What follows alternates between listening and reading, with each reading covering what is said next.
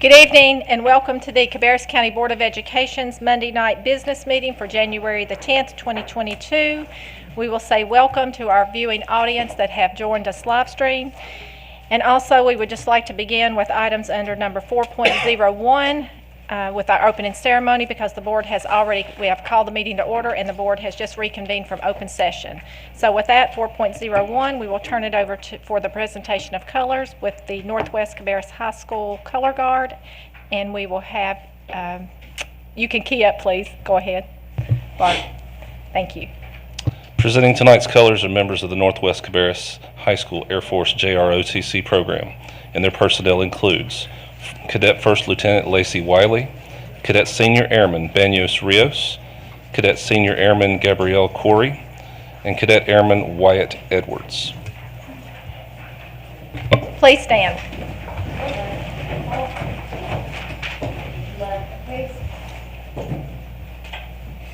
Present. Colors. Please join me in the Pledge of Allegiance. I pledge allegiance to the flag of the United States of America and to the republic for which it stands, one nation, under God, indivisible, with liberty and justice for all. Order. Colors. Post.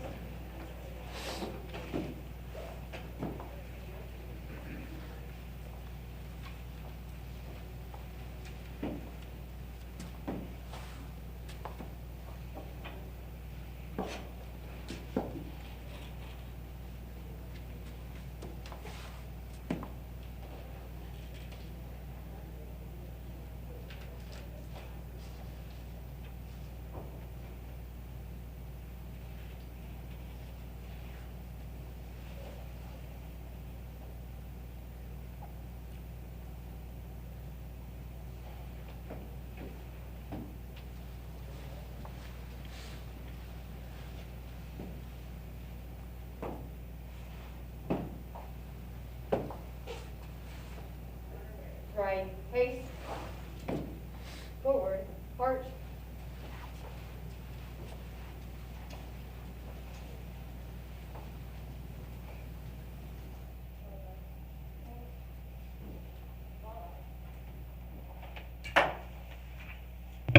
Thank you.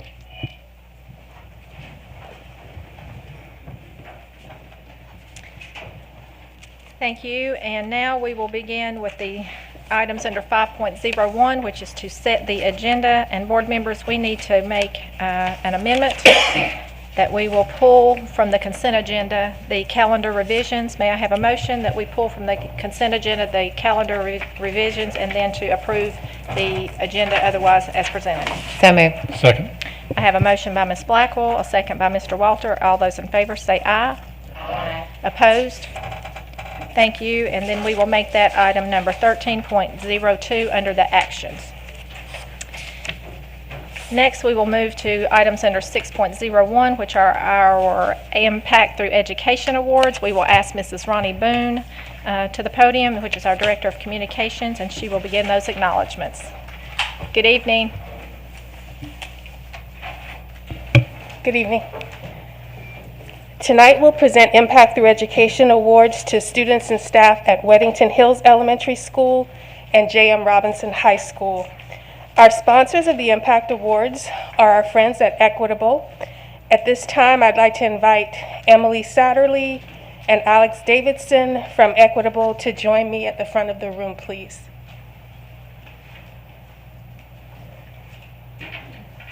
Good evening. It's right there, yeah. Please accept our sincere thanks and gratitude to you and to Equitable for your continued sponsorship of the Impact Through Education Awards. We're so very appreciative that you are helping us to celebrate and recognize our deserving students and staff in this way. Now on to tonight's awards. We'll begin with Weddington Hills Elementary School, and would the administrators from Weddington Hills please come forward.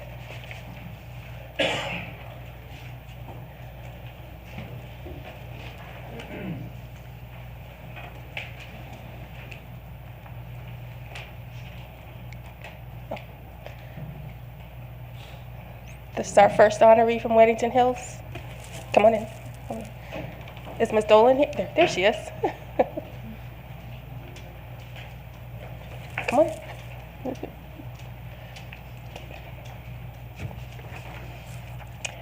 William Dobbs is a 5th grade student at Weddington Hills Elementary School.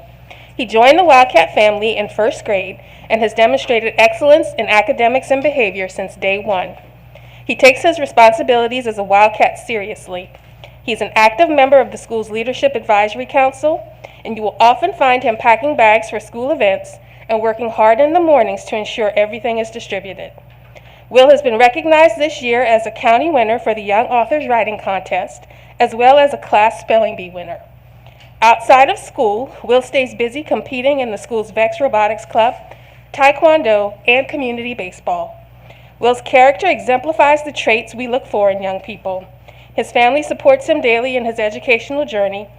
The importance of learning and positive character has been instilled in him by his amazing parents and his older sister. Weddington Hills is lucky to have Will as a part of the Wildcat family. They can't wait to see what the future holds for him. Once a Wildcat, always a Wildcat. Congratulations.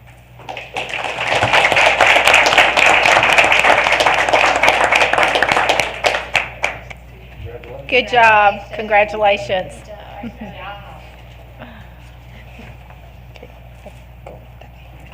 I'll get one more picture holding your flag. Around. There we go. On 3. 1, 2, 3. Got it.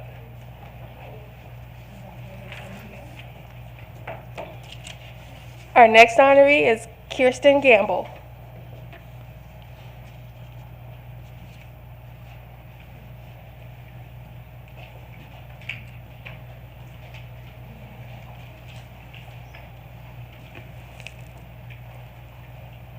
Kirsten, can I get you to stand next to Ms. Dolan, please? There you go. And then family just squish in for us. Kirsten Gamble is a wonderful, hardworking, and kind 5th grade student at Weddington Hills. She has been a Weddington Hills Wildcat since beginning her educational journey in kindergarten. Kirsten's favorite subjects in school are math and science. Her favorite things about school are the learning opportunities she has access to, especially those that allow her to work with others and the ones that she gets to spend time with her friends. Kirsten is a role model for other students and leads by example in all that she does each day. Outside of school, Kirsten plays tennis, basketball, and swims. As for her future, her dream job would be to become a culinary artist or a financial specialist. Weddington Hills is excited to watch her continue to shine. Once a Wildcat, always a Wildcat. Congratulations, Kirsten.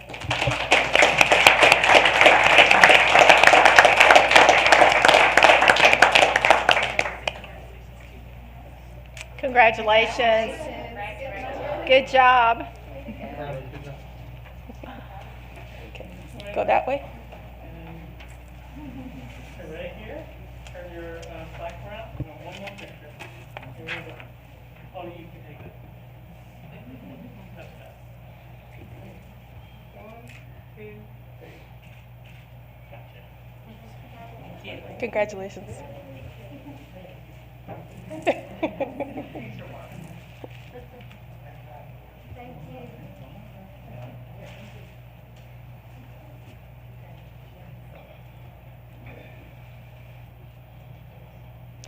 Our next honoree is Mrs. Jacobia Williams.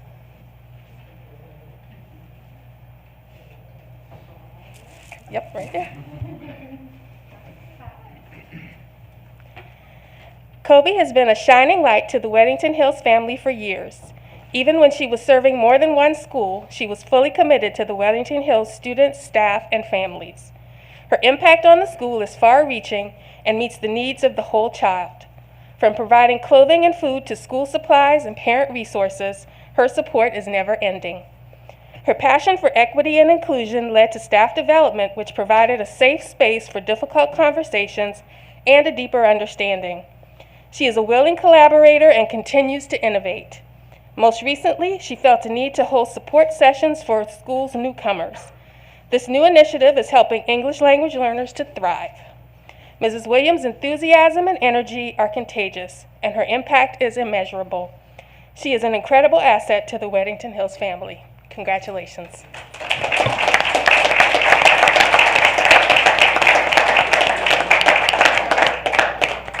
Congratulations.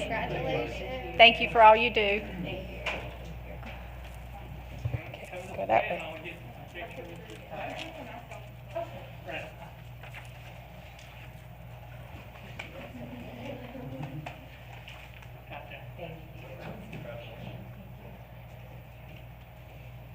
She's not here. Okay. So our final honoree from Weddington Hills is Regina Blackman, and she's not here, but I would like to read what was submitted about her. Nurse Regina, as she is affectionately called by the students and staff of Weddington Hills Elementary, is vital to the school family. It goes without saying that the past few years have been extremely demanding on healthcare workers, and Nurse Regina never skipped a beat. She rose to the challenges in keeping students, staff, and families safe, all while retaining her calm presence and grace. Her collaboration with community health resources and agencies keeps the Weddington Hills school community informed and protected. It is evident that she is passionate about the health and safety of others, and she embraces her role with confidence. Nurse Regina's care has positively impacted Weddington Hills Elementary, and her impact goes beyond the school. Is this her? Come on in. Come on in. Let me finish reading about you. It's okay. Nurse Regina's care has positively impacted Weddington Hills Elementary, and her impact goes beyond the school walls to keep the community safe. Weddington Hills Elementary is grateful Nurse Regina is a Wildcat. Congratulations.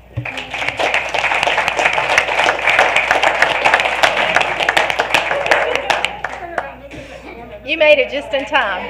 Congratulations. Thank you for all you do. Thank you for all you do. All right, one more picture with your flag. Everybody come on. Go right up there. Thank you. There we go. Here, keep going. Yes, and you can take that. Okay. Oh, there we go. And there we turn around. There we go. 1, 3. 1, 2, 3. Thank you. Congratulations.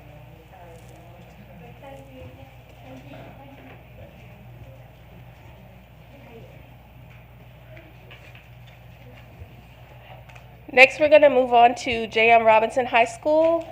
If any administrators are here. Is this Sophia? This is Sophia Miguel. Come on in. It's family too.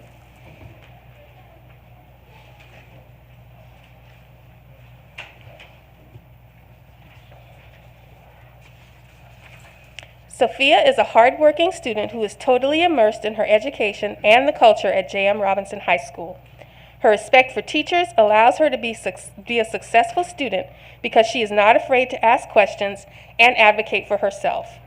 She knows the ins and outs of the school and has never let negativity affect her performance or her positive attitude. She has a thirst for knowledge as evidenced by her 4.28 GPA. She is generous with her time and always willing to help her classmates succeed. Sophia is always polite and friendly to peers and to staff at J.M. Robinson. She is involved in various clubs at the school, holding officer positions in several. Sophia is a leader among her peers and respected by the student body. She is willing to jump in and help in a variety of ways, whether it is helping with a multicultural dinner or setting up for an event. One can always count on Sophia. Robinson is lucky to have a student with such a stellar attitude. Congratulations.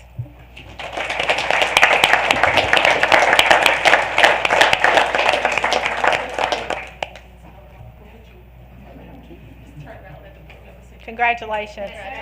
Good job. Good job. Thank you for being here tonight. Thank you. All right, one more picture with your flag. Over here. And hold it up. And in Photoshop, I will change the spelling for you. Okay, there we go. I got you. Thank you. Congratulations. Mr. Hobbs, we want to read about your other honorees who aren't able to make it tonight. The other Robinson student who is being honored this evening is Jaden Brown. Jaden is a kind, dedicated, hardworking senior at J.M. Robinson High School. On a daily basis, he exemplifies what it means to be a great citizen by consistently doing the right thing for people without being asked, always being respectful of others, and even if he disagrees, leading by example. Academically, Jaden is one of J.M. Robinson's finest. His dedication and hard work have positioned him as one of Robinson's top students. He is currently ranked 5th in his class with a GPA of 4.45. Jaden is helpful and always willing to assist his fellow students in the classroom. He also helps with the CCS VEX summer camps, assisting the younger students who attend the camps.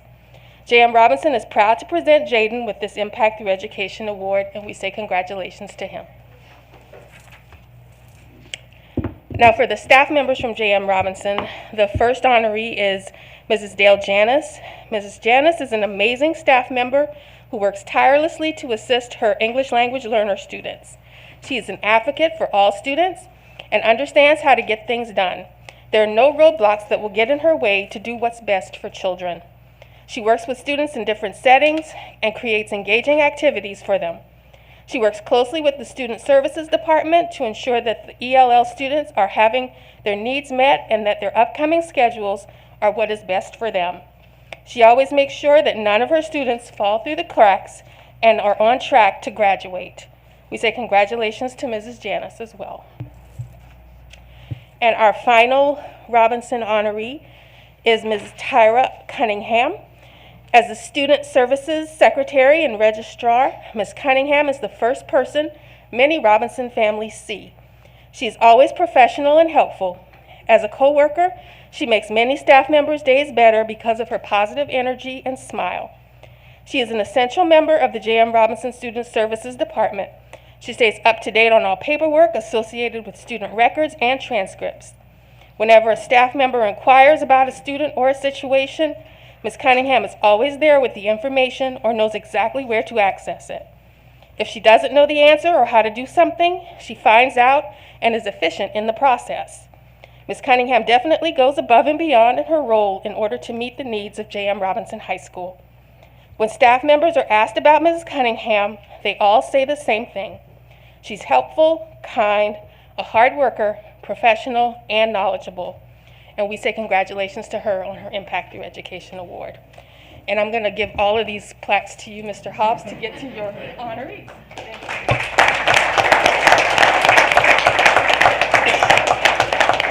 Thank you all for being here. So congratulations to those that were with us tonight and those that were unable to be so. And Ms. Boone, I think you're going to stay with us for 6.02. Yes. The 2021-2022 Holiday E-Card Contest winners. Yes. Dr. Kopicki, would you like to come help me pass out the certificates?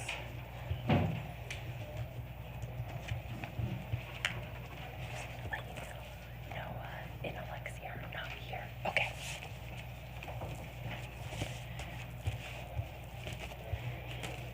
So last month, Dr. Kopicki announced the winners of our 11th annual Holiday E-Card Contest.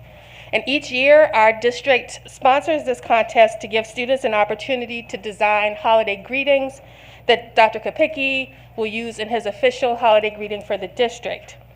The design theme for 2021 was Peace, Love, and Kindness. The top designs were selected based on originality, theme, and overall design in 2 categories, traditional and digital. We received close to 200 entries from students in all grade levels. Tonight, I have the pleasure of introducing you to the talented artists whose designs were chosen. I also want to say a quick word of thanks to our friends at Great Wolf Lodge, who once again have generously donated prizes to the winning artist. Each student will receive a splash pass for 4 from Great Wolf Lodge. So let's give Angie Brown, who's the general manager of Great Wolf Lodge, and her team a round of applause for sponsoring this.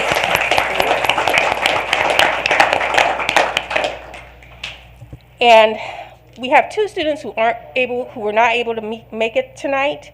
So I'm going to start in the traditional design category. The first student, and he was unable to attend, is Noah Highsmith.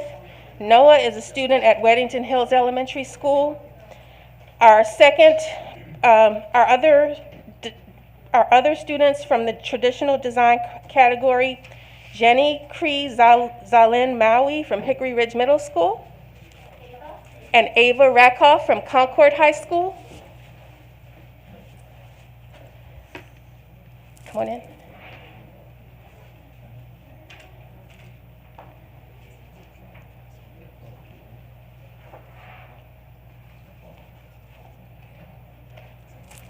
That's Ava.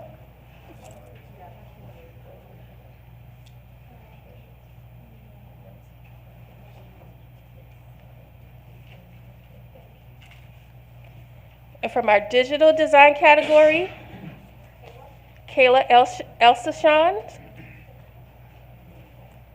from Cox Mill Elementary.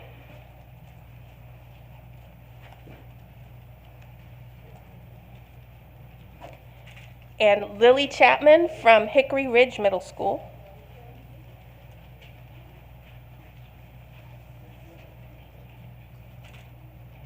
Okay, girls, could I get you all to come together just a little bit so we can get another picture of you all?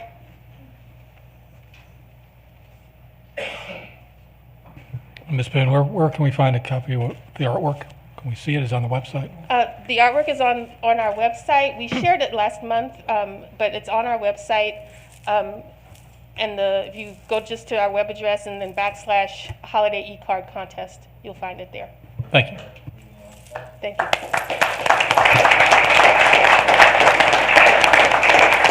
Congratulations. Thank you, guys. Oh, and I neglected to mention that the high school winner for the digital design category, who also could not be here tonight, is Alexa Moon. So we say congratulations to her, too. Thank you, Mrs. Boone, and of course, congratulations again to all those that were with us and those that were not. We will move on to 6.03, the Hilbush Ford Teacher of the Month, and we will have Dr. Marion Bish back to the podium. Good evening. Good evening. We would like to invite our Hilbush Ford Teacher of the Month and any administrators with her to come in, please. This is Mary Pickard, a kindergarten teacher at Hickory Ridge Elementary.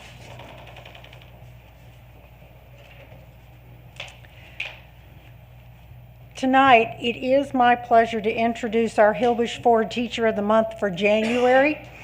As always, we want to offer our sincere thanks and gratitude to Mr. Tim Vaughn and Hilbush Ford for their continued generosity and their sponsorship of this award. Our Hilbush Ford Teacher of the Month for January is Mary Pickard. Did I say that correctly?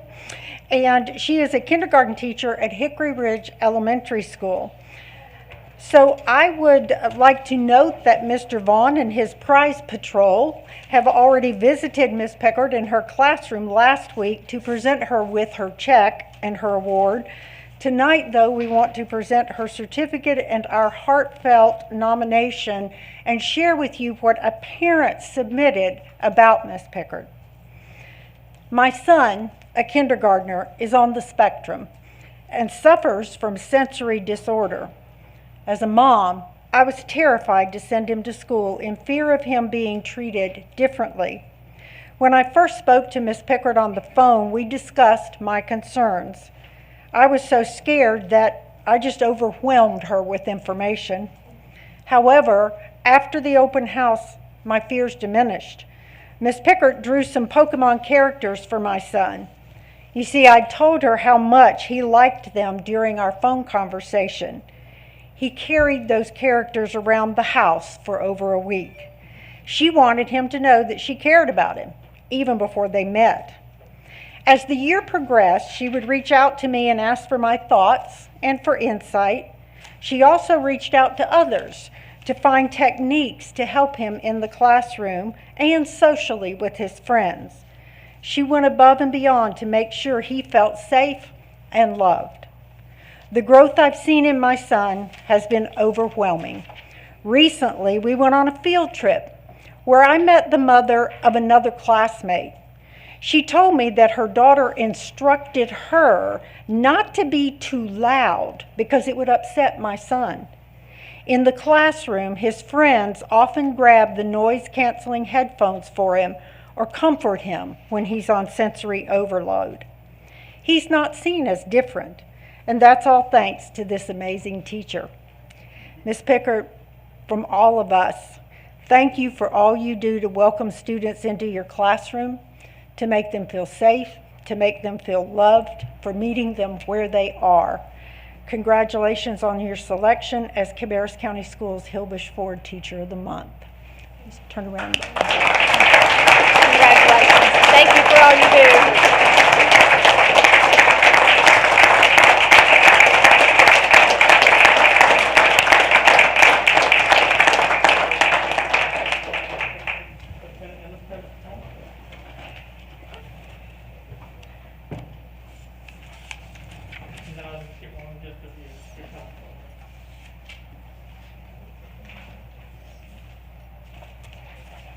Thank you for all you do.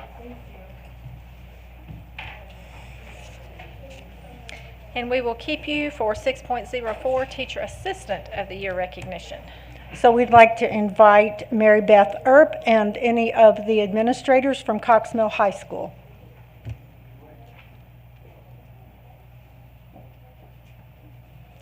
Yep. Come right here, Ms. Earp.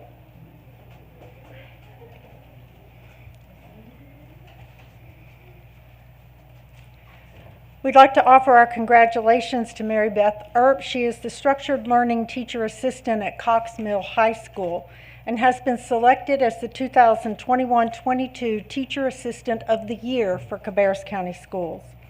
Ms. Earp joined Cabarrus County in 2010 as the Structured Learning Teacher Assistant at Hickory Ridge High School. She then has worked at Cox Mill High since 2012. She earned a bachelor's degree from Cabarrus University. According to her principal, Mrs. Earp cares deeply about her students and always goes above and beyond to help them. She and her colleagues have worked together for several years and provide their students with the compassion and support that they need. They count on her to jump in at a moment's notice. She's always ready to help. She's been with Cox Mill High School for many years, and we cannot imagine our school without her. Rachel Smith, the structured learning classroom teacher, shares this about Mrs. Earp. She always maintains a positive, professional attitude, even during difficult situations. She goes above and beyond in all areas. She's always willing to be flexible, despite the many challenges that our classroom faces, and steps in as needed without having to be asked. I would not be able to do my job without her help and her friendship. Ashley Adams, parent of Braden, had this to say: Miss Earp has been a ray of sunshine in Braden's life at school. She's been with him for 7 years and made it a point to connect with him on his interests and likes from the very beginning. They bonded over those interests. It helps during the hard times, whether she would take a walk with him, sing Disney songs, or play a game. We're thankful for Miss Earp and the impact she's had on Braden, even during his vocational work opportunity. She deserves Teacher Assistant of the Year every year.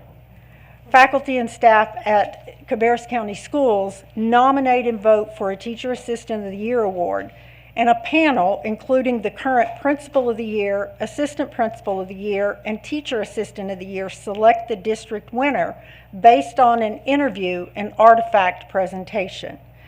Dr. Kopicki and I were able to surprise Mrs. Earp at the school a few weeks ago with her award in her classroom with her students, and that was quite the honor to be able to be there with you. So congratulations to Mary Beth Earp, our 2021-22 Cabarrus County Schools Teacher Assistant of the Year.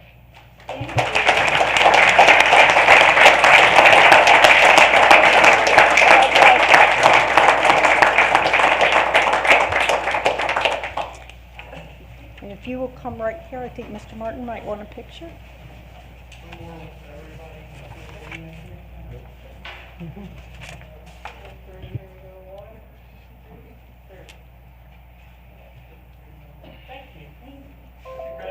Congratulations, and thank you for being with us tonight.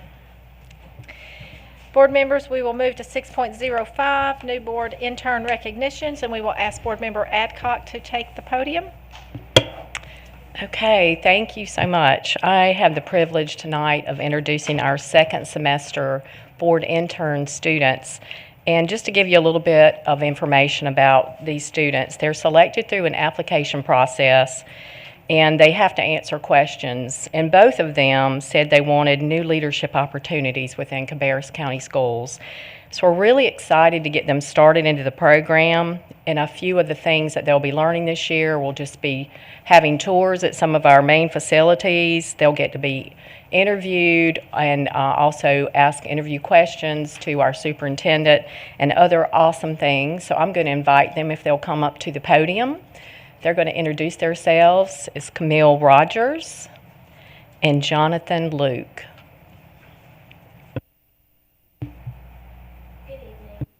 Dr. Probst. Right. Good evening. My name is Camille Rogers, and I am a junior at Cox Mill High School, and I'm very excited to begin this internship.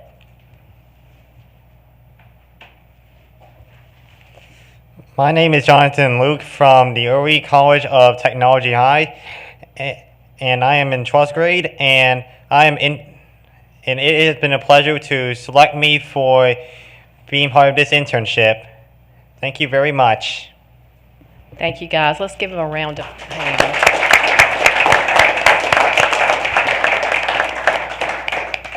Thank you, Ms. Adcock. Now we will move to 7.01 and start with the approval of the minutes. May I have a motion that the board approve the minutes for the open session meetings for December the 6th, 2021, December the 13th, 2021, or are there any comments or noted corrections? So moved. I have a motion by Ms. Adcock. Second. A second by Ms. Blackwell. All those in favor say aye. Aye. Any opposed? Motion passes unanimously. Would you key up, please? Did you want the report from?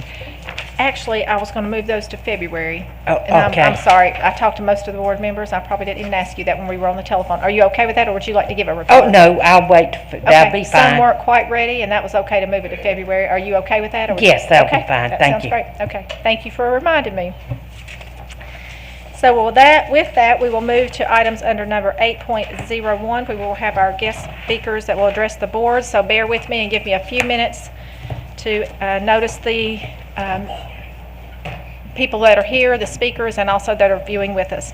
In accordance with Board Policy 2310, a part of each business meeting will be set aside for citizens to address the board through public comment.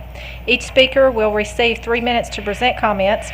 An individual speaking on behalf of a group may be allowed to speak for 5 minutes at the discretion of the board chair. Speakers may sign up with the board clerk via email at boardclerk@cabarrus.k12.nc.us or in person no later than 12 p.m. noon the day of the regularly scheduled monthly business meeting. Speakers must provide contact information, including their name, group name if applicable, relationship to Cabarrus County Schools, their address and phone number, and list the general education-related topic of their presentation for the board minutes. During the public comment period, the board chair will recognize speakers in the order in which they signed in or emailed. Substitute speakers will not be permitted, and speakers may not donate any portion of their time to another speaker. If a speaker is unable to present all of his or her information within the specified time limit, the speaker may provide the board with the additional information in written form. If an unusually large number of people request to speak, a majority of the board may decide to reduce the time for each individual or to require the designation of a spokesperson for each group of persons supporting or opposing the same positions. At any time, the board may establish additional procedures to ensure that public comment sessions proceed in an efficient and orderly manner. The board chair will read or distribute a general statement at the beginning of the public comment period outlining the acceptable procedures. In consultation with the board attorney, the board chair may prepare additional guidelines consistent with this policy. Statements reasonably perceived to be disruptive or imminently threatening to the orderly operation of the meeting shall not be permitted. Any limitation or public comments shall be viewpoint neutral. The board chair will have the authority to rule the speaker out of order. A person who willfully interrupts, disturbs, or disrupts an official meeting and who, upon being directed to leave the meeting by the board chair, willfully refuses to leave the meeting is guilty of a Class 2 misdemeanor pursuant to General Statute 143-318-17. And with that, I will begin with the speakers, and the first one we have is a Mr. Sean Turner. Is Mr. Turner in the room? Great.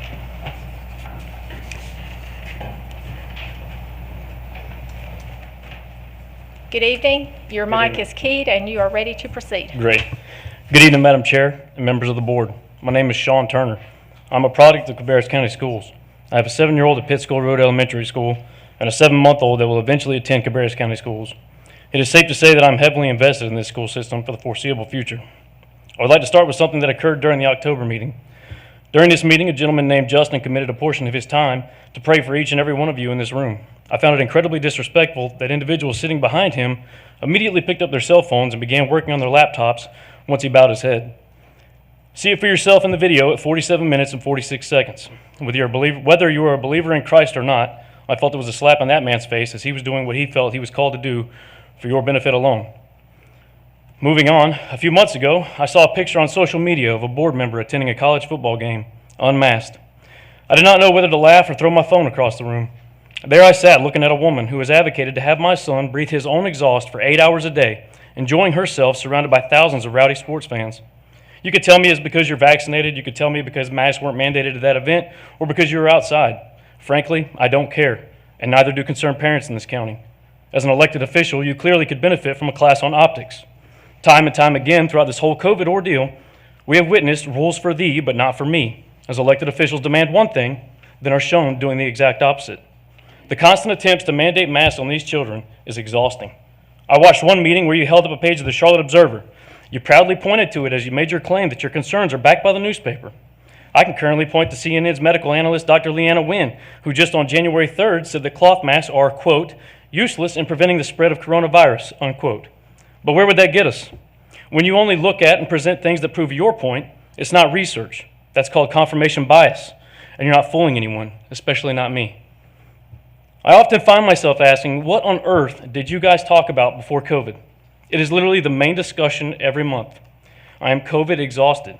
The members of the community are COVID exhausted. Most importantly, the children are exhausted. I shook my head in disbelief last week when I heard a spokesperson from the Cabarrus Health Alliance beg, as some of you put it, for 2 more weeks of masks. We're currently on day 660-something of 14 days to slow the curve. Stop moving the goalpost, accept that this is something we as a community will have to live with, and let's focus on education rather than sneeze prevention. I know these words are not likely to sway your position when it comes to the vote tonight, as I'm sure your minds are already made up. However, I would like to tell you that the eyes of the county are upon you. There's an election coming up in November, and I assure you that your ability to use common sense and critical thinking will be remembered. The last thing I want to do is run for the school board. I'm not jealous of any of you. However, if that is what it takes to move this board in the direction of education rather than watch the political theatrics at the expense of my child's future, I will certainly do it. That being said, my name is Sean Turner. I'm a Christian, a husband, a father, a United States Marine. If you see my name on the ballot in November, you know where I stand. I'll be praying for each and every one of you. Thank you. Thank you for being with us tonight. Speaker number 2 is Stephanie Bloxham.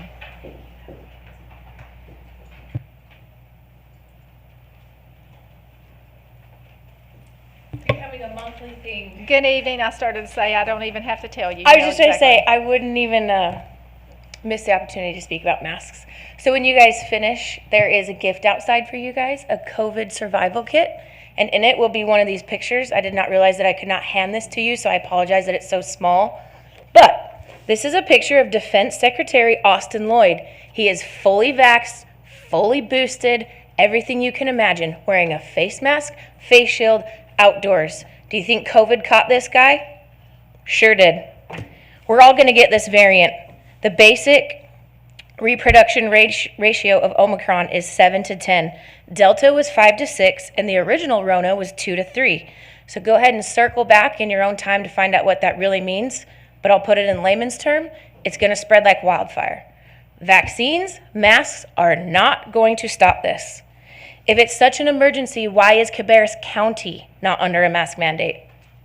Mecklenburg County is. They went under mask mandate August 31st. And if you compare their numbers to ours, we're way too close to be putting our children in masks before we're asking adults to be in masks constantly. Their numbers are actually, so we beat them by 2%. We have 2% less positivity rate than them right now. They have more fully vaccinated in their county. If the numbers were really close, I don't think that you guys have the decision in what is best for my child. So if it's so widespread, why is Cooper not mandating it again? Probably because he has seen mask mandates in schools be struck down in the courts in other states. So he's asking you guys to do it. The numbers inside our schools showed that mask optional was working. However, Cabarrus Health Alliance wanted to take something that was working and replace it with something that sounds good. We have to recognize that numbers with the children are different than numbers against adults out in public. Referring back to the picture I gave you, imagine this man's discipline. I'm sure that it's probably pretty serious, right? He doesn't tug at his mask, make sure it never falls under his nose. He has done every single thing right. He still got COVID. Our kids don't wear masks to the standard that this man does. All right? Biggest thing is with this COVID relief package that you guys are going to get, I think we've forgotten to take care of each other. So really quickly, I'm going to tell you what's going to be in there. A bottle of body armor. And what I mean by body armor is things to protect you from COVID, which the experts should have told you all along, which is whole food, balanced diet. So there's a piece of fruit in there. Sunscreen, because you need to get outside and have fresh air, get some vitamin D. A squish ball to reduce your stress. I suggest you turn the 6 o'clock news off. Bedtime tea to help you get a good night's rest. A block to remind us to exercise. Walk around the block, ride your bike around the block. Soup and crackers, because that's how we used to deal with the good old flu. And last but not least, the only kind of face mask you should be wearing. And I guess you can probably assume that it's a facial mask, like a cosmetic mask. Thank you. Thank you.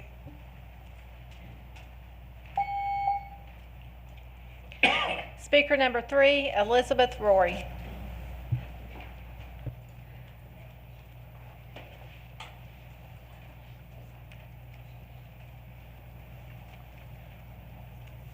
Good evening. Good evening. Hey, Elizabeth, are you speaking for your Yeah, group for tonight? Moss Liberty, Okay, yes. just making sure. Okay. Good evening, Board Chair, School Board members, Superintendent Dr. Kopicki, and our community. Thank you for this time to speak today. I'll reintroduce myself to the audience that may be attending for the first time. My name is Elizabeth Rory, and my children go to Cabarrus County Public Schools. I'm also the chair for Moms for Liberty, which is a nonpartisan group which speaks for parents' rights in the public schools. Teachers, parents, and the community all play an important role in our children's education. From the perspective of the parents and the community will be the perspective I give today. In August 2021, Governor Cooper gave an order for all school boards to vote monthly regarding mask wearing. Until this abuse of power is rescinded, I and my group will be here to report why we know mask optional is the best vote to make. Let me begin by refuting the presentation by the Cabarrus Health Alliance given last week. Our community was appalled at their appalled and disappointed, to say the least, on their behavior. They gave very unprofessional behavior. There was fear-mongering and pushy talk I would easily consider bullying. I heard the hospitals were full and overburdened, how the hospitals are overwhelmed with COVID, how they are seeing more cases of illness because people were not masking. But the COVID numbers were not that high at the time, so they proceeded to beg you, the school board members, to do a 2-week optional, 2-week mask till the numbers might go up. So they were just wanting and begging. It was very, very discerning to watch. This kind of behavior was not helpful to our community. So where are we now with COVID, masks, vaccinations, and quarantine? There's no new news regarding COVID other than, again, we got another article saying that Omicron does not work with cloth mask. I emailed this article to the school board prior to coming here tonight. So wearing mask is not working for children.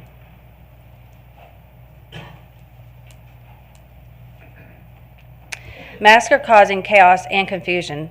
I have 2 personal examples I like to share. So I have a son in middle school, and they're allowed to take a water break.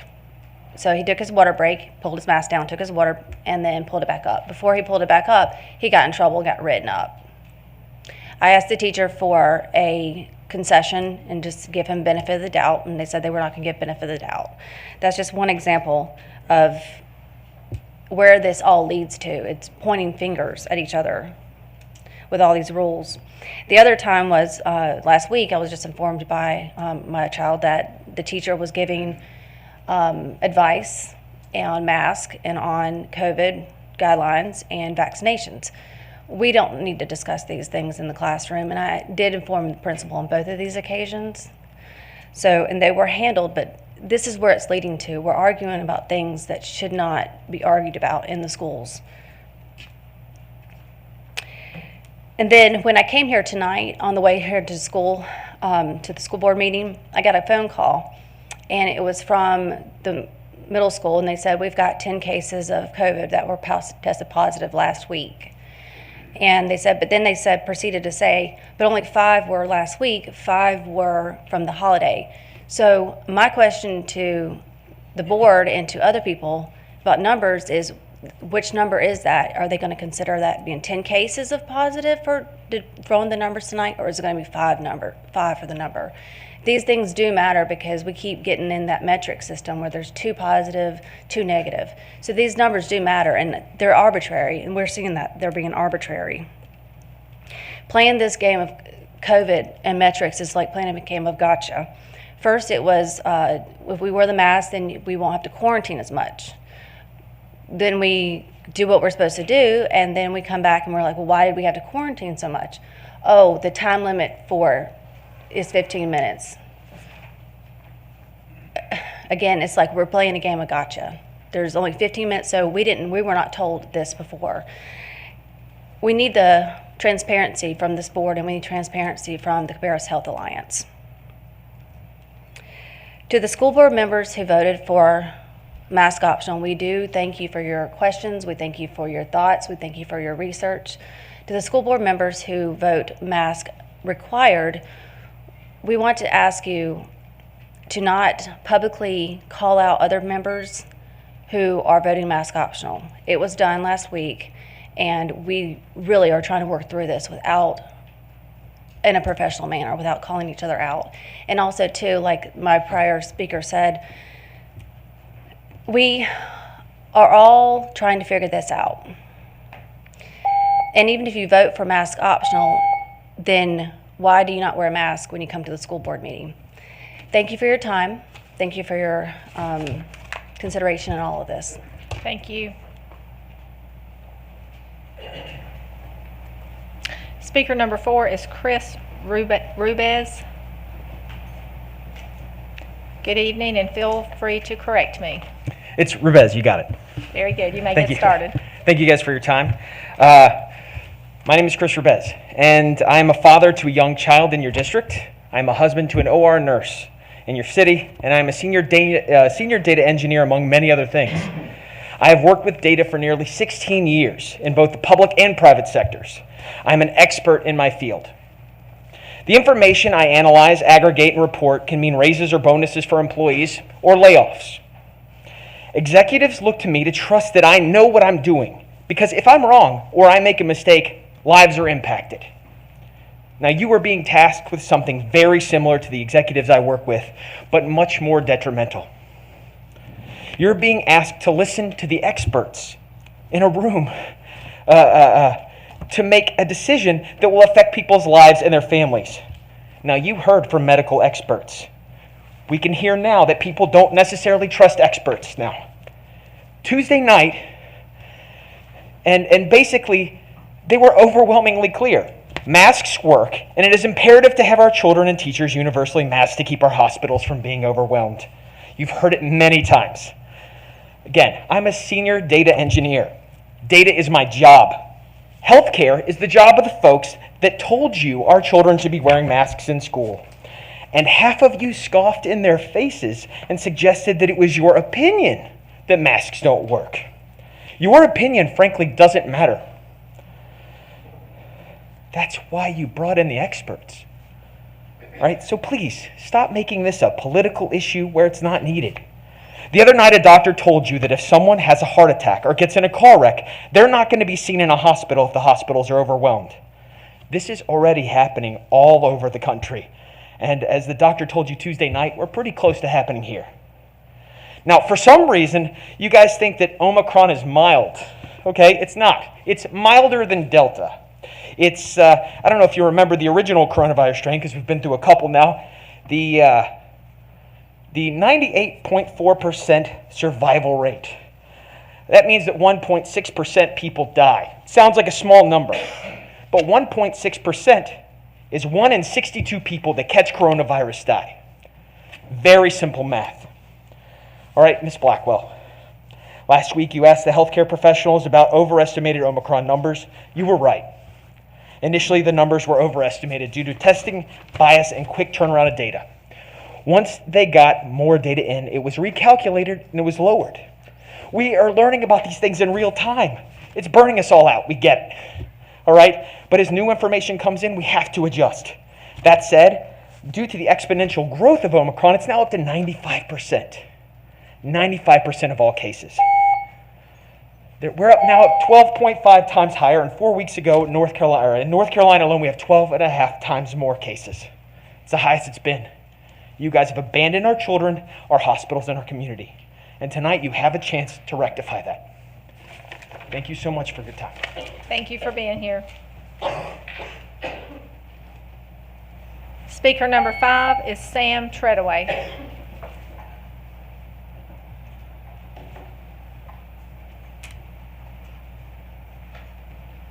Good evening. Good evening. Your mic is keyed and ready to go. Very good. Good evening, and first and foremost, I want to thank you for your time and commitment to our students and our community. I know it's not an easy task these days.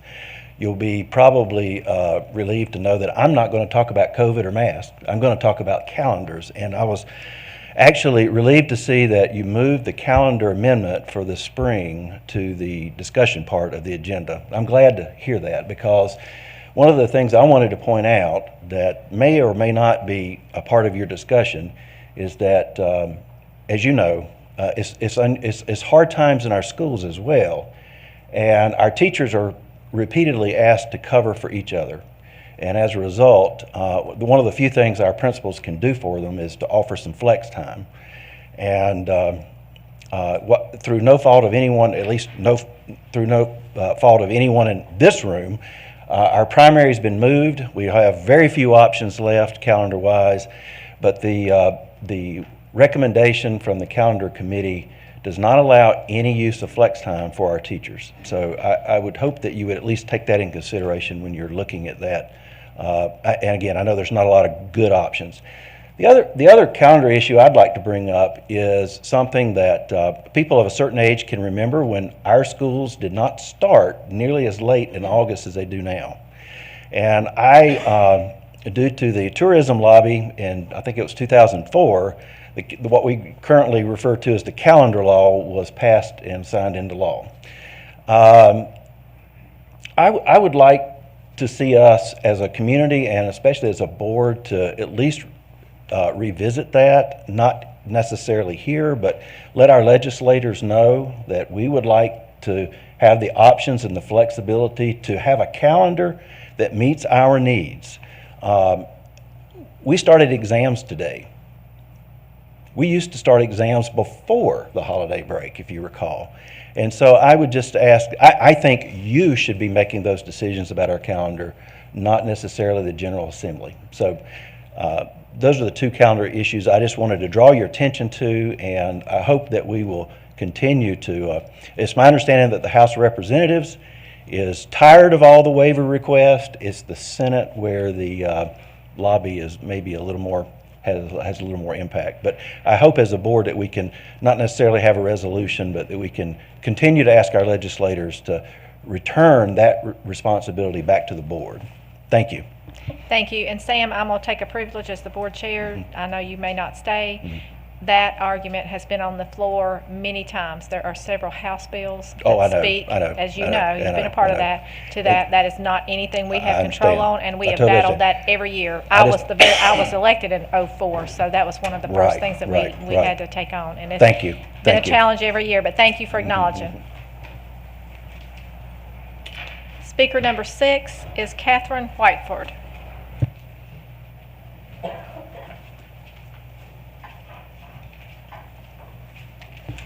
Good evening.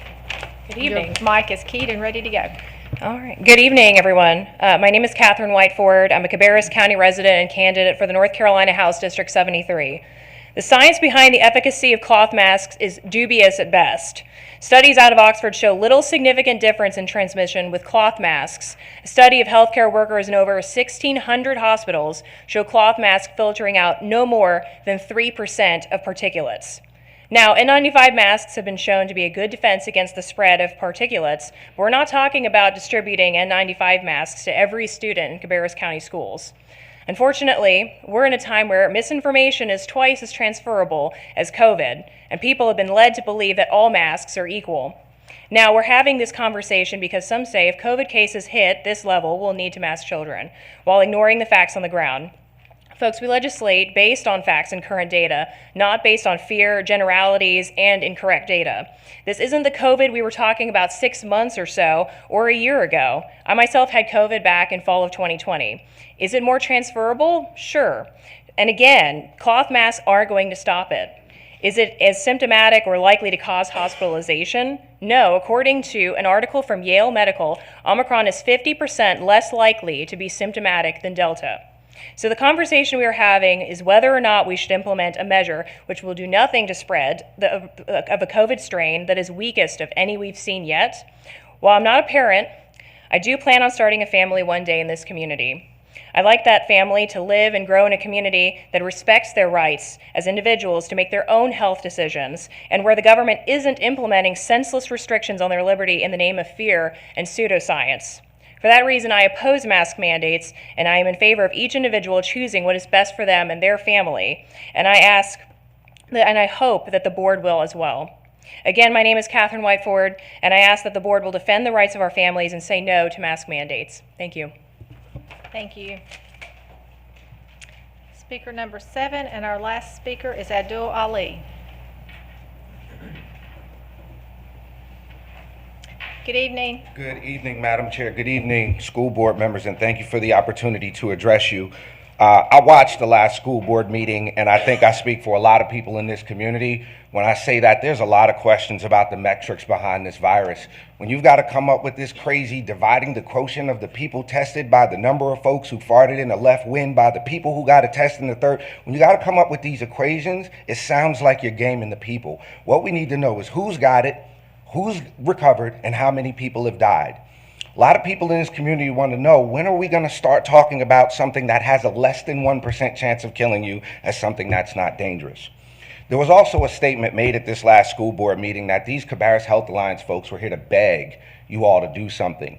I can remember in my study of history a time where medical professionals told me I was less than a human being, and that was the approved science of the day. There's a lot more out there than the World Health Organization and the CDC, and people need to know that, and you guys have, I think, asked the right questions about that.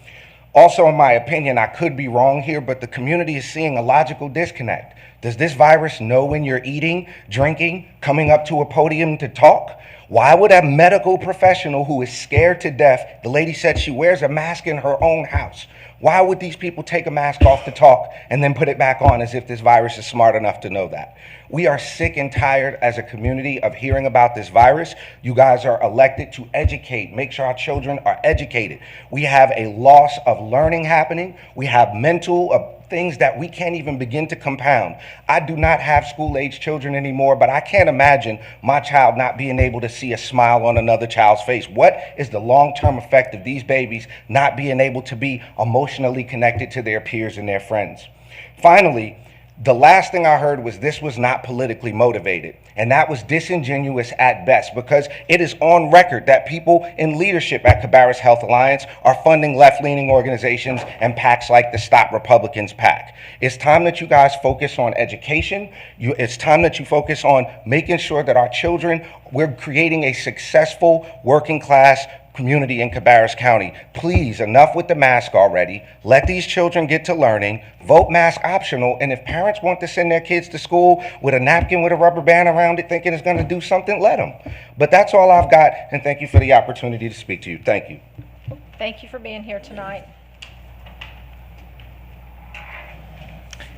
Okay, board members, that concludes our public comment section. We will move to 9.01, and we will begin with the CCS Spotlight on Educators.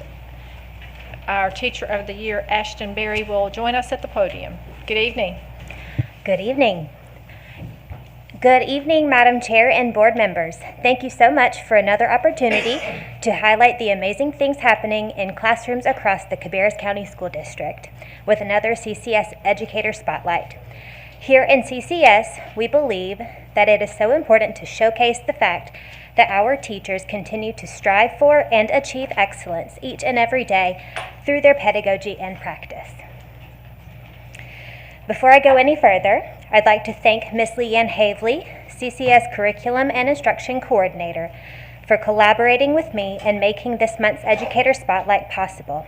This month's Spotlight features over 70 fantastic teachers from each of our CCS middle and high schools: C.C. Griffin STEM Middle, Concord Middle, Harold E. Winkler Middle School, Harris Road Middle, Hickory Ridge Middle, J.N. Fries Middle, Mount Pleasant Middle, Northwest Cabarrus STEM Middle, Cabarrus Tech Early College, Central Cabarrus High School, Concord High School, Cox Mill High School, Early College High School, Hickory Ridge High School, J.M. Robinson High School, Mount Pleasant High School, Northwest Cabarrus High School, West Cabarrus High School, CCS Opportunity Middle and High Schools, and Royal Oaks School of the Arts. This year, the Curriculum and Instruction Department launched the second 3-year cycle of the TLT, Teaching and Learning Team, a collaborative, system-wide professional learning opportunity. 4 cohorts of teachers from each middle school and high school are learning about lesson study, the value of collaborative planning, and best practices in the classroom. The cohorts include 6th grade social studies, 7th grade ELA, or English Language Arts, 8th grade science, 6th grade math, world history, biology, math 1, and English 1. On September 29th, teachers and administrators met for a kickoff at J.M. Robinson High School, where they unpacked lesson study and prepared for their first iteration. Social studies and math cohorts completed their first round at J.N. Fries Middle School on November 9th and 10th, and English Language Arts and Science cohorts completed their first round on December 7th and 8th at C.C. Griffin Middle School. These cohorts spent 2 days exploring lesson study as a professional learning tool and collaboratively planning a lesson for their respective courses. The designed lessons focused on best practices in their discipline, our locally designed curriculum, and their own expertise. On the second day, each cohort team taught their designed lesson to 2 classes at J.N. Fries Middle School and C.C. Griffin Middle School. Ms. Havely explained that it was amazing to watch the engagement and joy of 30 children as they responded to having up to 10 teachers in their classroom engaging with them at once, as they explored their content and engaged in meaningful, relevant, and authentic discussion with their peers. After teaching the lessons, the cohorts reflected on their practice and prepared for their next iteration of lesson study, which will take place in February and March of this year. High school cohorts will complete their first round in February and March of this year as well. This is a really exciting and purposeful opportunity, and the teachers who are participating are leaders and innovators in CCS, their schools, and their classrooms. I'd like to take a moment to personally congratulate and thank each and every one of these fantastic CCS educators for their unwavering dedication to their students and public education. Our school district is better because each and every one of you are in it, and we are so grateful for you. You are all incredible and irreplaceable assets to Cabarrus County Schools. Thank you. Thank you. It is always great to hear your positive report on what's going on out there. Thank you very much. Okay, and with that, we will move on to items under 10, and we'll start with 10.0, which are the board chair and superintendent comments. Number one, we're going to, I always seem to forget to do this, and it's such an important piece. We want to thank and tell them how much we appreciate the SROs that are always with us during our meetings. Thank you for being here with us, each and every one of you. And board members, there was a form at your seat that says password manager registration. We know we've all had some issues with emails, and that's been real challenging. The password change that happens can be a little bit difficult to navigate. So if you'll just follow these guidelines, they prepare those for us, and then if there's any issues, either give myself a call, email, or we will ask Dane to work us through it once again. So just make sure that if you do have problems, you let us know. Third, actually, it's a time that we need to clarify some misinformation that was stated to the media over the weekend by a board member who also sent out some survey results from a non-Cabarrus County Schools source to board members this morning.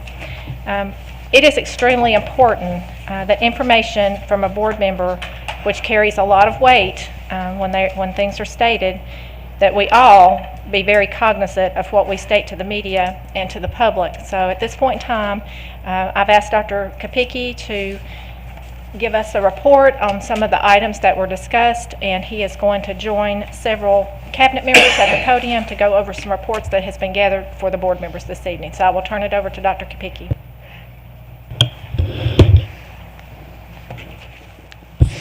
Thank you, Ms. Grimsley. Before we get into that, I would just like to highlight a few items in the Cabarrus County school system. And I want to begin tonight by congratulating the 25 teachers who recently renewed or earned their national board certification. Cabarrus County currently has 241 national board certified teachers.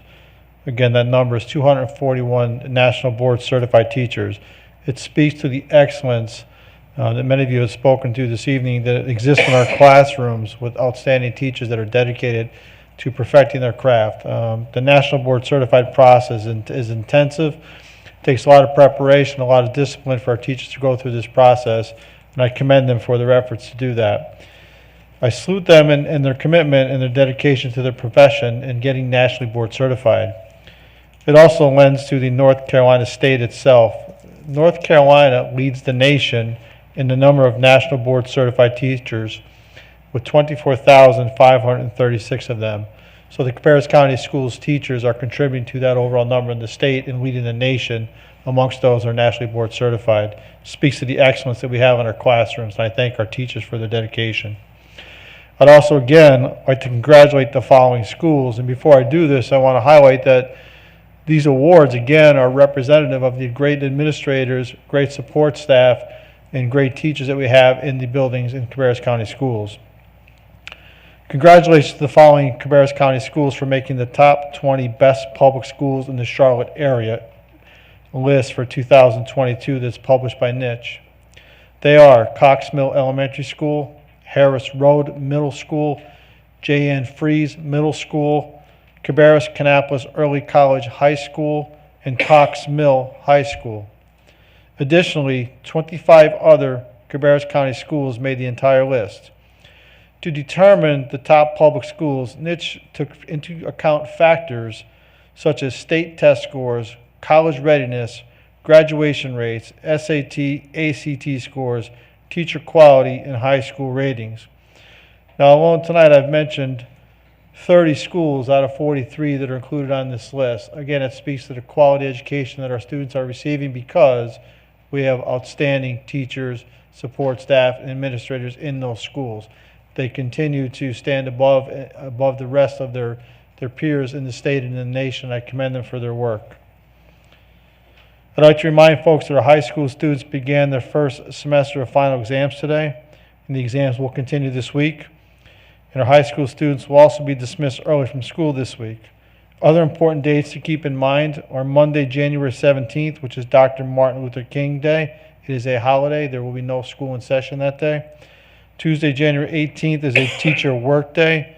And Wednesday, January 19th, our students return to school.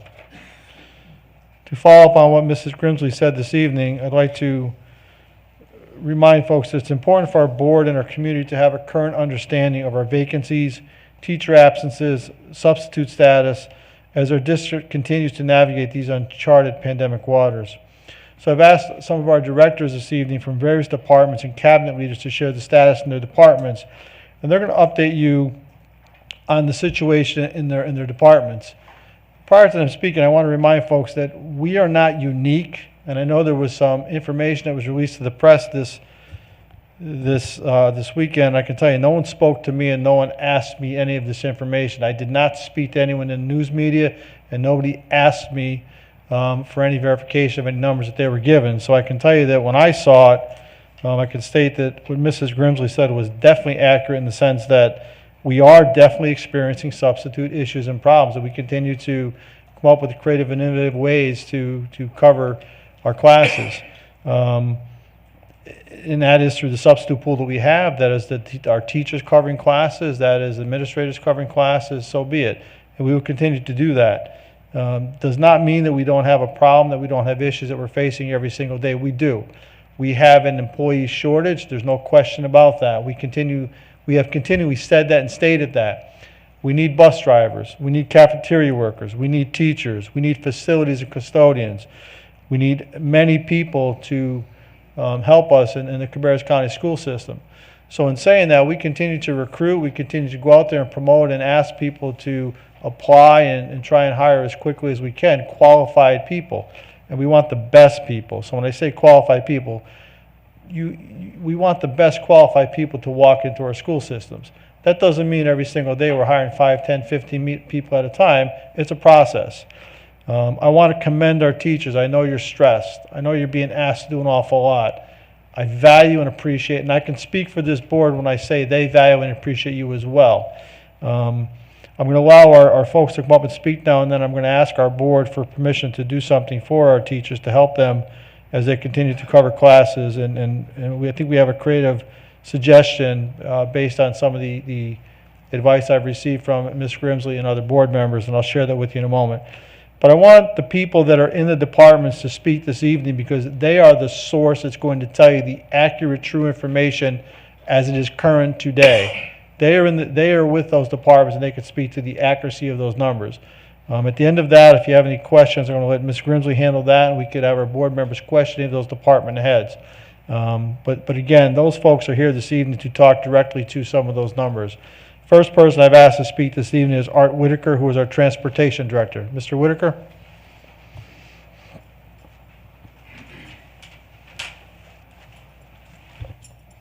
Good evening.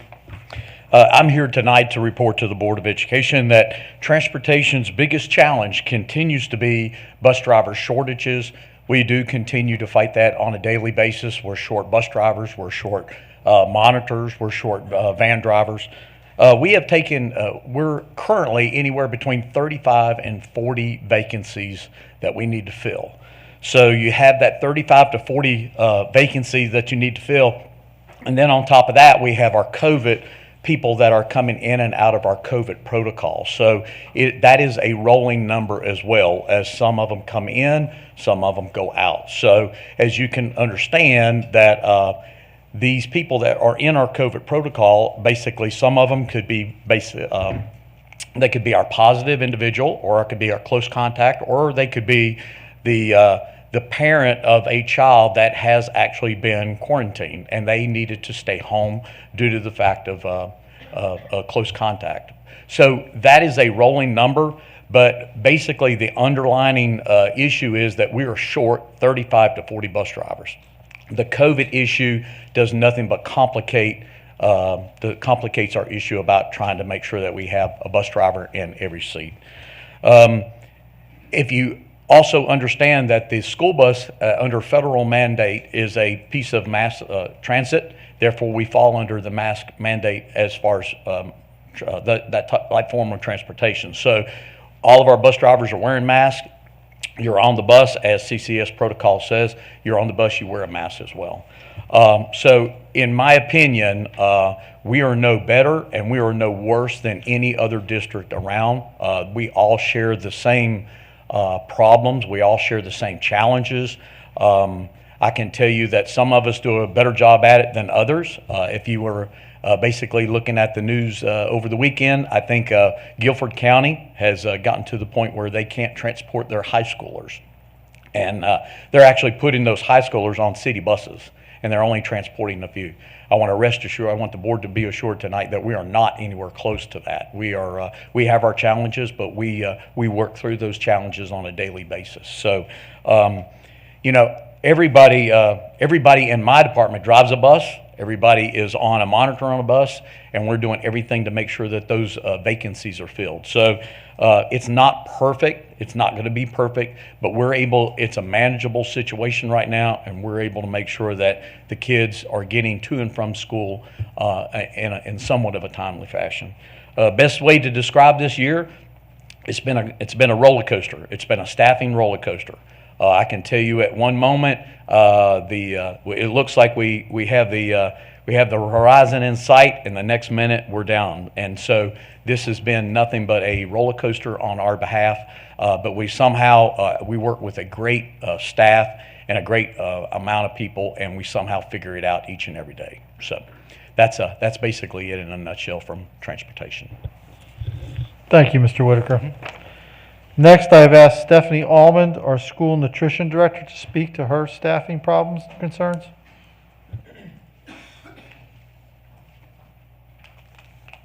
Good evening.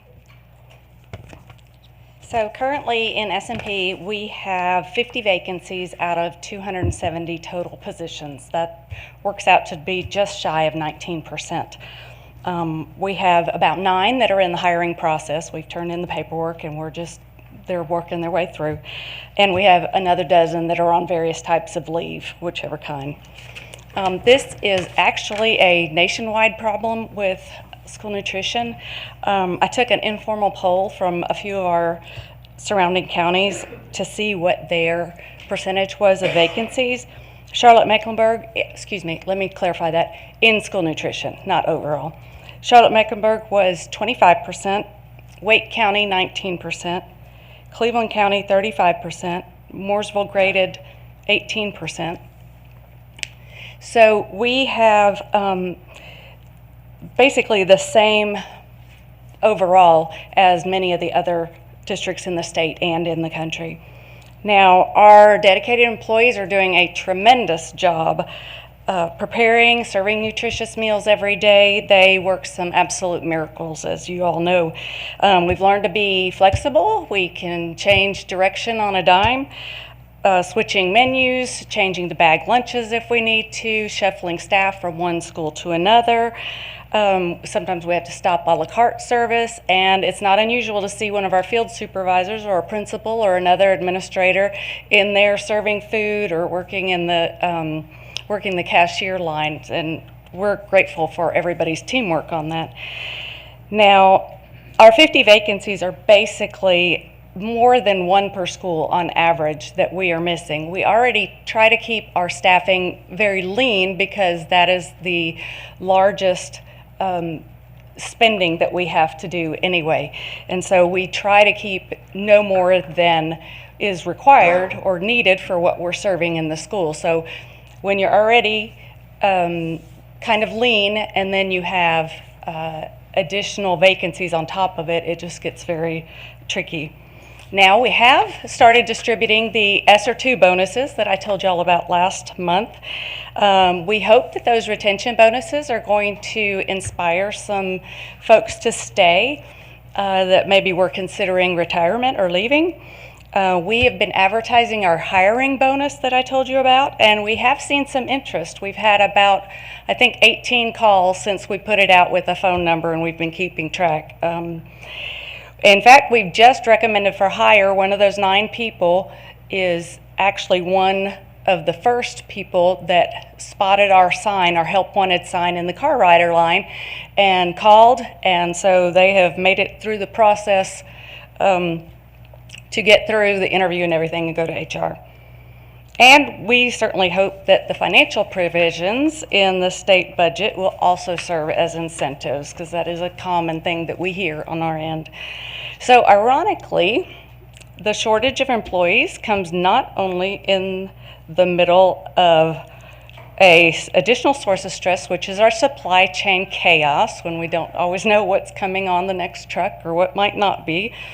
But also, ironically, while we are experiencing really about the highest and historic numbers of students eating breakfast and lunch, which I think in the end is the most important thing. So that's all.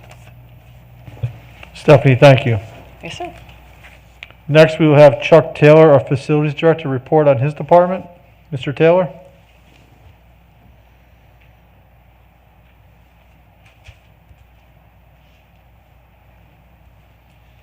Good evening, board members. What I'd like to report to you is basically the same as the other directors have told you. We have roughly 23 custodian positions vacant right now. That's roughly 10%. That's not too far off from what we normally are. We usually have custodian positions open. Those are kind of a rolling thing. What I want you to know is I will stack this school system and the cleanliness of our schools against any county in this state. And I'll tell you why. We have the greatest folks out there in these positions, and any school staff will tell you that the custodians are the backbones of these schools. Some of them have two, some of them have one, some of them have a half of one. These folks do a tremendous job. You can't pay them enough, you can't do enough for them. They'll never be paid or compensated for what they are worth. What I'd also like to tell you, and I think the other directors were a great part of this, my custodial services manager, Andy Campbell, and I call him Mr. Miracle, and that's for a reason. He's organized and worked with these other folks to do career fairs and hiring fairs.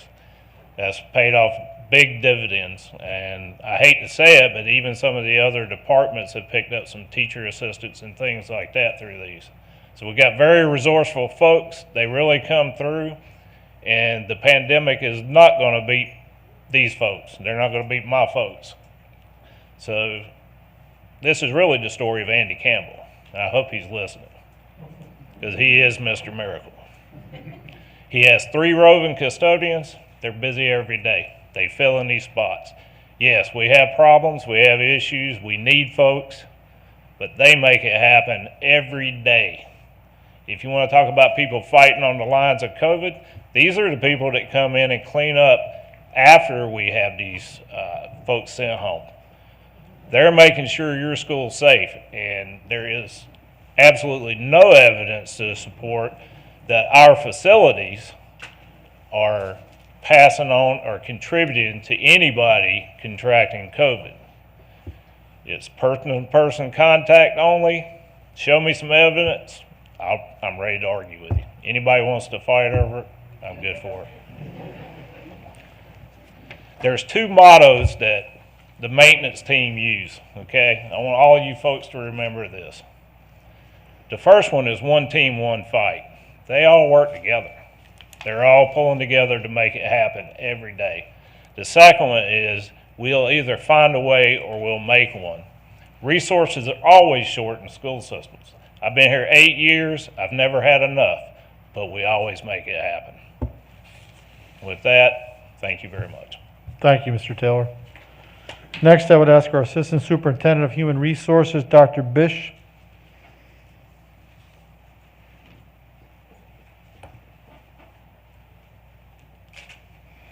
Good evening.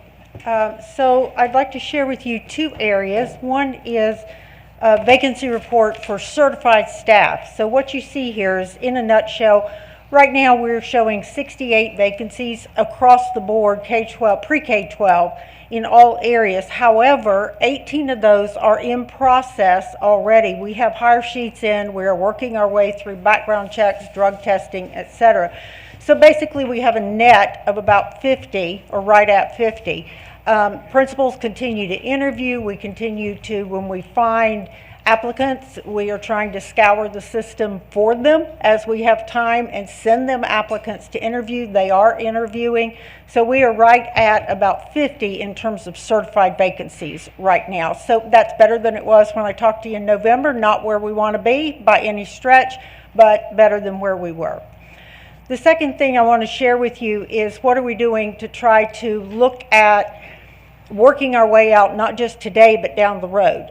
If you'll recall, I have shared with you that we are in the process of doing virtual interviews with Participate. Those are international teachers all over the world. And we are actually doing early contracts. So we have offered and have had accepted 22 who have accepted contracts for the 22-23 school year. We have 3 more contracts that are in process with Participate, the company that we work with.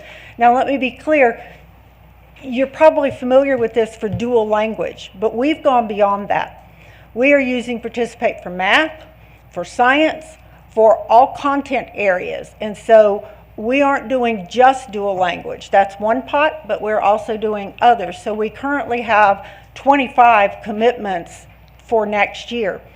In addition, we currently are hosting 84 student teachers. Spring is the larger semester. You recall we only had about 20 in the fall. We hired 12 of them.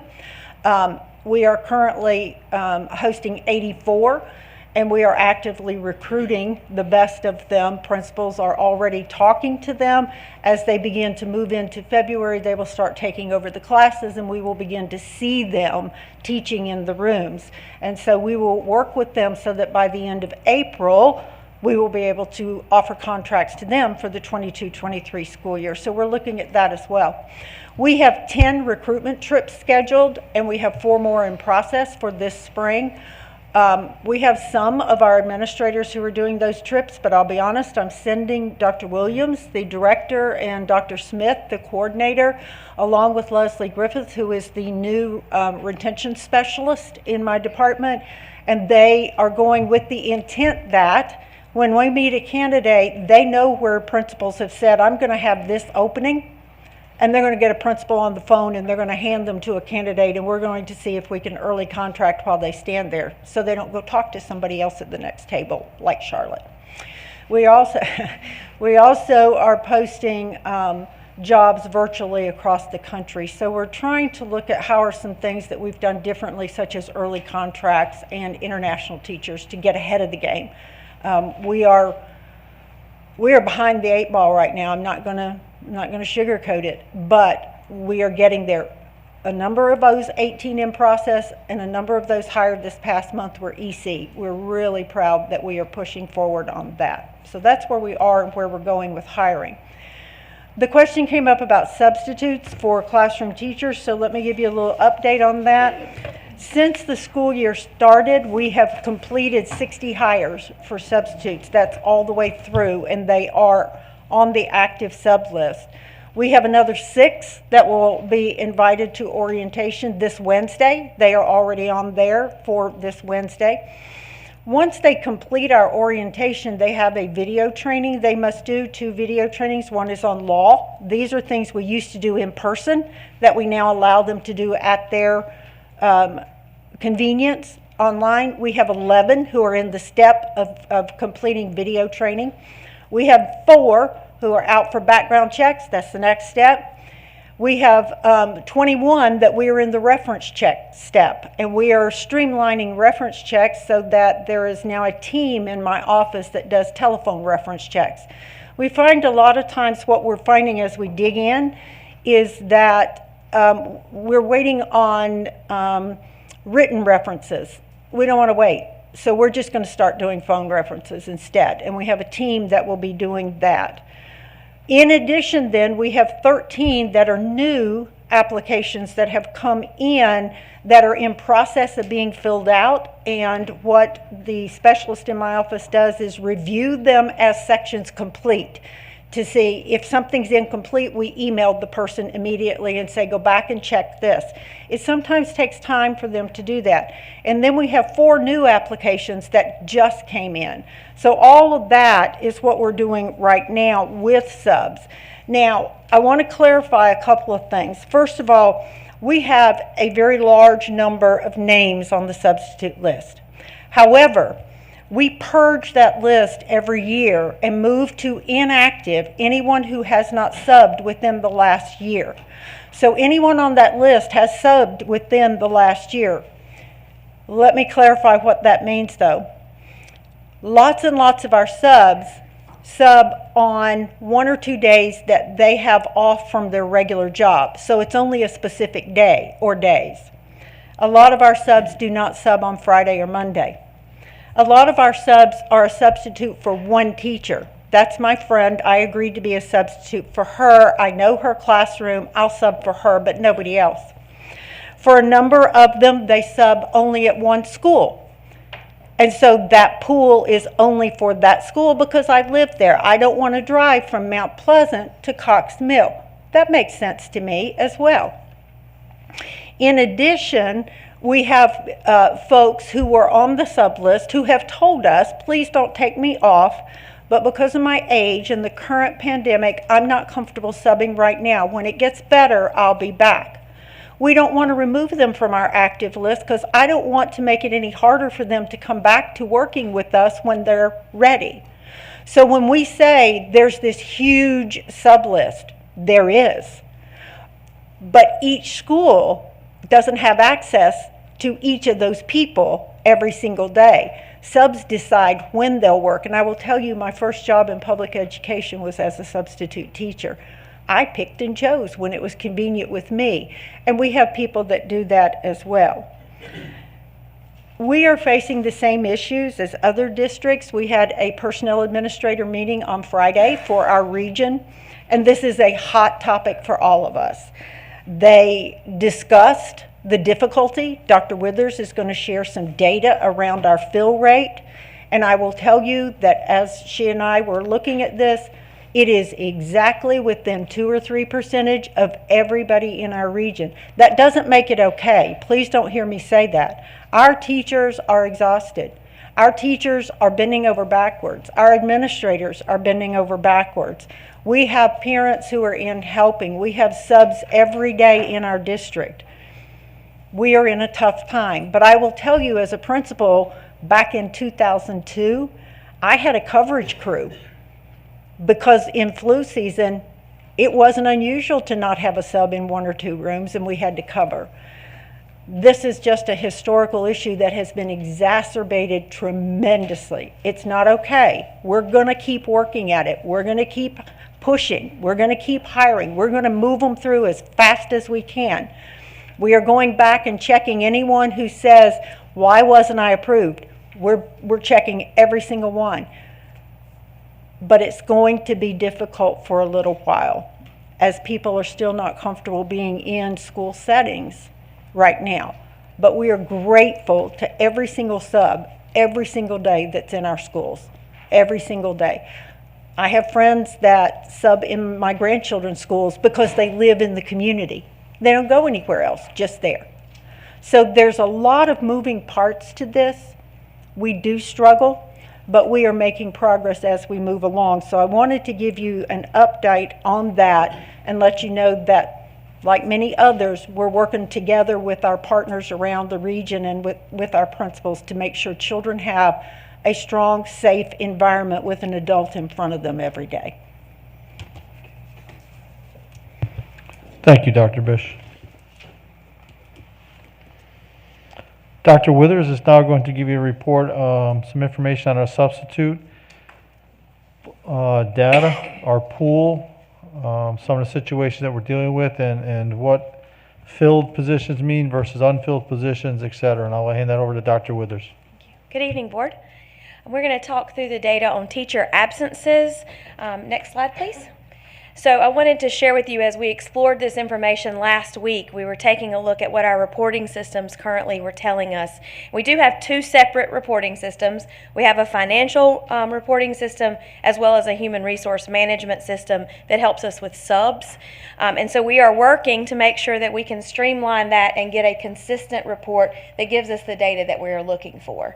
So last week on Wednesday in our COVID update meeting with principals, our teams meeting on Wednesday the 5th, we discussed with principals and shared with principals the expectation that we need teacher absences to be consistently put in to what is called Frontline, which is our human resource management system, to be sure that we have, again, a consistent data reporting system that each of us, including myself, can look at a moment's notice and see what is the state in all of our schools. So we're working on making sure we get that process streamlined. The principals have been doing a great job getting that in the last week, at least by 12 p.m. the day before, as we can. Obviously, things happen between noon and the next morning, but we're taking a look at that multiple times during the evening, and I thank HR for helping me pull that report each day so that we know that information. Next slide. So here's the data. This is what you were looking for. By month, we took a historical glance back. Again, this is coming out of Frontline, and we're working on that process. But if you look at each month, there is a percentage here that is called the absence fill rate. Going forward, you will hear us use that term, so we wanted to be sure to use that tonight. That means that a Cabarrus County sub is in that position. So from our sub pool in September 2021, of our teacher absences that month, 59.5% of our teacher absences were filled by a Cabarrus County sub. Which means that on the flip side of that, 40.5% of our absences were covered by our own staff. That could be a TA, that could be a teacher, that could be a principal. I was in a school last week that a principal was covering a classroom. So that could be any range of our personnel, but 40.5% in September were covered by internal staff. If you look at October, 60.6% was the fill rate. That means, again, the Cabarrus County subpool was covering 60.6, which means 39.4% was being covered by internal staff. November, 57.9 through our subpool, 42.1 by staff. December, 55.8 by our subpool, 44.2 by internal staff. January, of course, we're only pulling for 1 week there. Everything else is an entire month average. We only have 1 week worth of data there. 44.5 was filled by our subpool and 55.5 by our staff. So as we look at these numbers, and each day as we evaluate what the schools are looking like for the next day and making plans for that, we again started talking about future planning. Next slide, please. So a couple of things that we have already been in talks with last week and continue to have talks with and are adding to this future planning each and every day. One, as I said, we will do continued professional development on absence reporting with our principals. Frontline is a powerful tool that they can use, and so we're going to walk them through those reports and making sure that they understand the data that's at their fingertips, as well as the data that we can use to make decisions each and every day. We have worked through developing support teams for coverage. What that means is this is Ed Center personnel, people that are based here that can go out and be deployed into the schools to help with coverage if we have a school that happens to be in crisis and needs additional support. Principals, again, last week we talked in that COVID update about how they can do that. So they are texting me in the evenings, telling me if there's an issue at their individual schools. They're texting other members of Cabinet, having conversations, and then Cabinet is collaboratively working to make sure that we can deploy the resources as needed to keep our buildings open for students. Future planning as well, and I think Dr. Kopicki will speak to this. We would like to explore compensation for teachers for intermittent class coverage when teachers exceed that 5-day flex accrual that they already have. Dr. Kopicki and Ms. Herndon will be working on that, as well as exploring incentive bonuses for substitutes for work greater than daily assignment. So if a substitute is working more than 1 day a week, if they're committing to potentially every day in a month or every day over a time period, looking at what funding is available for incentive bonuses for those substitutes that are working to help us support. And Dr. Kopicki and Ms. Herndon are continuing to work on that as well. Questions?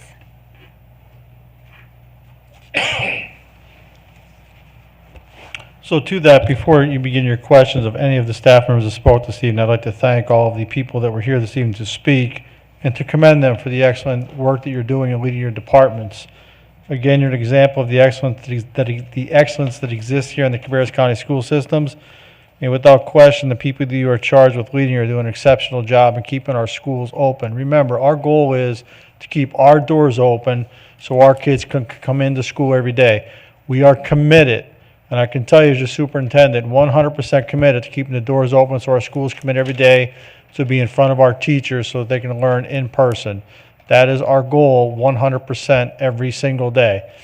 That is being accomplished because you have outstanding, dedicated individuals in the system and fabulous teachers that are doing a yeoman's job every single day, going above and beyond what the normal call of duty is for a teacher. So in saying that, in some of my conversation with Mrs. Grimsley, one of the things that she has suggested to me, as other board members have, is, John, how can we compensate our teachers, and what are some of the creative ways that we can come up with to pay some of our teachers for the duties that they're doing?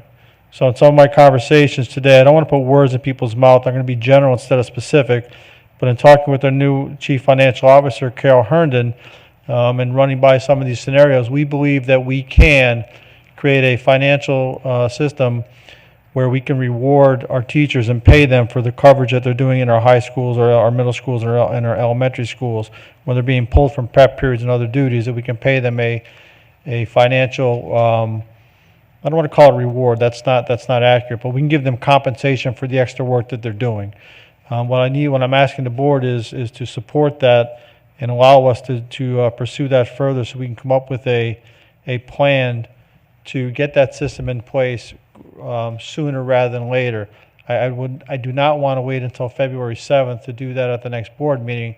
I'm asking the board sometime this evening before the meeting closes to give us as an administration permission to create a compensation system where me working with our cabinet and working specifically with our new chief financial officer to create a system where we can compensate our teachers for covering classes. Also, we want to talk about incentivizing. We've seen this throughout the country and other areas as well, where we can incentivize some of our substitutes and reward them, that if through longevity, whether it be 2 weeks, 3 weeks, or a month, that we can offer bonuses to keep them coming back to the Cabarrus County school system and showing them through our compensation model that we value the work that they're doing. So there's some of the things that we want to ask the board for. I know I'm being a little general because we're working through some of the details now, but we do believe we can create a compensation system where we can reward our teachers and pay them for the coverage that they're giving on a daily basis. The other thing I want to point out, and I want to make this real clear, Dr. Woods did a fantastic job of kind of breaking down some of the day-to-day functions of what we do, and I'm sure you have questions, but I want to make this really clear. Our teachers are showing up for work every single day, and they're coming in and doing a fantastic job. Our absence rate is some days it's higher than others, as I think Mr. Whitaker said it very well this evening. It's a roller coaster. Depends. They're taxed. They're overwhelmed. They also have families. They have children. They have significant people in their lives they have to take care of, and they're doing a fantastic job. It's still coming in every day. Our attendance rate in the district of Cabarrus County, right now we're at 94% throughout the year. That's from September 1st to today. Our attendance rate for our teachers is 94%. So what does that mean? That means that any given day, the average is 6% of our teachers are not here because they are sick, because they have personal time, because they have doctor's appointments, because they have to take care of family, they have to take care of kids, for many reasons, a myriad of reasons. But on average, that means that, roughly speaking, we have about 123 staff members on average, and I'm only speaking to teachers that have students in the classroom. We have roughly on average 123 teachers that are out on a daily basis on average across the Cabarrus County's 43 schools. And about 50% of that is being covered, and I'm being general here, but I know I'm close, about 50% of that is being covered through our sub-pool, and the other 50% is being covered by our teachers within the system. And they're the folks we want to compensate. That's what I'm asking the board this evening. Give us the opportunity to create that system to compensate them sooner rather than later. Again, some days are higher and some days are lower, but on average, it's not something that we're not managing. Is it stressful? Is it difficult? Is there a lot of pressure on our students? Is there a lot of pressure on our teachers? Absolutely. And again, it's because of their dedication, it's because of their service, their commitment to our school system that we're continuing to keep the doors open and keep our kids in school on a daily basis. So I keep saying I commend them, but I can't say it enough. And I know the board feels this way because I've talked to individual board members. I know you have asked me many times, what can we do? And I know that you're committed to helping them, and I know that you value them because you tell me that in every conversation we have. So I thank the board for working with me and for continuing to ask me and challenge me, what are the ways that we can come up with to help our teachers? And these are some of the things that we're sharing with you tonight, some of the real data that we're dealing with. This is the actual facts, the actual evidence that we can point to as to what's going on in our system.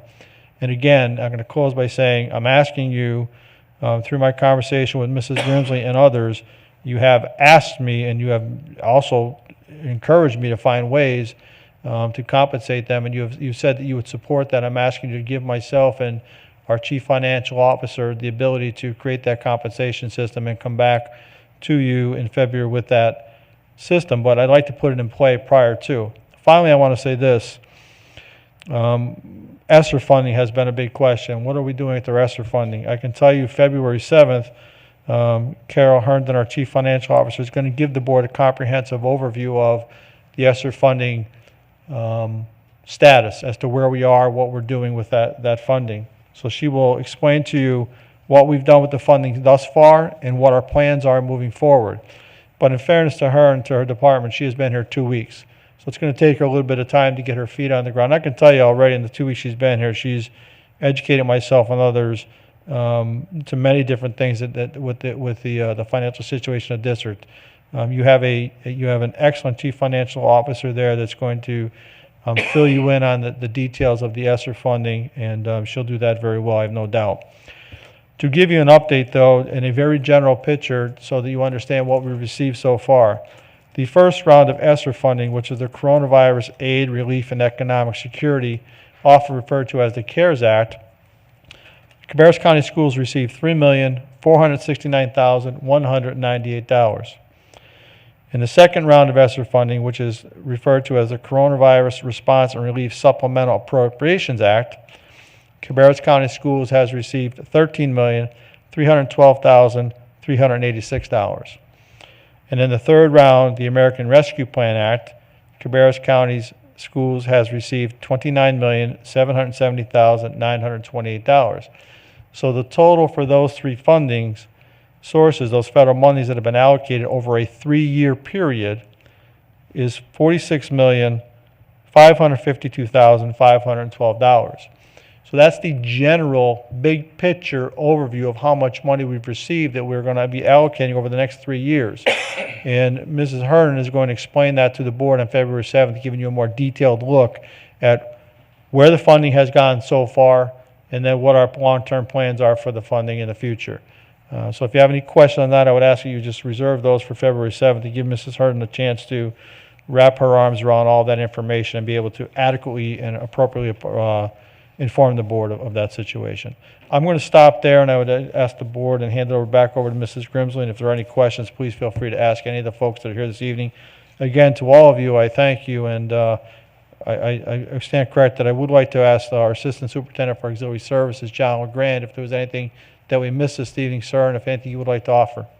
And when John is done, I would ask again, I would hand it back over to Mrs. Grimsley. If there are any questions, please ask. And again, thank you, folks. Yeah, thank you, Dr. Kopicki, and good evening, board members. I just wanted to point out, you heard about the difficulty in staffing that we've had with many of our other departments. Our Kids Plus program is also suffering. We're at a critical point. And speaking with other counties, in all of these departments, it's pretty much across the board. They're facing the same unprecedented challenges that we are with staffing and with the staff that we do have going out in quarantine and that type of thing.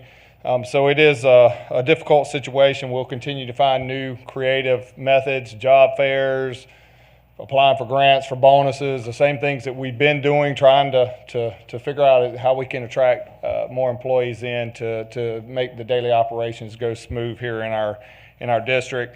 And I just want to, while I'm here on record, express my sincere appreciation for the employees that we do have that are working miracles every day. I mean, S&P, Transportations, Kids Plus, the custodial staff, Miracle Man, Andy Campbell, you know, all of those people, and Chuck's a miracle man too. Don't let him fool you. You know, I'm blessed to work with some very strong leaders and our directors, and I just want to thank them for all their hard work. They don't hear that a whole lot, especially not publicly. So, and last thing I want to say is anybody that's interested in joining our team, this is an awesome team. Please call us, Look it up on the website, apply. We'd love to have high quality folks in our district, so thank you. Thank you, John. And we are going to have actually Dr. Kopicki back to the podium. There is a slide that's going to be shown regarding absenteeisms that probably breaks this down just a little bit better. So just give us a few minutes. While we are doing that, I'll go ahead and do some action items. We'll open it up for the board for discussion, but I would like to ask for a motion to amend the agenda and add 13.03 for teacher coverage compensation at the end of the action agenda. I second that. I'll take movement by Ms. Sandage and a second by Ms. Blackwell. All those in favor say aye. Aye. Opposed? That motion passes unanimously. So we will add 13.03 under the action agenda, and it will be titled Teacher Coverage Compensation. And I will remind you that 13.02 will be the calendar revisions that we discussed as well. So give us just a few minutes. They're going to load that slide so that we can see that breakdown just a little bit easier.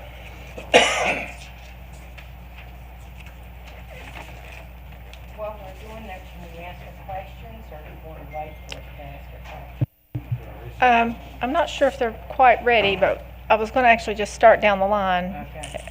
I would prefer for you to see that, and that would conclude their presentation. That was just a slide that was left, so just let's give them just a moment.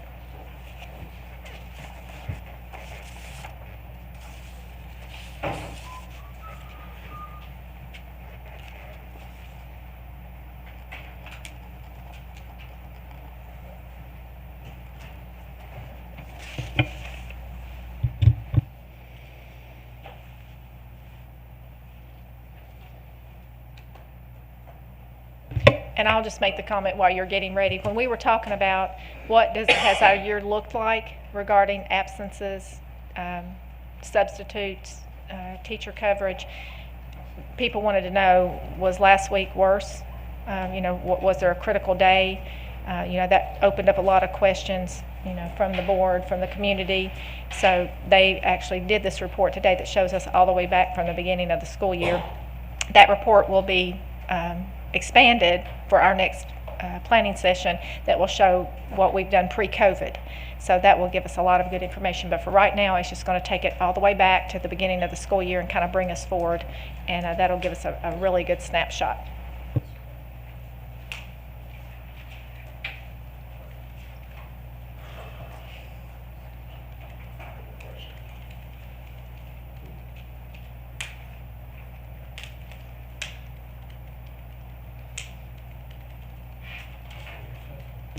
Dr. Kopicki, do we need to take a recess for just a few minutes?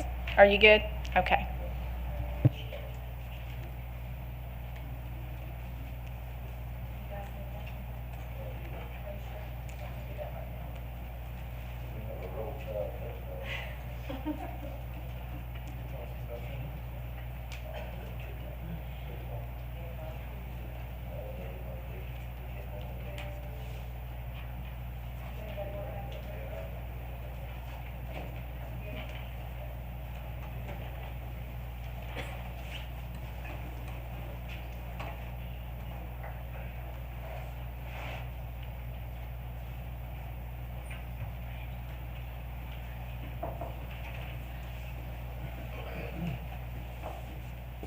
Are you ready? Yep. Will you key your mic up down there? I think it actually. Sure, we're good.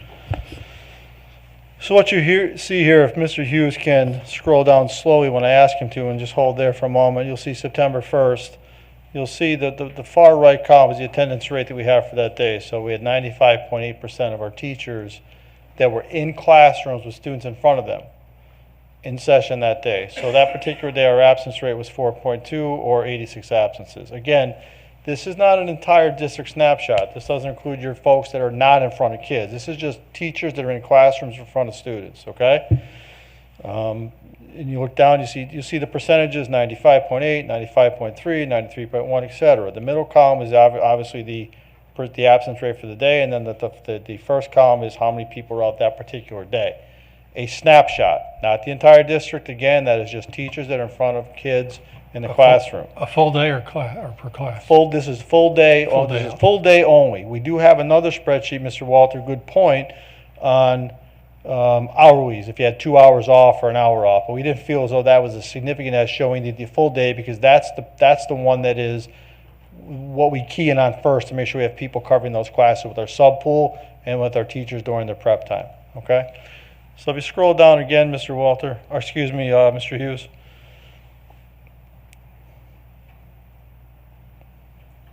If you'll stop there for a moment, you can get a grasp of the idea that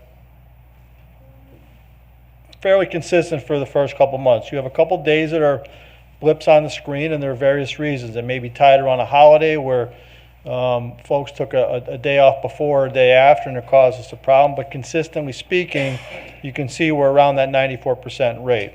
If you continue to scroll down, please. And hold there. Again, you see consistent attendance rates. You see consistent patterns throughout the school year. Scroll down again, please. And again, you can see where we are currently right now. And on the return back, one could see that it's slightly lower than the average of 93 to 94%. But again, it's a 4-day window, and it's returning back from the holiday when we did expect it to be a little lower than the average. So again, when you look at that, you're seeing consistency across the board throughout the school year in terms of our attendance. And when I look at that, I say to myself, our teachers are fantastic. They're coming in every single day. They're doing a great job. They're showing up under the most trying circumstances that they possibly could be, and yet they're coming in every single day working. Does it mean that they're challenged and they're stressed and that we have shortages and that we have challenges in filling classes and that our teachers are doing the biggest lift in filling those classes? Absolutely. But again, you have to look at it from a positive end. The teachers in the Cabarrus County school system are stepping up to the plate and doing a fantastic job, which is why, again, I'll close by saying to you, I'm asking you to allow us to develop a compensation system to reward them so that we can pay them for their coverages that they're doing. And I have full faith in our new CFO that we can collectively sit together and figure out what that looks like. So while you were getting ready, we actually already added that and made the amendment to the agenda to add it. We'll do that at the end of the action agenda. So with that, I'm going to open the floor up. I will begin with Ms. Adcock. Questions or comments? I really don't have any questions. I just want to say that just by hearing what I heard everybody come up to the podium and speak, none of us asked for COVID. It just came without our permission and pretty much just turned our world upside down all over. And I just, as I heard people speak, I just want to say I'm so proud to serve along such a great, excellent school system. And it's teamwork. That's what I heard over and over again. Together, everyone achieves more. So I just want to thank everybody for their excellent teamwork during this time. Yes, okay. Well, we've talked about many things. But first of all, taking each department. Now, for instance, the bus transportation. They said they needed 30 to 40 drivers. How many, right now, because I know it's like this, how many people did they have in quarantine right now? How many people do you have in quarantine? I have about 15. 15 in quarantine right now. Okay. And you said you've got 30 and 40. That's just drivers. That's not mechanics. That's not. If you had to say, how many people do I need for everything? How many people would you need? Not just drivers, but for your whole transportation department. How many vacancies do you have? I am fully staffed in mechanical side of it, so I don't need any mechanics. We're blessed at this point in time that we're fully staffed mechanical wise. I do need 35 to 40 drivers to come in each and every day. That would put us back up to being fully staffed. So with everything, that's everything. Yes, because I know you've got some other little things. Yeah, we have some other departments, but to be a fully operational department, I would need anywhere between 35 and 40 people. Okay, all right, that's your questions. Okay, nutrition. You're next. Okay, with yours, The only thing I had with you two, quarantines. What do you have on quarantines? I have 8 employees right now on quarantines. Okay. The other thing I wanted, and I'm letting you give a little commercial, please, because you mentioned your bonuses. Yes. Real quick, I'm letting you give a commercial. $500, if you would tell yes. real quickly Thank about you. what you're offering. $500 to new hires, as many as 50 of them after their 90th day. And didn't you have something else for new hires? That's for the new hires, and then we also have a retention bonus for any employee once they are, after they've been employed for 90 days, but that's the ones that have been working for us all along, and that's $500 as well. And what was there something if you referred somebody or something? Was that? That was one of the ideas we had thought about but and we just didn't kind of do that tossed one. around. But the new hire, that was the main, the Yes. new one is what I wanted you to do. Yes, ma'am. Okay, that was my only question for you, I think, with that one. And custodial, I know you've got your magic man, but do you have many quarantines at all also? So, ma'am, because I don't directly hire and supervise each custodial staff, I don't have the quarantine numbers. I know how many vacancies we have out there. Okay. So I don't want to give you a bad number, but if you would like, I can get that number for you. Okay, well, that's good. Well, but your vacancies, your total vacancies. 23 out of 192. 192, okay, 192, and you've only got 23. Yes, ma'am, and roughly that's 10%. Even in times of before the pandemic, we were somewhere close to that, within 5 to 6%. Okay. So that's normal out of a workforce of 192 people, Okay. because of the type position and the hours. Good job, thank you. Yes, ma'am. And again, all you that presented, thank you. You all did an excellent job, and we really appreciate it. Now, one of the things we talked about subs, and whoever wants to give me this answer is fine, because we've talked a lot about substitutes. And we always talk about, you had talked to begin with about our teachers getting national certification. What does it take to be in a subs? Do you have to have a national certification, or what does it basically take? Marion, you probably can. What would somebody have to do to be a substitute? Because we're talking about. It takes a high school diploma. That's Okay. it. The high school diploma, and then we run a background check, and we do telephone references for your most recent supervisor if you have one. If they don't have high school transcripts, that's okay. A picture of their high school diploma is enough. And we do the background check, we do a drug test, and we onboard them, and then we have them do 2 virtual trainings on the law and on effective teacher training. Those have been required since I came into Cabarrus County in 1989. Those are basics. That's it. They do not have to have a college degree, a 2-year degree. If someone has those degrees and wishes to give us their transcripts to verify that, that increases their daily pay rate. But the requirement is a high school diploma, passing the background check, same as everything else, passing the drug test, and 2 references. Okay, because I didn't know. Years ago, I took that training to become years ago I took it before I become a board member, but I didn't know if that had changed. But well, the content of the training has changed, but the effective teacher training teaches people who have never worked with children how to de-escalate, how to read lesson plans, how to follow the protocols, and then of course we have our legal briefing so that they understand what the laws around working in public schools entail. And they can do that on their own. They are virtual. They can stop and start it, but they do those 2, and when they're completed, we have onboarded, we have gone through all the process, and we're ready to put them out on the sub list. So high school diploma is all that's required.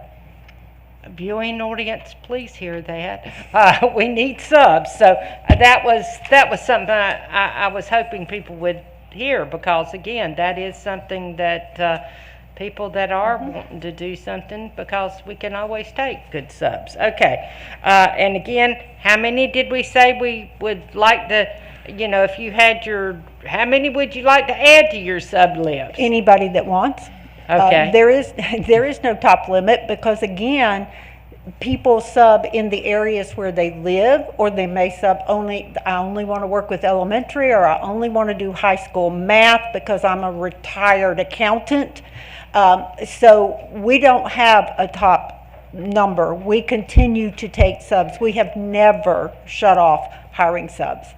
Okay, so we don't have a number that we're looking at for subs. Okay, that's good to know. All right, thank you very much, Madam Chair. Ms. Blackwell. So again, I just want to say thank you for all of the hard work in presenting all of this information. I think that we see how important it is to make sure that we are providing accurate information to the public, to parents.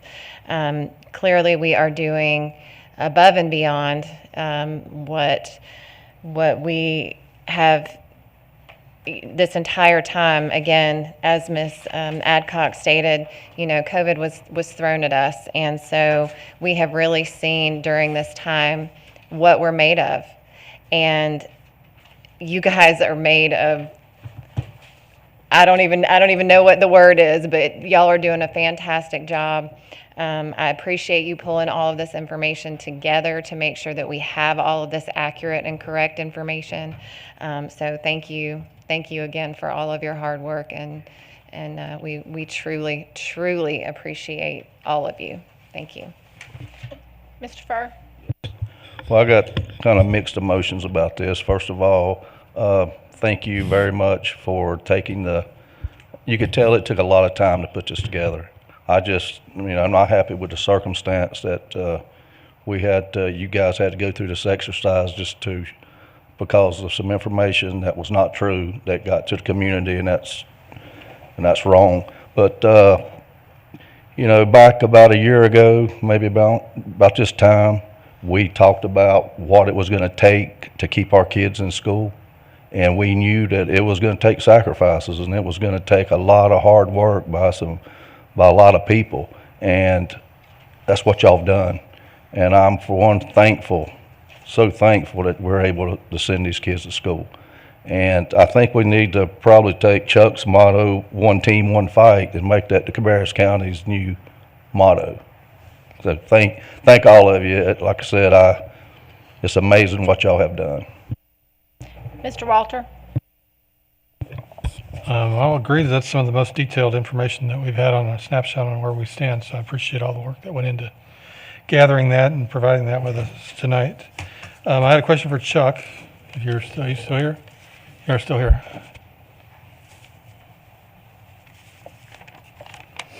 So those folks, our custodians, are working hard. We have 23 vacancies. Do we use any outside contractors to come in and help relieve some of the stress of the folks? Thank you. Like cleaning up afterwards if somebody's got a COVID or something? No, sir. But I do have a utility tech crew that we bring in when we need extra help at schools for extra disinfection and sanitizing. Okay, but would that be eligible for ESSER funds to have contractor if we needed that? I would say yes to that initially, but I would check with our finance department first. But I would say yes to that. And secondly, Mr. Taylor is going to give the board an update on how we clean schools and sanitize them too this evening. So you're going to get that report as well this evening. Okay. Sorry, I jumped the gun then. And then my other question was for Art, if you're still here.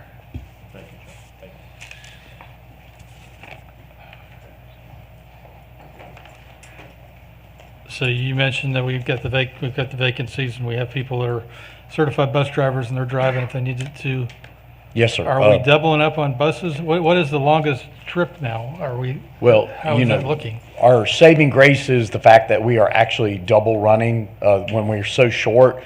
The saving grace is that we're actually able to double run school buses, and that's a strain on the schools. We take some of the kids and we put them in the cafeteria or in the auditorium, and we take a group home, and then that same bus driver comes back and gets that other group and takes that other group home. So that's actually how we're able to accomplish being being down 35 to 40 drivers, that's actually how we're able to get the kids to and from So school. what's the wait, and then typically how long would the bus be now? Now, how long is it? That could probably add anywhere between 15 to 20 to 30 minutes on a route.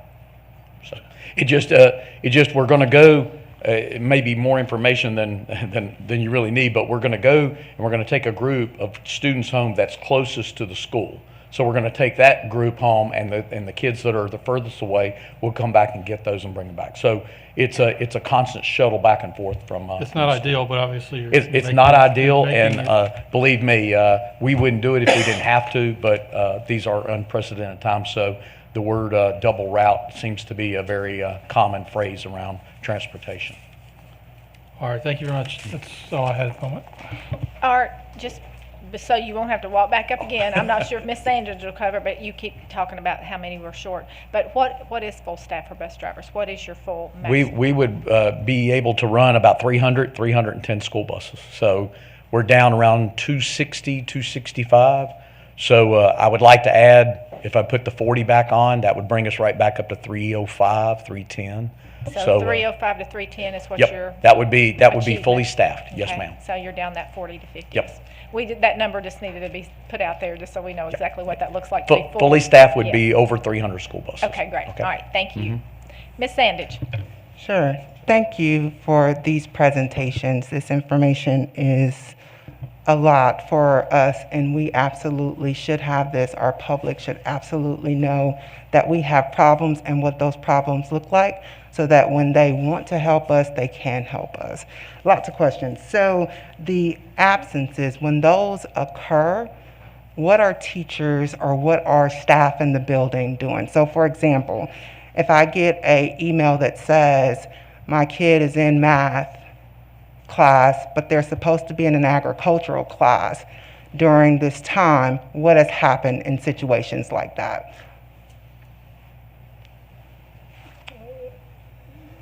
So what I'm asking is, do we have kids that are in classes that are not their specific class, so in a subject that is not their specific subject at that time because we have that teacher absent? Ms. Sanders, I'm sure there are situations, I could not be specific, but I'm sure there are situations where our principals have to be flexible and adapt to whatever's happening at that moment in time in the building. So what you're suggesting, I would not say could not happen, I just couldn't verify it 100%. Okay, and then when I hear reference to kids being placed in like a gym setting because there aren't enough teachers in the building, can you tell me what has happened there as well, or if that's even true? Yes, I think it's accurate to say that there are occasions when our principals are stressed so much with staffing concerns where we may be short across 43 buildings where we do have to place students for a period or so in either the auditorium or the gymnasium and adapt as best we can at that moment in time. That's probably accurate. Okay. And if the folks who have presented tonight can walk me through the application process. So for example, we say we have these applications in process. What does that look like? How long does that take? And how easy is that, if you will? I'm going to let Dr. Bish answer that. Thank you.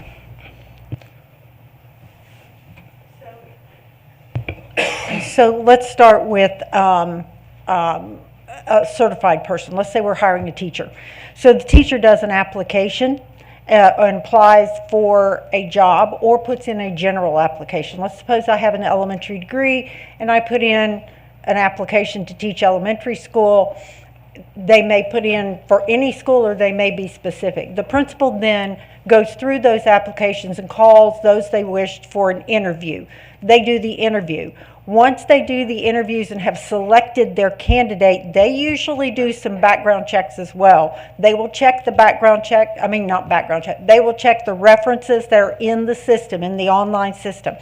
They then complete the document that says I want to hire this person. That comes into our department, and the very first thing that happens is we start a background check. That background check, while we're waiting on it, the licensure specialist is checking their license. They are making sure that they either A, hold a license in North Carolina for the area in which they're being hired, or They are checking to make sure they can be licensed. Sometimes they come from out of state, and we check to see, do we have reciprocity? Sometimes this is a person who we used to call it lateral entry. They are residential, that's the term you'll hear now, that they don't have a teaching license, but they have a 4-year degree in a similar subject, and therefore they can teach while they're getting their teaching license. So all of that's going on while we do the background check. The background check can take all over the map. If they've only lived in North Carolina, probably less than a week, 3 or 4 days. If they've lived in multiple states, it can take several weeks. That's out of our control, particularly right now. Once all of that clears, we call the person for onboarding. We also call them for drug testing. We send them for drug testing. Wolf Data can do that in 1 day. It's usually back to us by the end of the day or the beginning of the day, the next day. At that point, we give them a start date. Now, we send all of that up to payroll. We take care of all of that. So those are the major steps that we're going through. We're checking their licensure, which means that we have to have transcripts. For a licensed teacher, we have to see your transcripts because we have minimal GPAs that we require. We won't hire a lateral entry with a 1.0 GPA. So we have to have certain documents. But we start the background check, then do the rest of it. Does that kind of walk you through the general process? Yeah, so there's no given time frame for when an application for a certified teacher would be approved. Do I hear that correctly, or there is a time frame, maybe 30 days, 45? Okay, well, it depends on, I will tell you the biggest holdup is the background check. And so it can take anywhere from a week to a month based on how many states they've lived in, or if it's someone that has been out of the U.S. If they have lived and worked out of the U.S., then that is another holdup. But for the most part, we are putting in processes now, and I would say please understand, this is a beginning where we are setting expectations for what should happen within 24 hours, what should happen within 48 hours. In general, when a specialist gets a hiring sheet from a principal, they move and begin the processing of it within 24 hours. How long it takes depends upon, did the applicant upload official transcripts? Do we have to reach out and have you get them? Did the applicant get us names that we can call for references? Are we calling to get that information? Depends on the completeness of the application. If it's a good, solid, complete, and they've lived in North Carolina, we can turn that around in about 10 days and have you in the classroom. But remember, sometimes they have to work a notice in another school district. Or if they're working somewhere else, a 2-week notice. So all of those things come into play, but we will act on it immediately. You are aware that when I came in September, we were down 6 people in my office. As of January 24th, we are fully staffed in human resources, 100%. So we're getting our processes back in place and reorganizing and streamlining to get that done. Now on a substitute side, it's really pretty similar. The substitute will put in an application to be a sub. We check to be sure we have all the documents, and we start the background check. Then the problem is that quite often folks who do the sub ones don't understand that they have to fill out each part. And so we have to reach out and and we try to make phone calls. We'll email, but if we don't hear back, we want to make phone calls. But that's in amongst a lot of other positions, custodians, cafeteria workers, all this. So that holds up things. But again, we do the background check, but then we have the piece of the virtual onboarding and them having to complete the 2 trainings. That's done at their pace. When they complete those 2 trainings, we're ready to onboard them through drug testing and start them. So there are lots of factors that can change how many days it takes. A lot of them depending on how complete is the application and how long does it take for us to help you get it complete. A lot of it dependent on where have you lived, how many states, and how long does it take us to get a background check back. Those are the 2 biggest ones we have. And that's for every single position, yes, correct? ma'am. Okay, so there's no specific timeline, if you will, because we're waiting on other people to do stuff. Right. Do I hear that correctly? Yes, we have a wish timeline, and we have our timeline of expectation that once everything's there, this is my expectation for moving it to the next step. But then if there's something that we're having to wait on a background check or wait on you to get me transcripts or wait on a college transcript, I'm held hostage there. And we keep reaching out to try to get that. So when I hear teachers say that there are no substitutes to pull from, when they look at the list and there's a bunch of names on the list, but when they call those names, they aren't available. Some of them aren't subbing anymore. How do they identify the information that you specified earlier that says, either I'm only going to work at this school, I'm not working right now because of this, so that it eliminates the time of having to call all of these individuals, and then it doesn't appear that there is this big list of names that we can't pull from. So I think to that question, that's one of the problems that we've discovered recently, and using the frontline system. I don't want to speak for Dr. Withers, but I'm looking over my shoulder to get confirmation. That is one of the things that we're going to try and do, an update in the frontline system so that teachers have an accurate list they're pulling from to know who's available, what schools they want to teach at, who's not available, so it won't be a guessing game. Am I correct in that, Dr. Withers? Yes, sir. Yeah.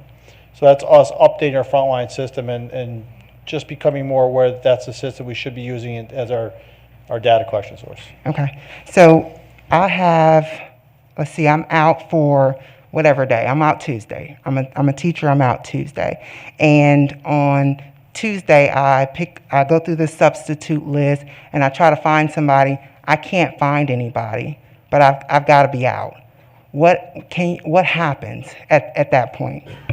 So first, teachers don't have to find their own subs.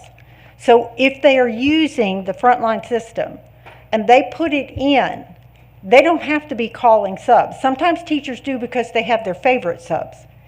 They have their subs they want or the subs they like, and they start calling. So this is where Dr. Withers and I are working on this. But if we use the frontline system properly, and as I used it as a principal, the system begins to try to call subs. And so some of our subs don't take the 5 a.m. calls, but others do. If I know I'm going to be out next week and I put it in, our substitutes will go through and say, oh, that's a school I work at, I will pick it up. And they simply put in, I'm taking that day.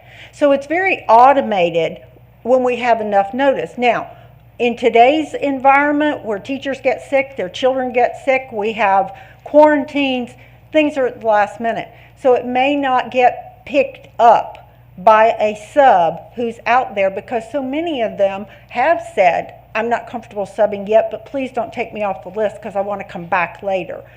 In that case, what happens, at least I would say from my experience, but every school is different, let me emphasize that, is that my treasurer, who came in usually at 6 in the morning, would look and see who's filled, who's not.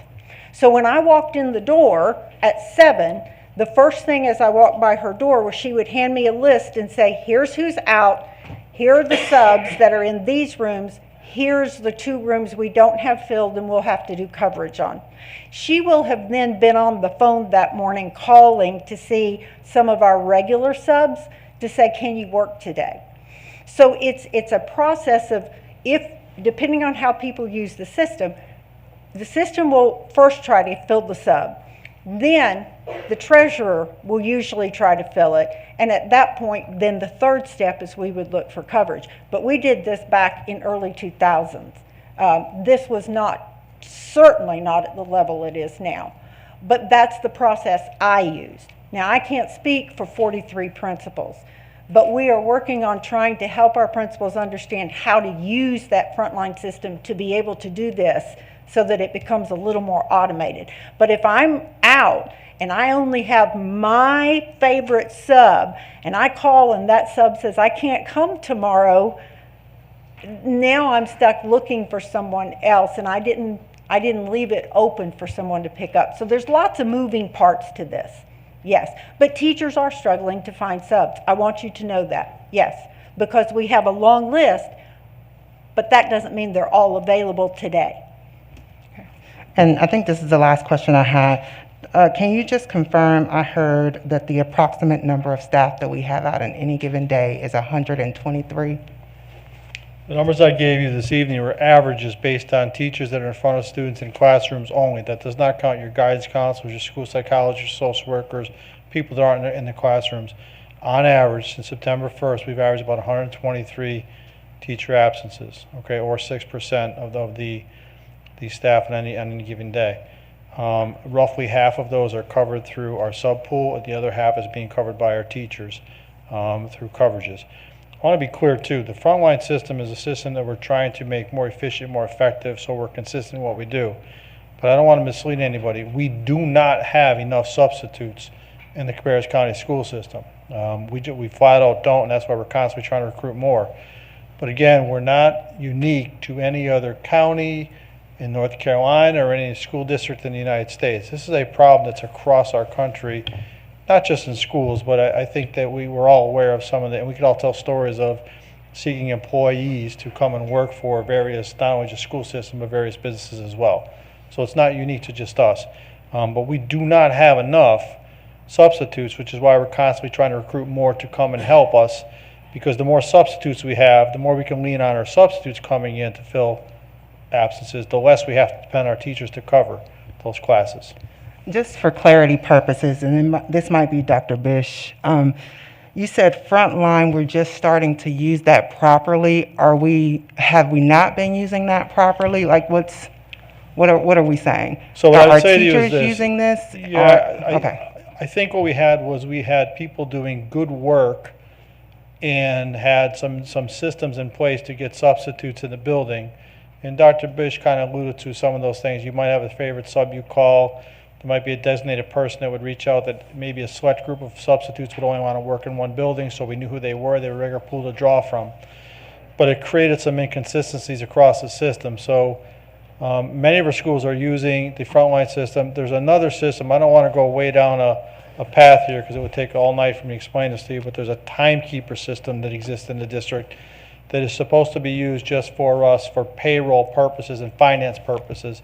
And that system is also, in some fashion, was being used for monitoring substitutes. So there was some inconsistencies as to what system we were using more consistently to make sure that we had substitutes in the building, right?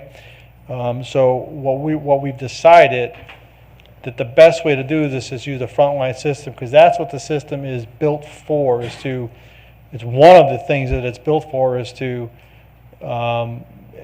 be able to draw your substitutes from that particular system. So if we're consistent using just that system, I think we'll be more effective and more efficient in making sure that more substitutes are in buildings covering classes.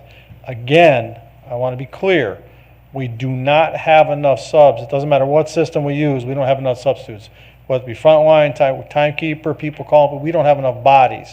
And we have to continually find ways that are creative to fill these classrooms so that we can take off some of the pressure and stress of our teachers covering those classrooms when we run out of subs. Yeah, that's perfect. I think it's great that we're going to be able to look into compensating our staff. Are we talking about just teachers or TAs, or what are certified, non-certified? Are we clarifying that later maybe? I think what we're looking at right now is we want to be able to compensate those individuals that are covering classes in the building on a day-to-day basis. So if you're a teacher and you walk in, and let's say you're a math teacher and you're in a 4x4, there's 4 classes they teach, and they're teaching 3 of their classes scheduled, and then during their prep they're being told they have to cover or asked to cover a different class because there's no sub. We want to compensate that teacher for that particular time during their prep period, and that's what we're looking at right now. So initially what I'm talking about is compensating our teachers for covering those classes during their prep times. There was a reference to a survey. Was that already looked at that you were referring to, Holly? We will discuss that for sure. Oh, okay. I'm going to call time on that part of the discussion. So we will discuss the teacher compensation because we've added that for that part of the action agenda. So before we move forward, yes, we probably need to discuss that. So thank you. I know this took a lot of time and effort today that was definitely not dedicated to our agenda session for tonight. So I'm sorry, go ahead. That's okay. So, you know, what I want to say is, it is extremely important. Board members have privileged information that comes down from the superintendent.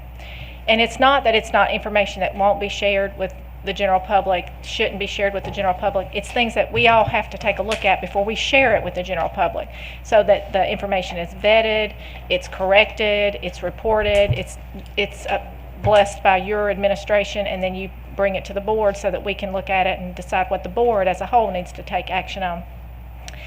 It's disheartening when a board member chooses to disclose that information and then the information has parts and pieces that are inaccurate, that stirs a lot of individuals in the community and starts setting off bells and whistles and alarms that's just not necessary.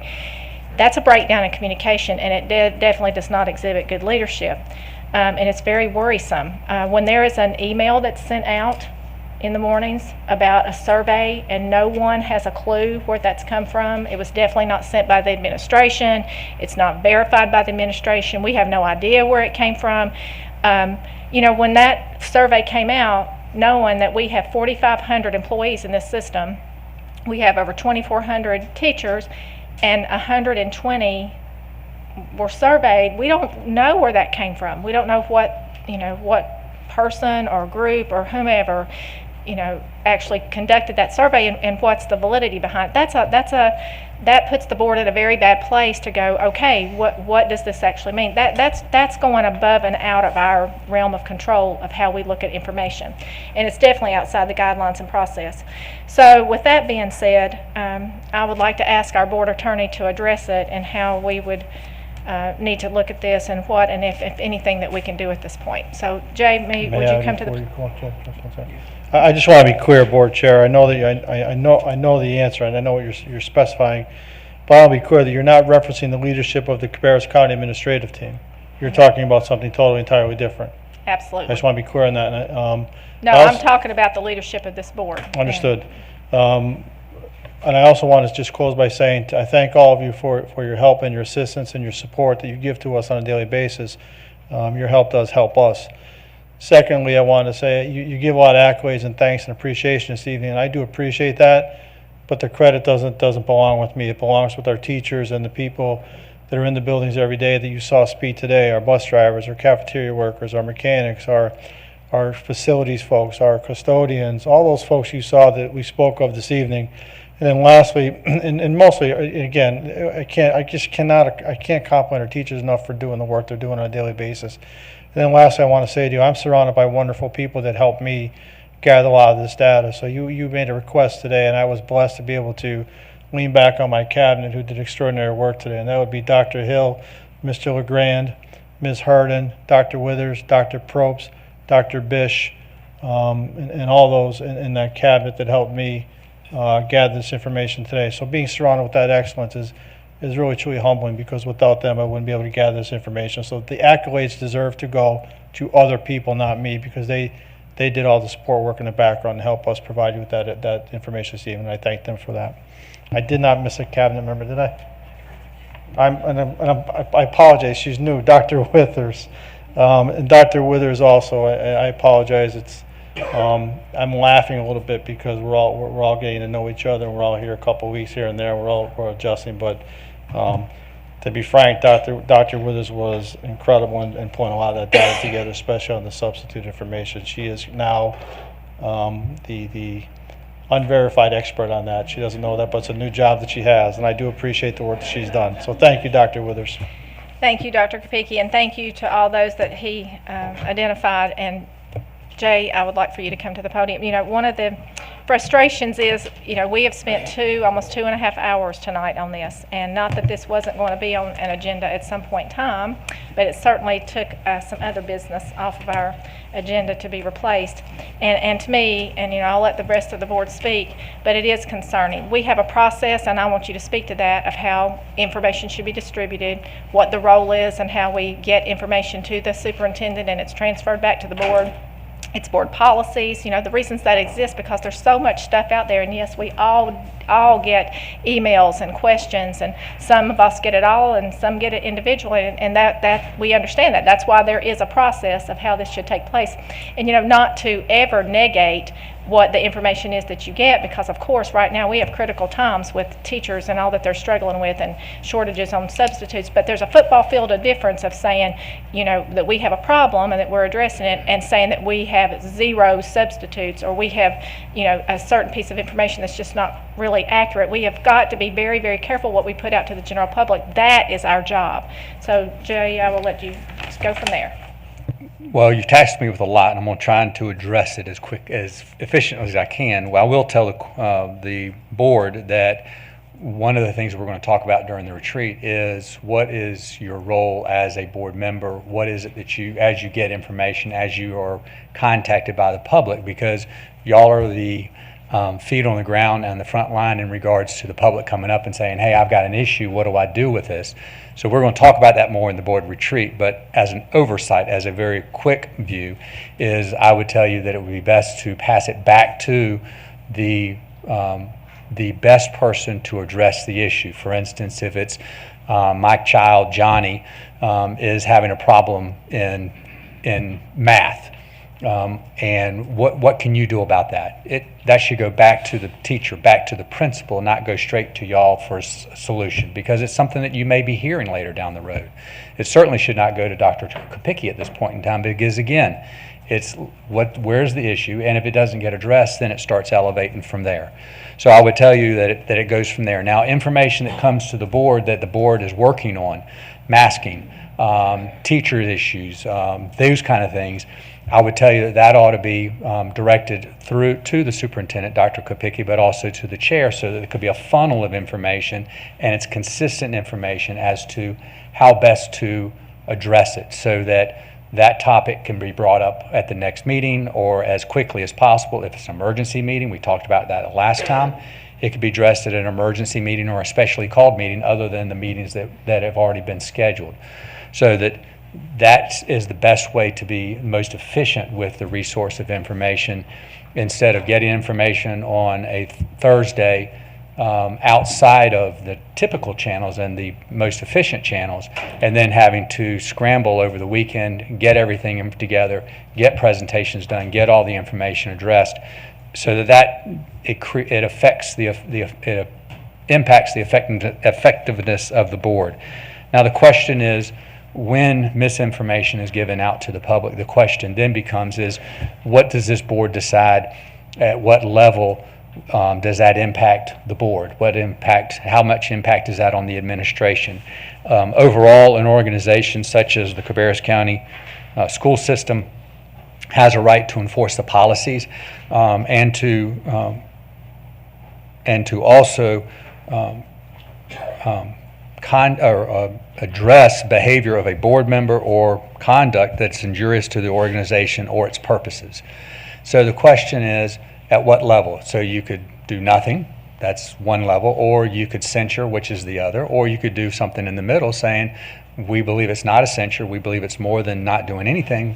There needs to be an apology, because a lot of time and energy has been expended to try and address something outside of what the normal is, so that you have that. Now you're looking at that in a pocket of, or in a guidance of policy 2120, which is the board members' code of ethics, and that is codified in the general statutes, so that you have an ethical requirement to uphold the integrity and the independence of the member's office, to avoid impropriety in the boards and the board members' official duties, and then you have an individual commitment that you should have signed that says that you're not supposed to take any private action that compromises the board or the administration, along with other things. So you're looking at that in regards to whatever you whatever you do, you're basing your decision on those, and the decision could be, we'll do nothing, we'll ask for an apology, or we will ask for a censure. So those are the things this board can do if that's what the board would like to do. I hope that answers everything that you've asked. If there's any questions, I'll be happy to answer them.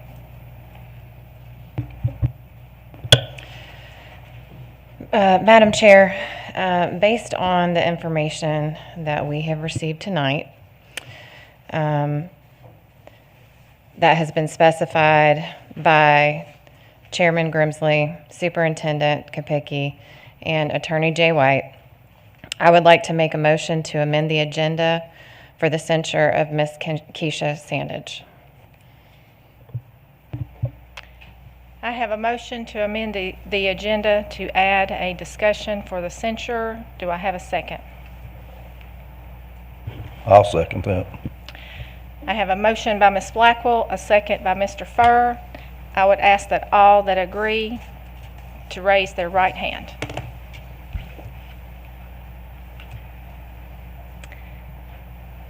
So seeing 3, that means that motion fails, so we will leave the agenda as is.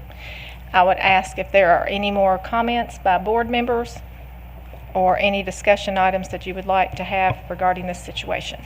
And Ms. Adcock, I will just begin with you. I think one of the things I'd just like to clarify is, since this is all just come up in this meeting, is this something that can be addressed at a later point in time? I mean, I didn't know about any of this until this meeting at this moment. Well, we have to have this at a public meeting. This is not anything that meets the guidelines on closed sessions. Mhm. So, I did call all of you and let you know that there was going to be a report ran on 46, that there was some misinformation given out and that we were having to do some damage control, if you will, or negate some information that went out that wasn't quite accurate. So with that, you were apprised. But the conversation and the actual discussion of it has to be done in open session before the general public. I understand that. Thank you. Ms. Carpenter? Yes, and Jay just said we were going to talk about all this stuff, talk about things at our retreat. And I think that, it is things talking about the policies and things like that. I think this is something that, Keisha and Denise both are rather new members. And I think it's something that can be discussed at the retreat, looking at policies, looking at things like that.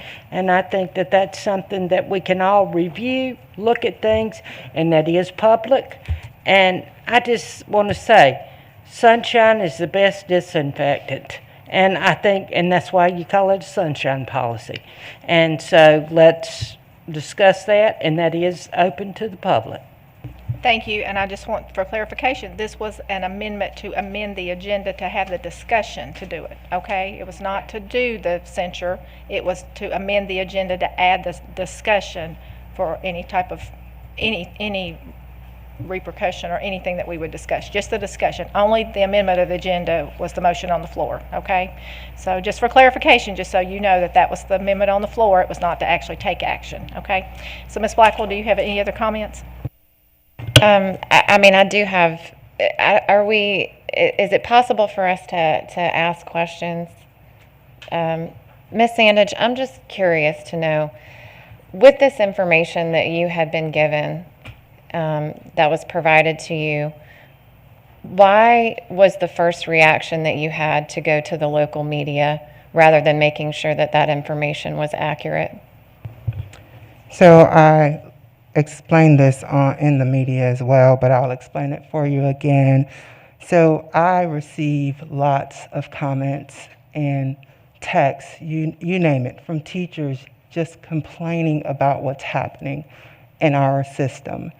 And when I read that report from Forbes, it spoke to that exact same thing. Teachers are having a very difficult time these days. And as you guys have all so eloquently stated, it's happening across our district.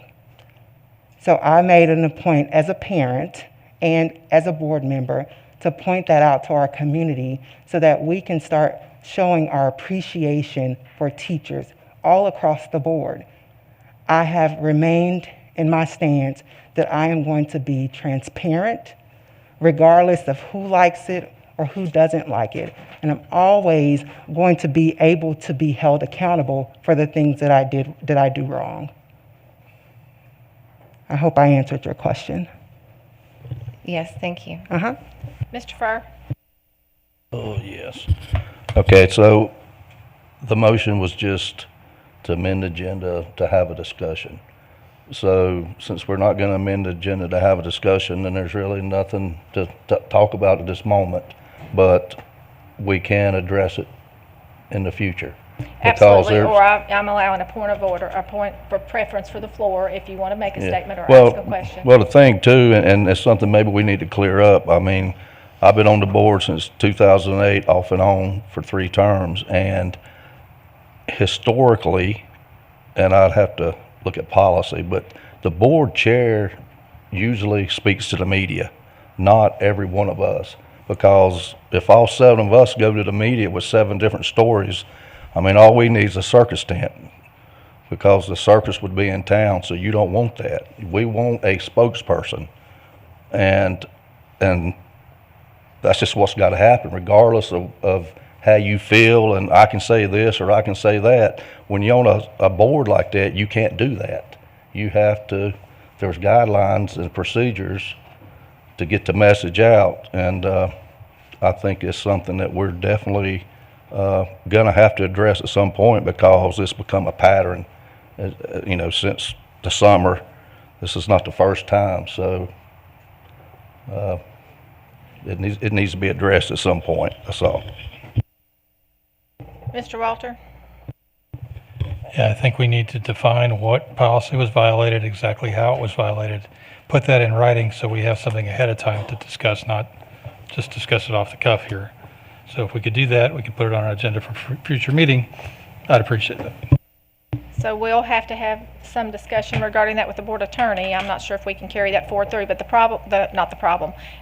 process is there are a lot of things that meet the criteria for having a closed session discussion. This is not one of them. A board member is a public elected official, so if there's conduct or there's questions, it has to be discussed in open session. And I know that's an uncomfortable situation for all of us, but as board chair, I have no alternative there. It is board policy that the board chair does represent and speak and is the spokesperson, and I've done quite a bit of that this weekend. It's just really important. You know, I had to speak to a couple of different reporters, and of course several of my statements were cut off. You know, they weren't completed. You know, when I said we have substitutes, the very next thing I said, we have substitutes, but we have challenges. We do have substitutes. Are they where we want them to be? Absolutely not, and the staff, you know, validated that tonight. And I'm glad we did get to have some of this discussion. To me, it is extremely important. You know, Ms. Sandage, myself, as the board chair, I would just ask, if there's something there, you know, that is a hot button for you, and you're right, we all get them. We absolutely do. And it is every board member's right to have those questions answered and to ask for information. But it would be really good for process to be followed. You know, we've asked about emails. Copy me, send it to me, copy Dr. Kopicki, send it to Dr. Kopicki, copy me.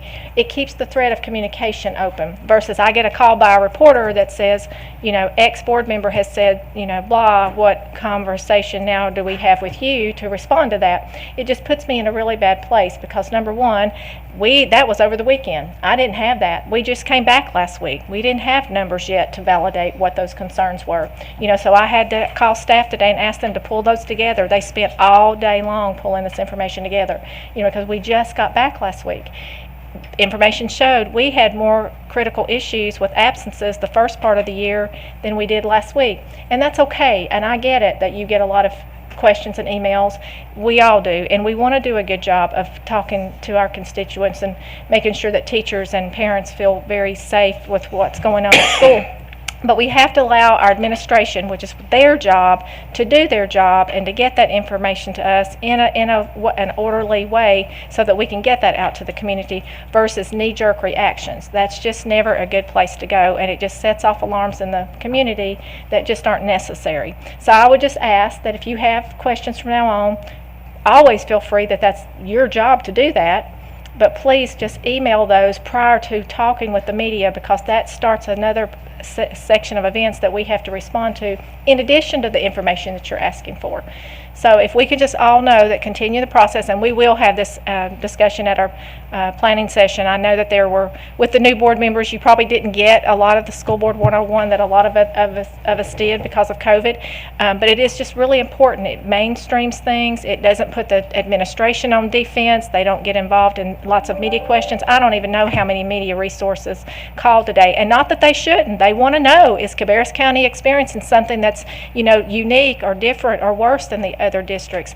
But that answer is no, and we should all be very careful that we have that same message, especially when that's what the administration is telling us.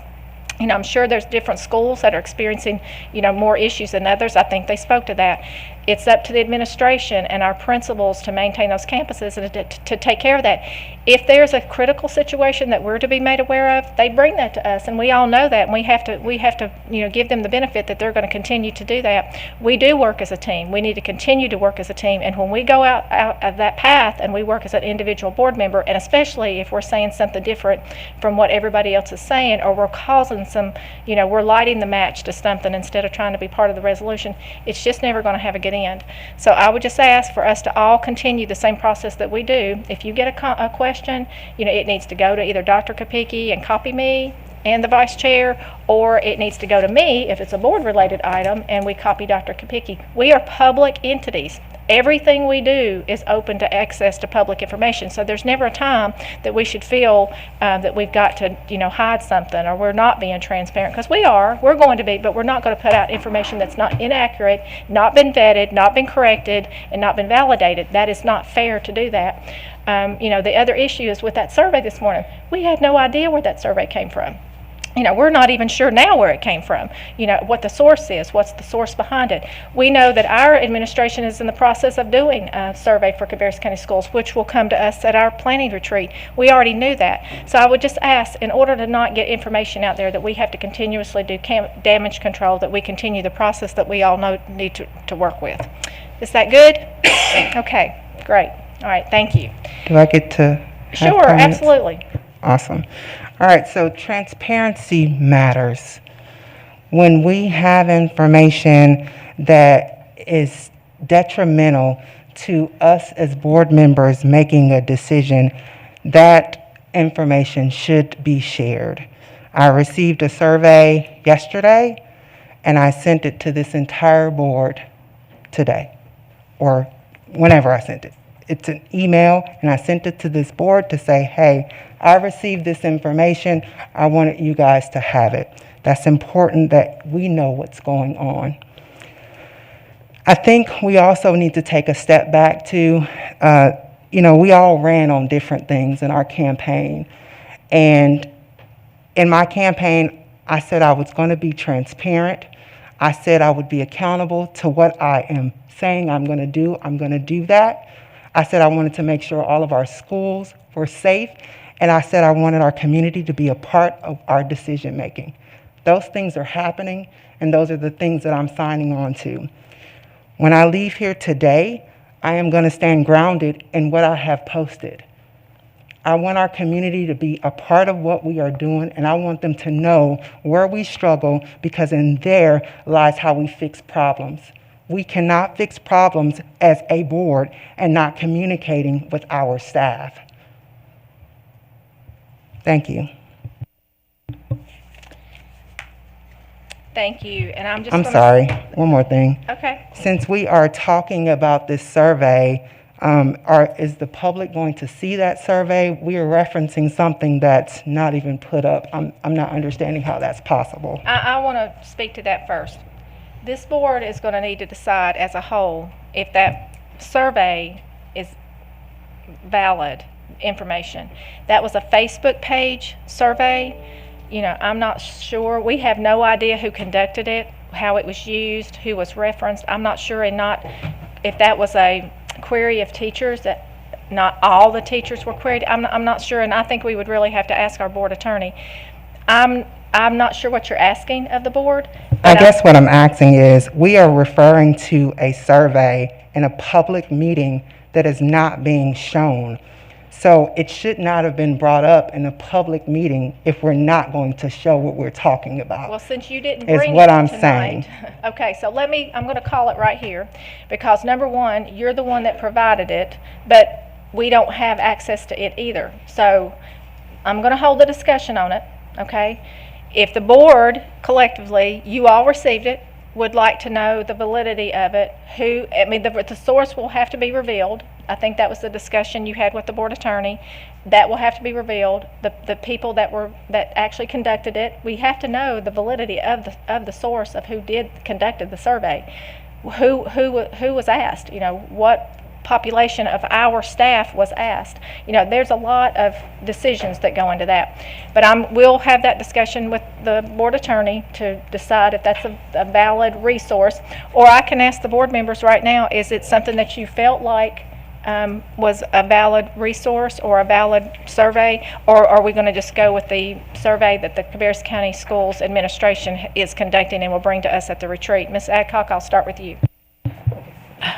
I'll just be honest. I think it's going to be very confusing if we have our administration that's doing a survey that really is something that we vetted, that our school leaders have vetted, that they have quality people doing it. They also, confidentiality is protected of the staff, because that's very important. And then everyone gets an opportunity to fill it out and give their response. So I would say no. Ms. Carpenter? From my understanding, did we not pay for that survey? We're talking. No, wait a minute. Let's no. Oh, well, hold the confusion. We're okay. talking about, are we going to use the survey that Ms. Sandage sent on the email this morning that evidently was done off of Facebook? The Cabarrus County School Survey that we will be getting is coming from its administration and staff. So yes. So when we're talking about transparency on surveys, and I'm assuming that's what Ms. Sandage is referencing, I definitely, as the board chair, feel like facts mean more to me. I've got to know that that was vetted through our Cabarrus County school systems like we've always done, and that everybody was given an opportunity to look at that and respond to questions. What I'm asking you now is, do you want to have that looked into? The source will have to be revealed, the people will have to be revealed, she'll have to provide that, and who they did survey. We still don't even know who they surveyed. No, I agree with you. I would want verification on anything. Right, I want facts. Right. So are you wanting to have her provide that to the board, or do you want to continue on with the Cabarrus County Schools survey that we were in the middle of doing that'll come to us at the retreat, is the question? Well, no, we've gone a long ways on the Cabarrus County, It's not going to take the place of it. I'm just asking, do you want that in addition to come to the board as a whole as that particular survey result? I'd like to see what it well, is, you have but it was sent to you in an email. No, I'd like verification on it. I'm just not going to just say, hey, yeah, that's great. I would like verification on it, but I don't want to stop what we're doing. We're not going to stop. Oh, okay, but yeah, if we're going to use it as a comparison, I want some verification on it. Yeah, so if we're even going to consider it. We have, and I'm assuming it was just of teachers, in that survey that came to us in an email this morning by Ms. Sandage, and I'm like I said, I'm not even sure where the source came from, but there were only like 113 responses. We have 4,500 employees, we have 2,400 teachers, so I worried that did not go out to every single teacher if that's what was going to take place. So therefore the sources have got to be revealed, the people have got to be revealed, and where it was who taken was at, asked those questions. who was asked. That's I'd right. want verification before I even would consider it. Do you consider think it. it's worthy of having that, or that, to me, those same people should be in our Cabarrus County Schools survey that's going to take place? So, that's why I said I prefer to make Before I would consider it, I'd want to know those information before I would even consider it. Right, okay. Ms. Blackwell. I prefer to just have the one that Dr. Probst has been working on so diligently, and I would like to have that one be the one that is our primary focus. With Facebook surveys, not knowing where they came from, not knowing what audience they were from, I just don't feel like that's going to be an accurate portrayal of the information that we're going to get from the Cabarrus County Schools survey. So I'd prefer to have that one. Thank you. Okay. Mr. Furr. Yeah, I just can't really believe we're having this conversation. So, yeah, I think I'll go home and Facebook 125 of my friends and get them to see things the way I do it. We got to do, there's only one survey, it's Cabarrus County Schools. The others are, to me, are non-existent. We shouldn't even be wasting our time even discussing that survey. They're gonna do one. I mean, you had 120 some out of 4,000. So we know, I mean, probably 2% of the teachers in Cabarrus County probably saw that. That's not a real survey. That's someone's personal opinion that probably sent to people that are like-minded. So no. Mr. Walter. All right, we get petitions, we get emails, we get all kinds of stuff all the time. I mean, we can have discretion on reviewing it if we want to review it or not. It's now apparently in our email. I have not looked at it yet, but apparently it's public information now, so if somebody wants to see it, they can see it. Apparently it's a public group. If they want to look at it, they can look at it. Well, we've obviously hired a group to give us a survey. We're going to be evaluating. We're going to spend our time with that. I mean, it's just like anything else. If you have an issue with us, you want to share what information on COVID or whatever, share it with us. I don't care. Okay, here in the majority of the board, I would say that we are not going to entertain adding that to an agenda item. And, you know, I believe that we have to do our due diligence when we put information out to the general public.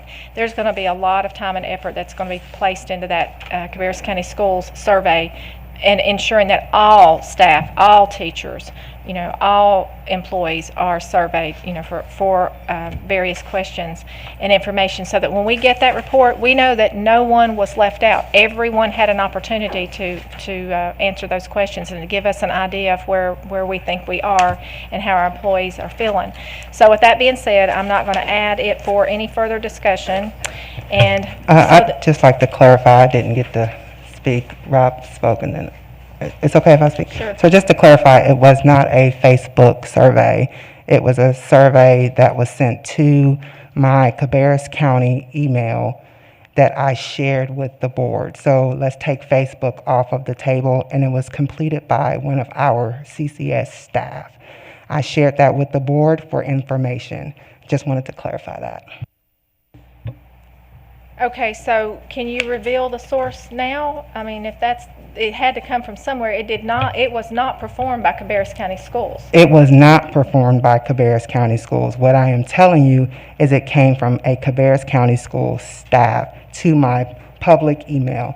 If you want to request that somewhere, feel free to do that. However, what I'm saying is we're discussing it, but we're not discussing it. It's not even up for folks to see. So why are we spending this much time if we decided not to discuss it? But there's no disclosure on that where it came from, so how do we say where it came from? We have to be able to identify the source of where that survey came from. There's no names, there's nothing. How do we know who was surveyed is what I'm asking. How do we know who was surveyed? We know very clearly in hours it's going to take place. Everybody was surveyed. That's the whole goal. We don't know who those people are that are even surveyed. We're not sure how valid that information is. I'm not saying it's not, but I'm just saying, how do we inform this board if they're going to review information that very clearly states where it's coming from when it's presented to us, where that survey came from and who conducted it and who actually answered it? So again, I received the survey on my board email, and I sent it to the rest of the board for information.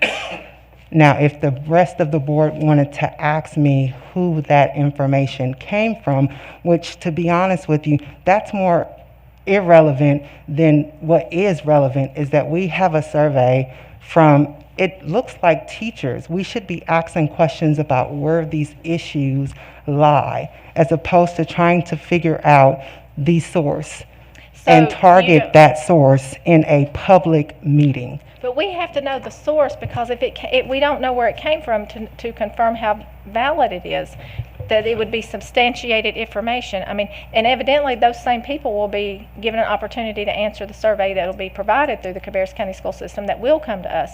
So I'm thinking that is probably more prevalent than getting a source that we still not sure where it came from and who answered the questions.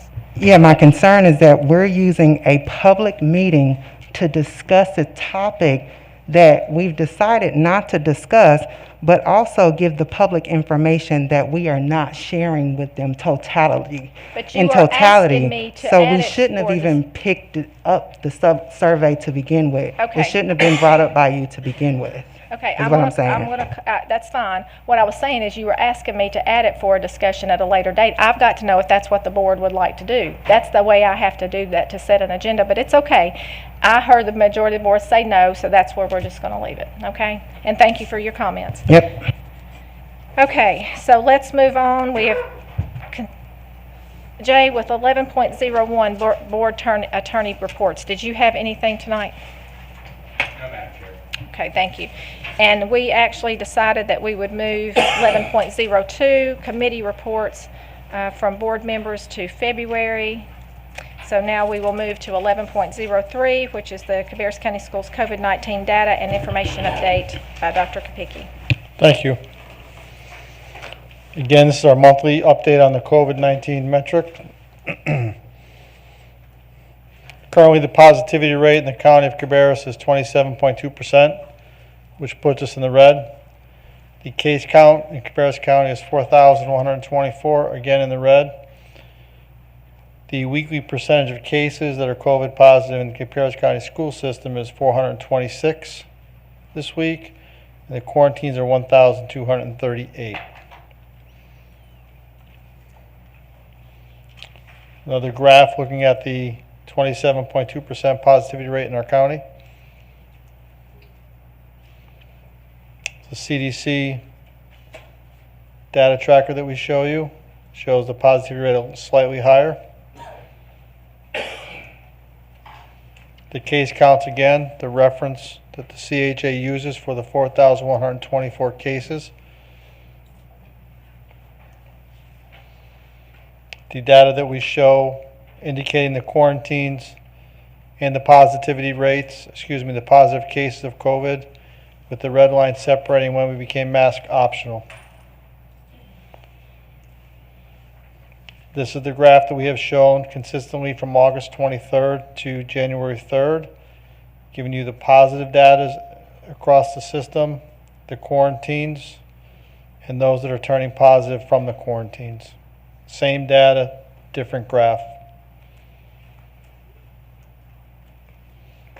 This is the data that we're showing mask mandatory compared to mask optional. We have both the confirmed positive cases, the average, the high, and the low.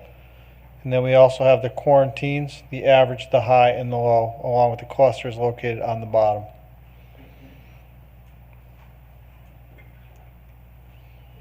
I'm going to pause there and ask John Basleys to come up and give you the quick review of the new information that was sent out by the state in the toolkit, and then update and review on what he has already covered with the board thus far.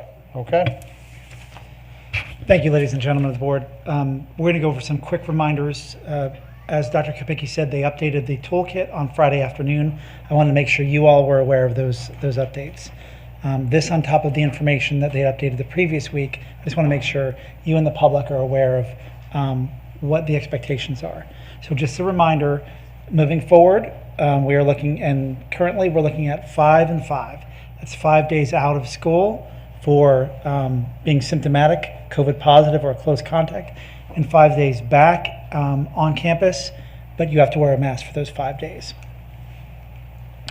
For those who are required to quarantine as close contacts, those are unvaccinated people who are within 6 feet for 15 minutes or more in a 24-hour period of a COVID positive or symptomatic person. More of the same thing. I'm saying the same thing here, basically, that it's stay home for 5 days, come back in a mask for 5 days. Again, those are the requirements from the toolkit. Those are not discretionary. That is not our option to choose to do that. That's what we're compelled to do. One of the changes that I've listed here was that they've revised the age for when the booster comes into play for somebody being quarantined to 18. When we met last time, that age was 16. Since then, they've raised that age to anyone over 18. So this will primarily apply to our staff and to a small segment of our students. Okay? And then, let's see, there's still the exclusion for people who have the antibodies who were COVID positive in the last 90 days. Again, people must be asymptomatic, and even when they return from being in close contact, the expectation is that they'll wear a mask for 10 days. And this is how we avoid, excluding people from school, from quarantining them. So the same is true for people without symptoms. What we do is we count from the time of their initial COVID test, 5 days out, 5 days back in a mask. And then for confirmed COVID positive people with symptoms, they stay home for 5 days from the time of the onset of their symptoms. They have to be fever-free for 24 hours and improving. And then we go 5 days from those initial symptoms, 5 days back in a mask. All right? If a staff member or student has been symptomatic, they should get tested if possible. That should be done regardless of vaccination status, as we've heard of breakthrough cases. And if testing is not possible, parents should contact the school nurse, and staff should contact human resources and treat as if it's a positive. Okay. One clarification I want to make that was very important is we're saying 5 days out, 5 days back in a mask. So if somebody is unable to wear a mask, they can stay out for the entire 10 days, and those absences will be excused. We are not going to penalize anybody for an inability to wear a mask. So this is just a quick recap of when we start basically the clock on when you're counting those 5 days. For close contacts, it's the time of last exposure. For asymptomatic people who are positive, it's from the time of the test. And for symptomatic people, it's from the time of symptom onset, provided they're fever-free for 24 hours and improving. Now, a couple of quick revisions. These are the revisions that came out on Friday afternoon. Most notably, I mentioned a moment ago, boosters. The exemption now pertains only to people who are 18 and over, needing that third shot, that booster. The time frame, however, for boosters their availability has been revised to 5 months from the last dose, and they're encouraged for people 12 and up. They're not required, but they are encouraged. A big change has been in the Test to Stay program. So the Test to Stay program in universal mask settings for close contacts during lunch or extracurriculars, there is no longer a requirement for quarantine if schools are in that circumstance. Now, I say that knowing that we are not in that circumstance, but I would be remiss if I didn't alert you to that, okay? So this is the text from the bottom of page 16 of the toolkit that outlines this exemption for universal masking in a Test to Stay environment. I wanted to make sure that you all had that information in front of you. That basically says the quarantines we used to do at lunch when we were universally masked in the first quarter would no longer be in play. Quick update on our Test to Stay program. As you may recall from our last meeting, the last slide the Health Alliance shared with you is that if we remained in a mask optional setting and our positivity rate remained high, that they would effectively recommend that we no longer participate in the Test to Stay program. As a result of that recommendation, our Test to Stay program is on pause. For right now, it is temporarily suspended. For us to be able to move forward with the Test to Stay, we need the approval of our local health department. So for right now, it's temporarily suspended. Okay. Great. Okay. And I'm here for questions if you have them. Actually, if we could, just because we have these presenters in the room, could we go ahead and have those presented first, and then we can come back to this? Whatever you need. I think everyone probably needs to take a pause on the information anyway, so let's do the presenters first.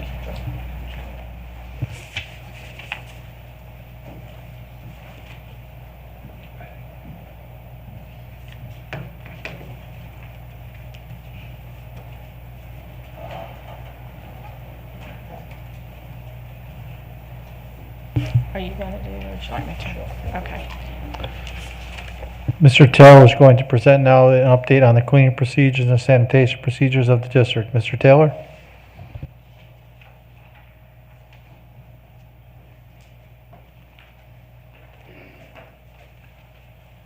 Good evening again. Next slide, please. So you have up on the screens 2 definitions. Cleaning is the process that we use, and I'm paraphrasing just to speed this up just a little bit, is the method that we remove the materials that may be carrying the virus. Okay, disinfecting is where we're actually killing the virus. The importance of these 2 terms will be more clear on the next slide once we go to it, please. And I'm going to go over these individual areas quickly and as precisely as I can, okay? So in restroom areas, they're closed for short durations throughout the day. We're sanitizing it. One of the things that comes up, questions that I'm asked a lot, are how are we doing this? We have provided the schools, we started out at the beginning of the pandemic with one of the static sprayers, okay? These static sprayers are important because by putting that charge on the material we're cleaning with, which is a material called HP2O2.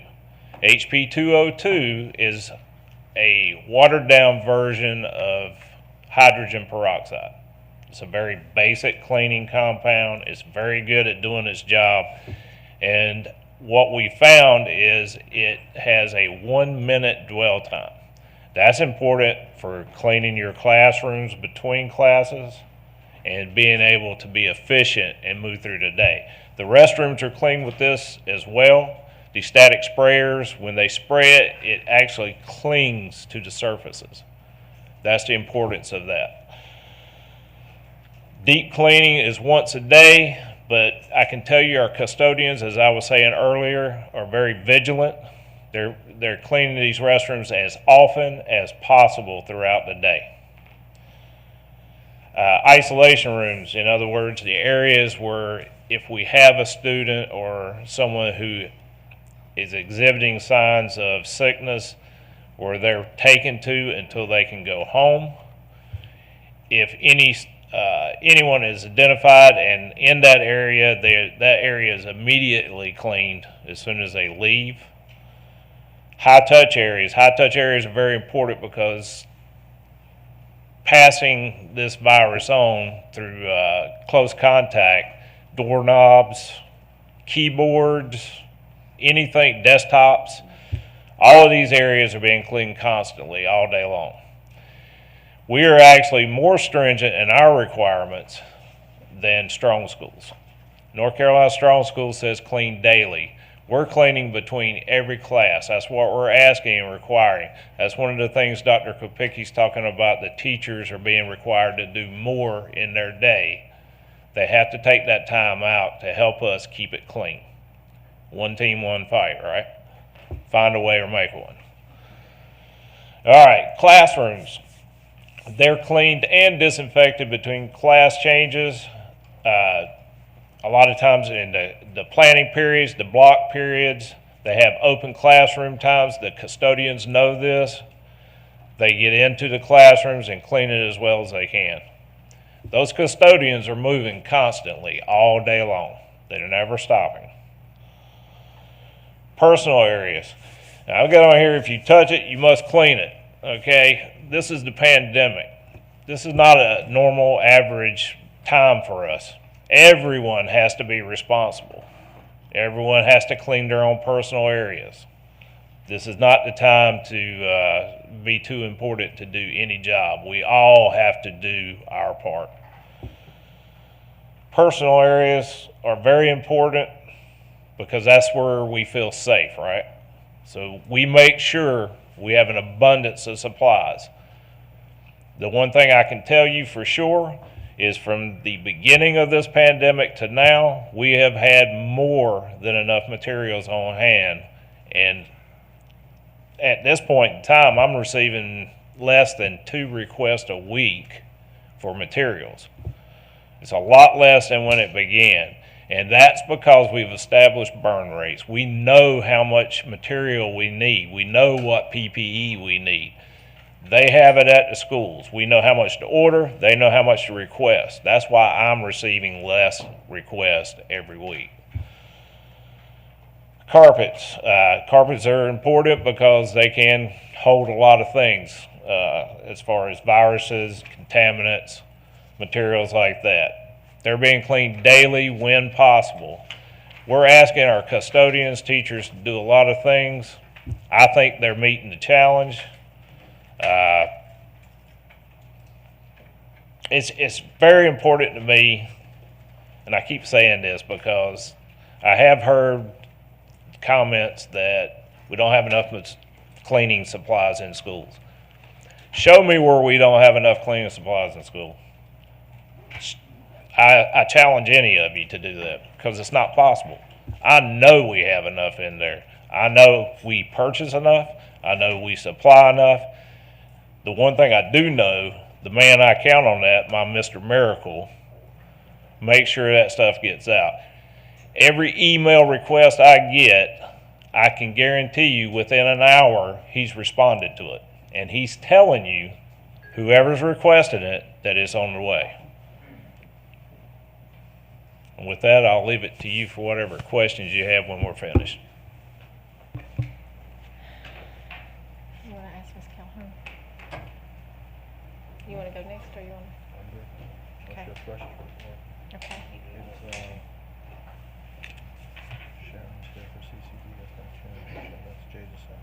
Okay, all right. All right, board members, with that, we will open up for discussion items, and I will begin with Ms. Sandage. So we're questioning the information that was just presented by John? Right. Do you need him to come back to do anything different? I knew that there was board members that asked about the cleaning process, which really does work with that as well. So I wanted that piece of it done at that point in time. Yeah, I've got questions.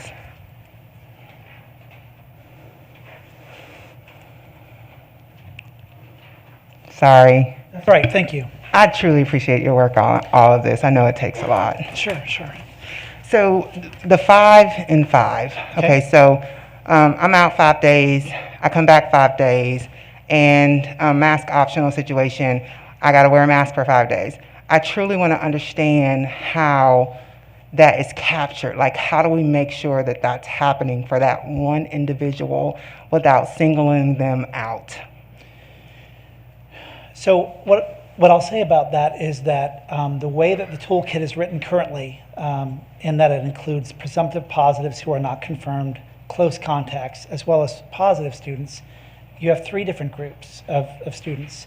And if I were to add anybody's name to a list for teachers to review, we're not saying that any one of them has COVID necessarily. So one of the things we have is we've basically given a template for principals to be able to share with their staff the name of students who, for today, need to still be in masks, without identifying their medical status at all. Just saying something that just says the following students need to remain in masks through today or through Friday or something of that nature. Okay. And then I want to understand about the test to stay. Sure. Because I thought that was just a suggestion. I didn't know that was, we're going to pause the program. When did that happen? Explain, okay, please. Sure. So any school district that participates in test to stay must have the approval of their local health department. So I think you guys have heard me say something corny like it takes all yeses or one no, right? It's kind of the way I phrase things sometimes. We need everybody to agree. And with the positivity rate being as high as it is, I heard the public health officials say on that last slide that if they would recommend that we no longer participate in test to stay if we remained in a mask optional situation. We remain in a mask optional situation. So that was the board meeting was Tuesday night of last week. So on Wednesday morning, we were informed that we would temporarily be suspending our test to stay program. So how does that change? Just the health department saying, hey, you guys can do it again, or like what? Yeah, so I'm sure that it would be I'm sure there'd be a relatively short conversation to say what the status would be. I believe their slide said something to the effect of either the rate was under 8% or 740 cases for a period of 14 days or more, or if we were in a universal masking situation, then we certainly could have that conversation with the Health Alliance, and I'm confident that they would reinstate the Test to Stay program. All right, last question. So all of the testing kits that we have in our storage, are those being utilized some way, somehow? So if you're asking about the specific Test to Stay kits that came from Duke, I can't say specifically what's happening with them right now. It's my hope that we're holding on to them with the belief that we'll be, relaunching Test to Stay in the near future. Okay, so that brings about another question. I'm hoping that those tests don't expire while we're waiting on that. I don't think they will. So Okay, I know good. that there was a concern about the Bionex now all expired in December. The Quidel, I think, have a little bit longer, or a little bit more current. I have every confidence they'll monitor that and ship them back. I'm sure they'll ship them back long before they allow them to expire. I mean, they're good resource managers. Thank you. Sure, thank you. Mr. Walter? Thanks, John. Sure. Last week, you said unvaccinated students and staff who have been within 6 feet of a COVID positive person for 15 minutes or more during a 24-hour period in which either or both parties were not wearing a mask have to quarantine. You had a slide you put up here just now, 2 slides, I guess, to the end, that said that doesn't happen to be the case. Is that, if it's a lunch period, what is, explain that. I see. Are you talking about the one, Your second to last slide, it was Sure. in red. Okay. Or Right. It's the one before that, I don't know, but however. Okay. So in terms of quarantine, if you have a vaccinated person, they do not have to quarantine. But this here in red, what this is saying is, if you are in a universal masking district and you're in Test to Stay, you no longer have to do the lunchroom quarantine or the extracurricular quarantine. The only students that have to be quarantined as close contacts are close contacts to people who have a COVID positive person in their household, and of course symptomatic and COVID positive people, right? So if you're COVID positive or symptomatic of COVID, then you're not coming to school. You never were since we've been doing COVID, right? And so if you're a close contact in the household, those are the only people who can't be in school. School-based exposures are not, in a Test to Stay environment, are not required. But they're saying if you had the universal masking, there wouldn't be a Test to Stay. That's what they said last week. Well, you could still have Test to Stay in a universal masking. That's not what they told you last week on TV. They wanted to eliminate that. Oh, so I'll have to go back and, Rob, I'll have to go back and watch that to make sure They said it wasn't necessary because you have the 5 and 5. At least that was what I heard. Well, so what I heard them say. Yeah. So what I would say about that is the big thing about Test to Stay is the stay part, right? The big payoff is the stay, right? So the 5 and 5, you'd be out for 5 days. For many families, that's untenable. They want their children to be in school for those 5 days, and quite frankly, we all want our kids in school. And so maybe it's a miscommunication. I'm not sure. The benefit of a Test to Stay program would be that the kids would be able to stay for those 5 days. Without any days out. Without any days out, unless they're COVID positive, symptomatic, or have a COVID positive, symptomatic person at home. All right, the whole thing is kind of confusing. So it is a little. I understand that. I understand that. I do. Okay, and your other report, I guess one of these other pages said we have 1,338 students on quarantine. Is that correct? That's correct. As of this, those are the data from Friday. That was our Friday quarantine number. Yes. On Friday. Is that the highest we've had? Yes. Wait, can I qualify that? Yes.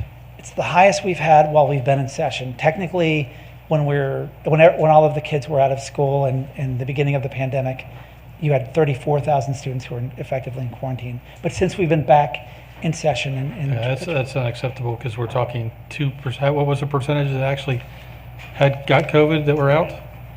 So I believe the number was 430 some odd. So it's not quite half. It's somewhere in the near a third of the number out. I think the ratio is about 1 to 3. 1 to 2.5 Whatever the number to 3. was, it was way too, most of the kids that are quarantined did never come down with COVID.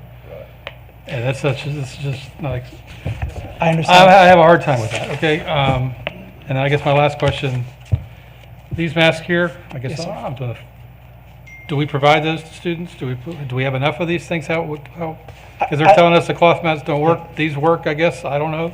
So I would defer to Mr. Taylor on that, but what I would tell you is he's never let us down on masks, right? And in the entire pandemic, he's always... Here he comes. He can tell us what our supply of these things are. I'm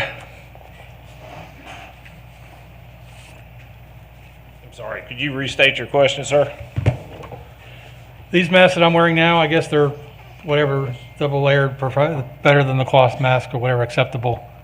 They are. They're much better than the cloth mask. Do we provide those to students? Do we have how big of an inventory do we have? We have plenty to go for all the requests that we have. That's a part of that burn rate. What does that mean? I mean, if we required students to wear these masks, do we have enough to provide? Yes, sir. We have enough to provide 30,000 students? Yes, sir. 33,000 as a matter of fact. Some choosing not to do this. So anyway, okay. And actually, just for a quick update, since I have you all captive here, my Mr. Miracle has found a mask that's actually 3-ply that we're paying the exact same price for. So we're getting an even better mask than is required for the same money. So we can get thousands of these things. Yes, sir. Tens of thousands. Is that what you'd need 10? Okay, thank you. Yes, sir. Mr. Furr? Yeah, I don't really have anything except that, some of us get accused of never listening to science, but everything I have read in the last 3 days is where the N95 mask is the only mask that works on this variant. So, we're not going to provide every student with an N95 mask because it's just not going to happen. Right. I don't think. So what science is right? I guess it's the same questions we've been asking for a year. So Sure. I have nothing. Okay. Thank you. Ms. Blackwell? I don't have any questions, thank you. Ms. Carpenter? And Chuck, do we have any N95s for our teachers? I'm getting your exercise in here, because some of the teachers had even asked about that.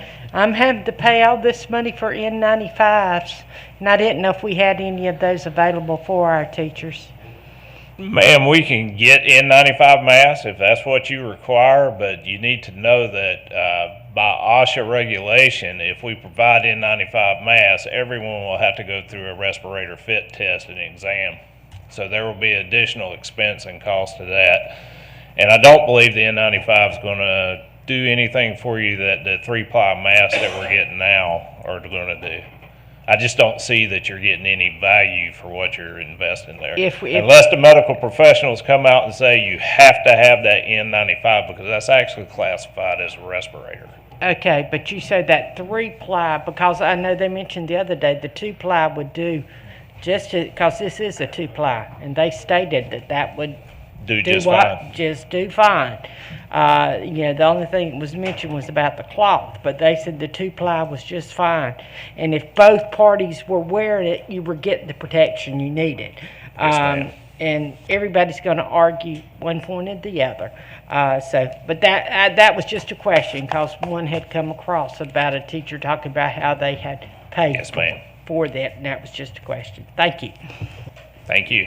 Ms. Adcock, perfect timing. Mr. Basilis. I can't tell you how disappointed I am to hear that the test stay is gone. I feel like that was a really great solution to decreasing our quarantines and decreasing our learning loss for our students. And I just want to clarify that the Cabarrus Health Alliance is saying that if kids are exposed during lunch, they're not going to be quarantined. So let me qualify that. So that is actually the North Carolina DHHS toolkit says that if we're in a universal mask environment and kids are exposed during lunch, they are not required and we're in the back in the test to stay program, which I am confident that if we were in a universal mask environment, we would be back in test to stay, then those kids would not need to quarantine during lunch. Those kids that were exposed during lunch would not need to quarantine. I'm telling you that not because it's my thinking that that's what makes the most sense. It's because what I've read on page 16, the bottom of page 16 of the toolkit, it spells it out. Yeah. And I just have to say this, insanity, the definition is doing the same thing over and over again and expecting different results. That's all. Okay. So I just have a quick question. I'm not sure where we'll be when we get ready to go to the action agenda item to vote, but so could we get the number of counties? I know that everyone's got the number of counties that's mask optional and mask mandate, but can we get the number of counties that are using the test and stay that aren't mask mandate? Because I'm hearing that's probably an individual health director in a county's decision. We can certainly ask. I can certainly ask the people at the ABC Science Collaborative. I don't know if they share that information, but we can certainly ask that. Right. I mean, even if we just get our surrounding counties. Yeah.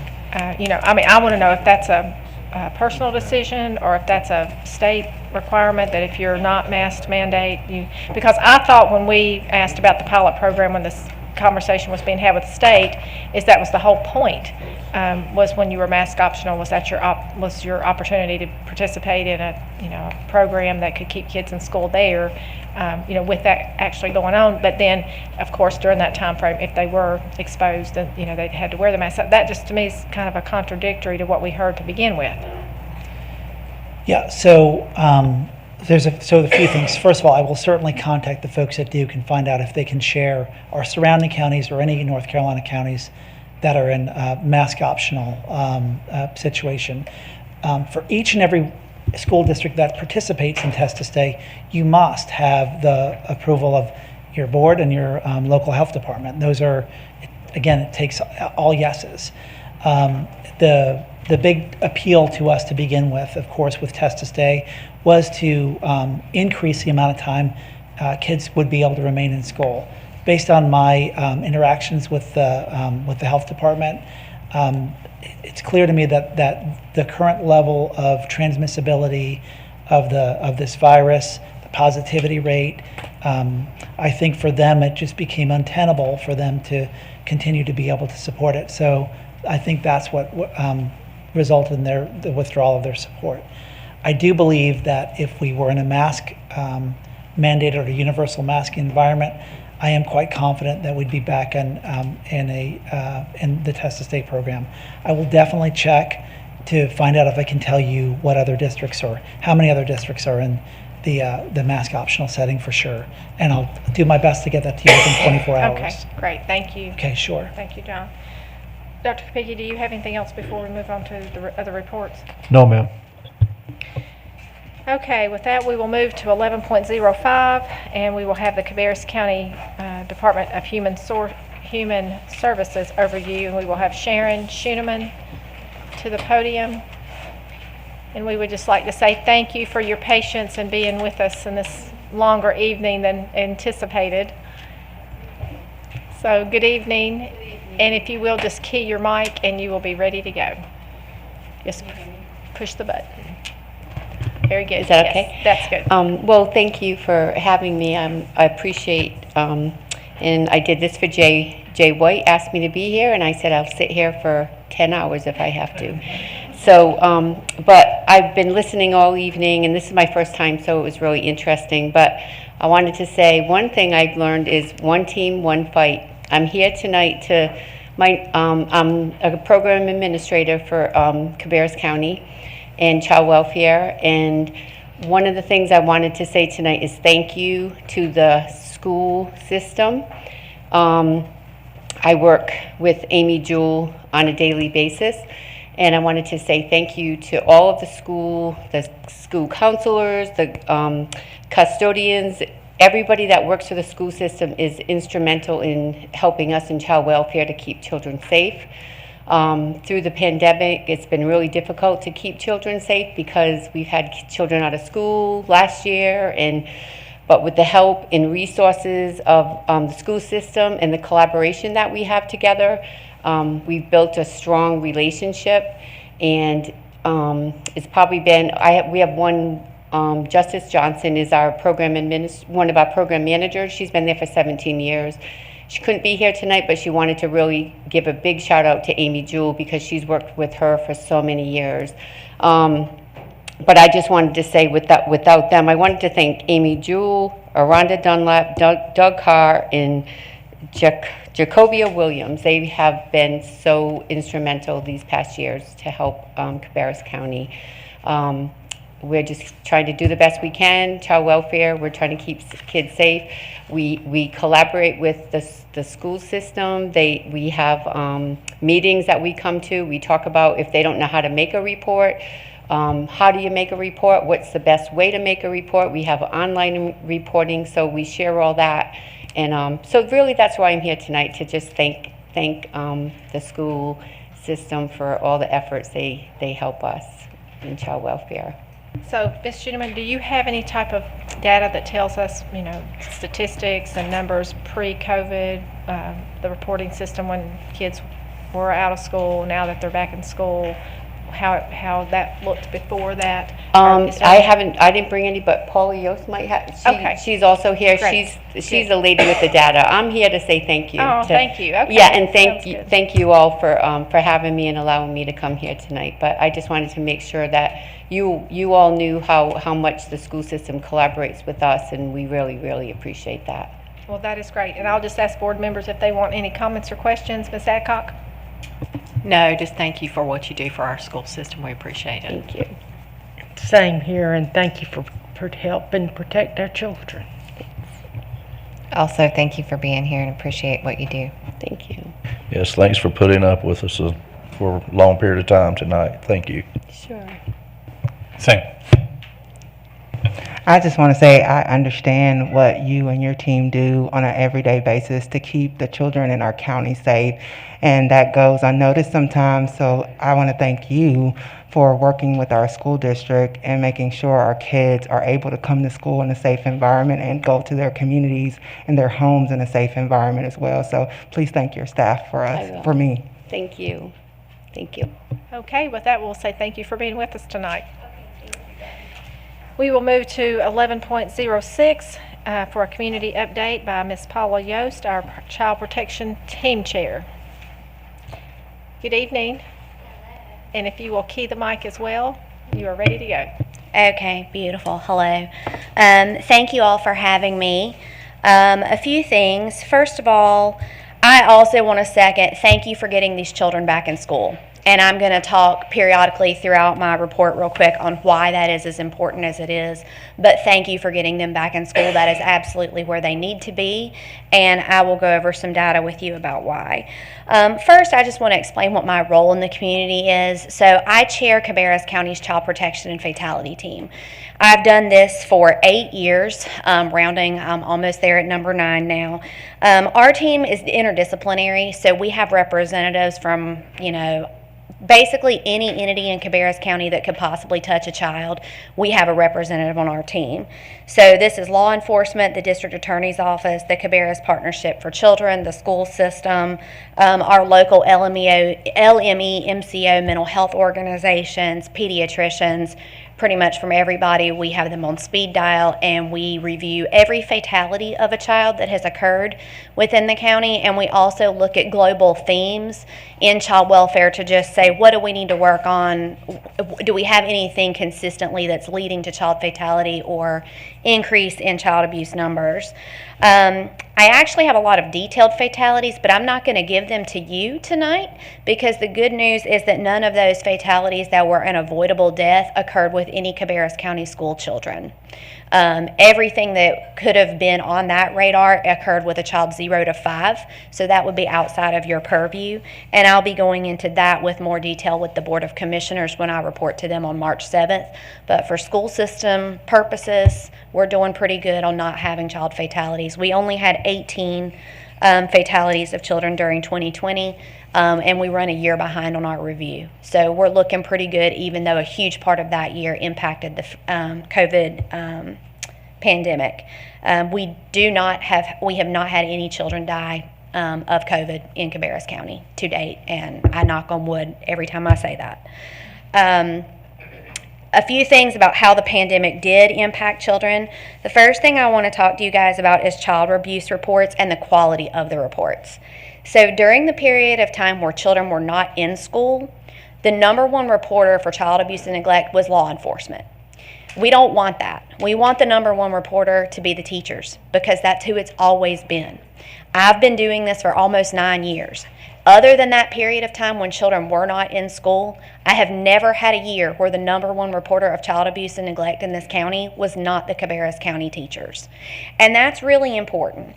And it's important because I think that's the unsung thing that we don't say about our teachers and how important they are. They're the first line of defense. If a child comes in with a weird bruise, if a child comes in with a weird injury, if a child comes in talking about something that sounds like it might be sexual abuse, teachers are the people who hear that. They're the people that are on the phone with DHS. They're the people filling out online reporting. They're the people doing everything that they can do to get that child help. They're the people calling me saying, I don't know what to do. What do I do next?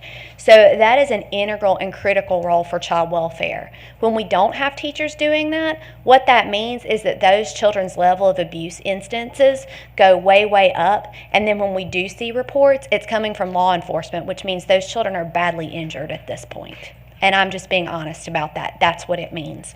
So thank you. Ever since the children got back into school, the teachers have gone back to be the number one reporter, and that means that the rates of overall impact and harm to children has gone down. During 2021, Cabarrus County Investigations Report rose 742 reports. So they had a total, this is our county, 4,470 children or instances of child abuse were investigated by Cabarrus County DSS. That's up from 2020 when we had 3,728. So that's an increase of 742 investigations. That's your Cabarrus County teachers. For Cabarrus County cases, so this is something that's hard for the general public to understand, but I'm sure Mr. White would agree with me on this.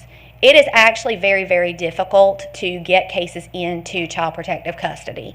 There's laws. You have a constitutional right to parent. It's one of the most sacred rights a human being has, is their right to parent their children.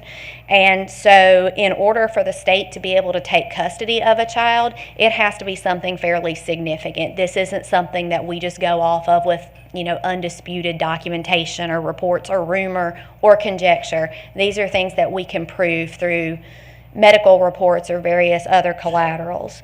Of the investigations report, Cabarrus County accepted 1,038 cases, and out of those, 506 were forensic. A forensic case is a case where the child abuse is so bad or so suspected of being bad in terms of sexual abuse that the child has to be seen at the Jeff Gordon Children's Hospital.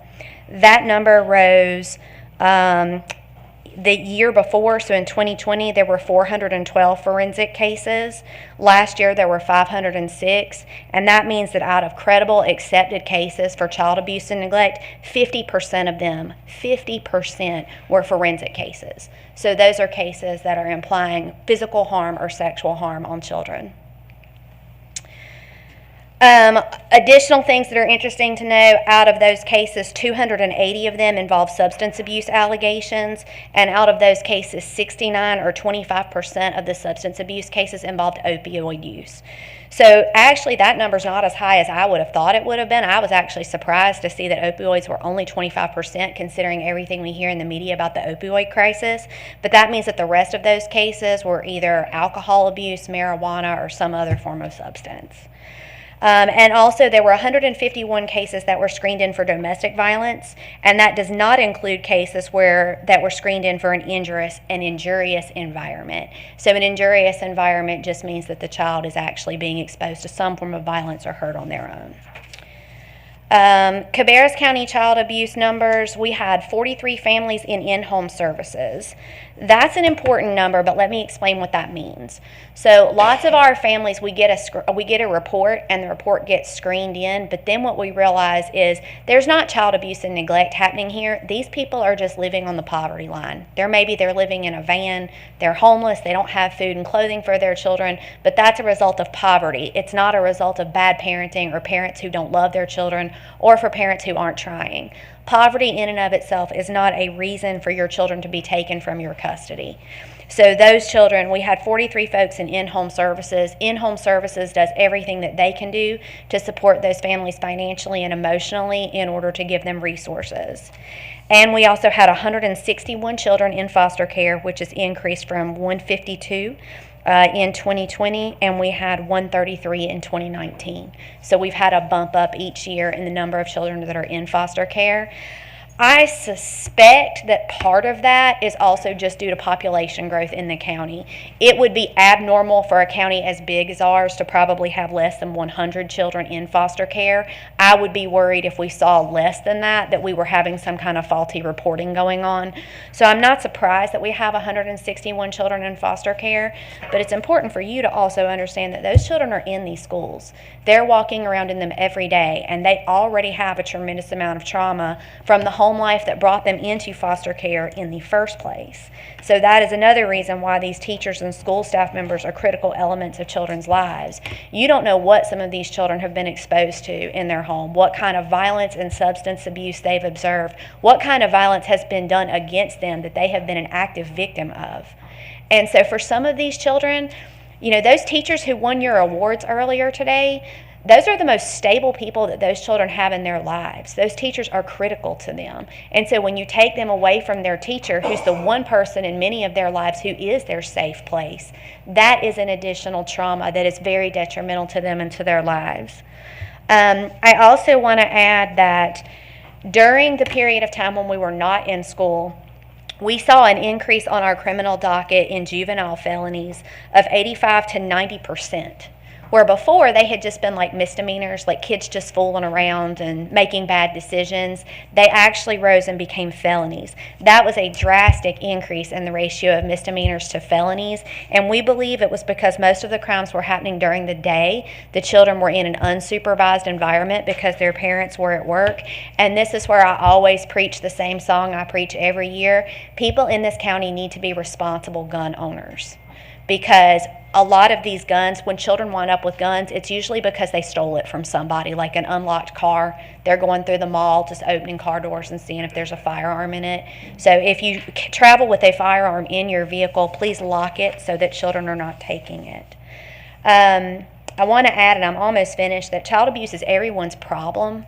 Sometimes I've heard things like, the school system's not DHS. You can't confuse the school system and DHS. Child abuse is everyone in this county's problem. Protecting children and child welfare triage is all of our problems, and it is impossible for us to protect children without the school system and the tremendous work that these teachers and other staff do every single day.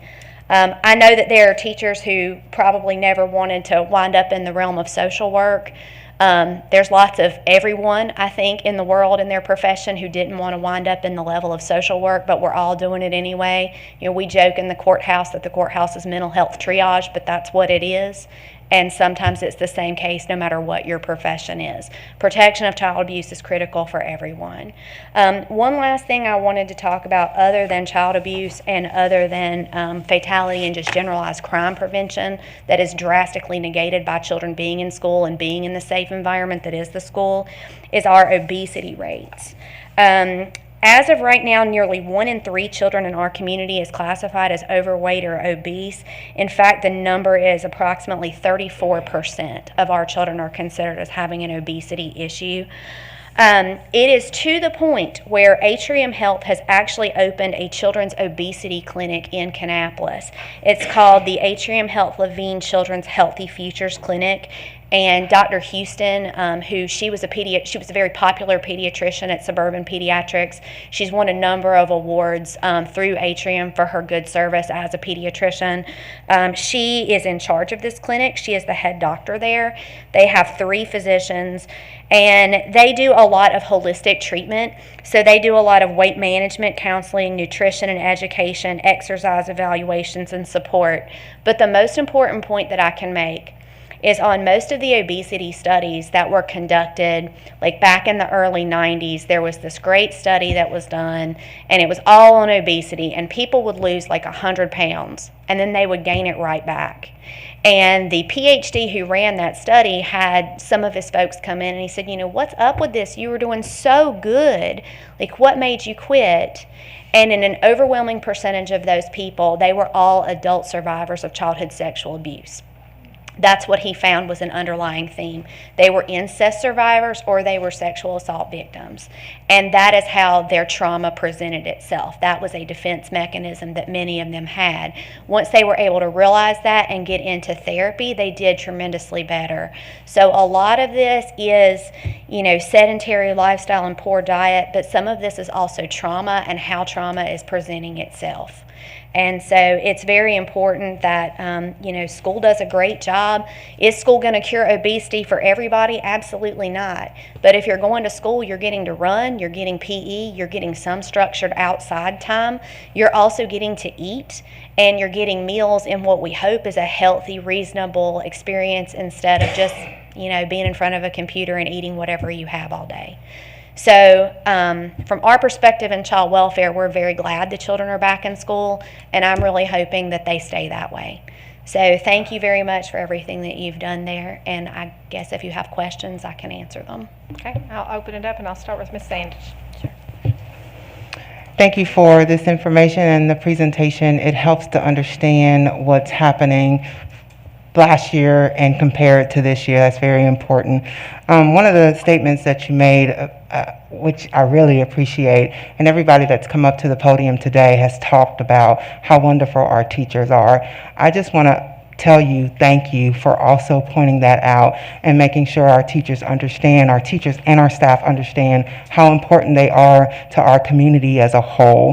What I wanted to ask was, when the school was out, you said that our numbers for felonies went up. Mm-hmm. Has that come down now, or do we not have that information? I do not have that information yet. I am presenting a much larger, you guys are getting my abridged 9, 10 o'clock at night version of this. The county commissioners is getting my extended version on March 7th, and so I'll have that information for them, and of course I invite any of you to watch it, listen to it, or I'll send you a link when it's done. But I am expecting that those rates have gone down. I would hope so. It would be difficult for them to have gone up considering as high as they were. So my guess is that they have. The other important thing, probably the most important thing that you said tonight, is that our kids must stay in our buildings. That is very important, and I'm glad that you acknowledge that as well. Thank you. Sure. Mr. Walter? Yeah, it's 10 o'clock at night, but I do appreciate the update. It's been nice that you came and talked to us again. Mr. Furr? Yes, as always, we look forward when you come. You bring a lot of information that in years gone by we never really got it broke down like that. And one of the things that you said tonight, which resonates with me, is the fact, I think you said something like the most sacred constitutional right is for a parent to parent their child. And that goes that's kind of what we're down here, and I kind of base most of my decisions on that. So thank you for confirming. Ms. Blackwell? Tim, you took the words right out of my mouth, sir. That is what I wrote down right here in my Roll Tide. Thank you, Ms. Yost, for always coming and bringing us this information. It absolutely brings tears to my eyes when I listen to you talk and to think about the trauma that these children had to go through when we were not in school. That keeps me awake. That kept me awake all that year when these kids were virtual. to finally have some stats, some things that we had wondered and assumed had been happening during that time period, but now have some concrete information, absolutely breaks my heart. But I'm grateful to have the information that you have presented to us. I will certainly be listening to the meeting when you present it to the county commissioners as well. So thank you very much for coming. I appreciate it. Ms. Carpenter? Yes, I have one question, and I want you to find out if they are doing it or have changed it. It used to be, and this has been years ago, probably before you were involved with it, but it was where if it was a biological parent and say that parent was living over in another county and say the mother was living in our county and say the mother had abused the child or something, and social services had come and investigated and everything, they did not contact the biological parent. And we had a situation where this actually happened in Cabarrus County, and the father was not notified that there had been complaints and everything, and this child actually ended up getting, killed. And this was a small child and everything, but that father knew nothing about it, that there had been any complaints or anything. And of course he would have taken that child, come and got that child, because he had joint custody of the child and everything. But there was no law, and I don't know if that has changed or anything, but that biological father had joint custody of the, visitation rights and everything. He knew nothing about it because social services had not notified him, and he was one county of Mecklenburg-Cabarrus, and nothing had been done. Has that law changed, or the biological father being notified? That was certainly before my time. I don't remember ever reviewing a fatality that was what you just described, and I can assure you I remember every fatality that has happened in this county. Oh, it would have been before your time. Yes. And it did happen in Cabarrus. Mr. White, would you like to speak to that? Mrs. Carpenter, unfortunately, I do remember the case that you're talking about. And I will tell you since 2013, and I would tell you beforehand, but at least since 2013, I would tell you what happens is as long as the department is aware of and has active information about a parent, father or mother, that person is contacted. It's called reasonable efforts. The department has to make reasonable efforts to keep from asking for custody of that child, and that's to reach out to mother, to father, to grandparents, whomever they may be involved. Now, the difficult aspect of it is sometimes a parent will refuse to provide information, will refuse to give the parent's name, number, how to contact them, and indicate they don't know anything about it until we get into court, and then that information starts percolating up. So I will tell you, since 2013, when we started representing the department, we have done reasonable efforts. We have always done reasonable efforts, and we will always do reasonable efforts. I knew about that, but that really bothered me when somebody said, "Oh, they don't have to notify them," and I thought, "Oh, that's bad news." It is. We do have to notify. The question is, do we have the information to notify? Because sometimes we get first names but not last names. Sometimes it is really ironic. Sometimes we don't even get the true name. But that's what they're trying to fight through. Thank you so much and thank you for all you do, because I know it is a struggle, and everybody has mentioned it's so important to have these children, because sometimes meal-wise, that is, you mentioned about the poverty, because again, sometimes that's the only meal these children sometimes get, and it is very important. But we appreciate everything that you do and everything, because it is very, very important. Thank you so much for it, and we realize how important it is. Ms. Adcock? Yes, I'll just ditto everybody else. It's really eye-opening, and I think it brings a lot of clarity to many schools can be kids' safe place, a place where they know they're going to get a meal, they know they're going to be able to connect with other adults that are safe. And that just brings, at home that we have to keep these kids in school. Thank you. Thank you. Thank you. Thank you for being here tonight. We really appreciate it. Sure. Okay, board members, we are going to move on to items under 12.01, which is the consent agenda. May I have a motion that the consent agenda be approved as presented with the exception of the calendar revisions? So moved. Second. I have a motion by Ms. Blackwell, a second by Mr. Furr. All those in favor say aye. Opposed? Hearing none, that passes unanimously. Now we will move to our items under 13.01, which is the return to school COVID safety guidelines. And I'm going to just open up the floor for discussion. After I'm just going to read a motion on the floor and then we can start. Based on the information presented at our last meeting and tonight, I will entertain one of the following two motions that will last until our next business meeting. Number one, motion to be mask mandatory, or number two, motion to be mask optional.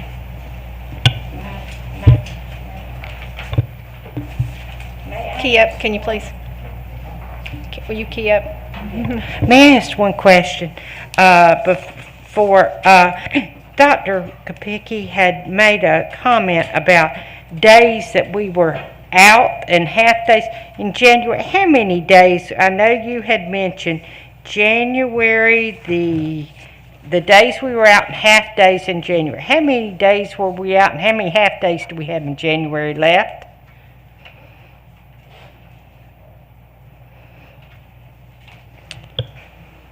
So we are off on Monday, January 17th due to the Martin Luther King holiday.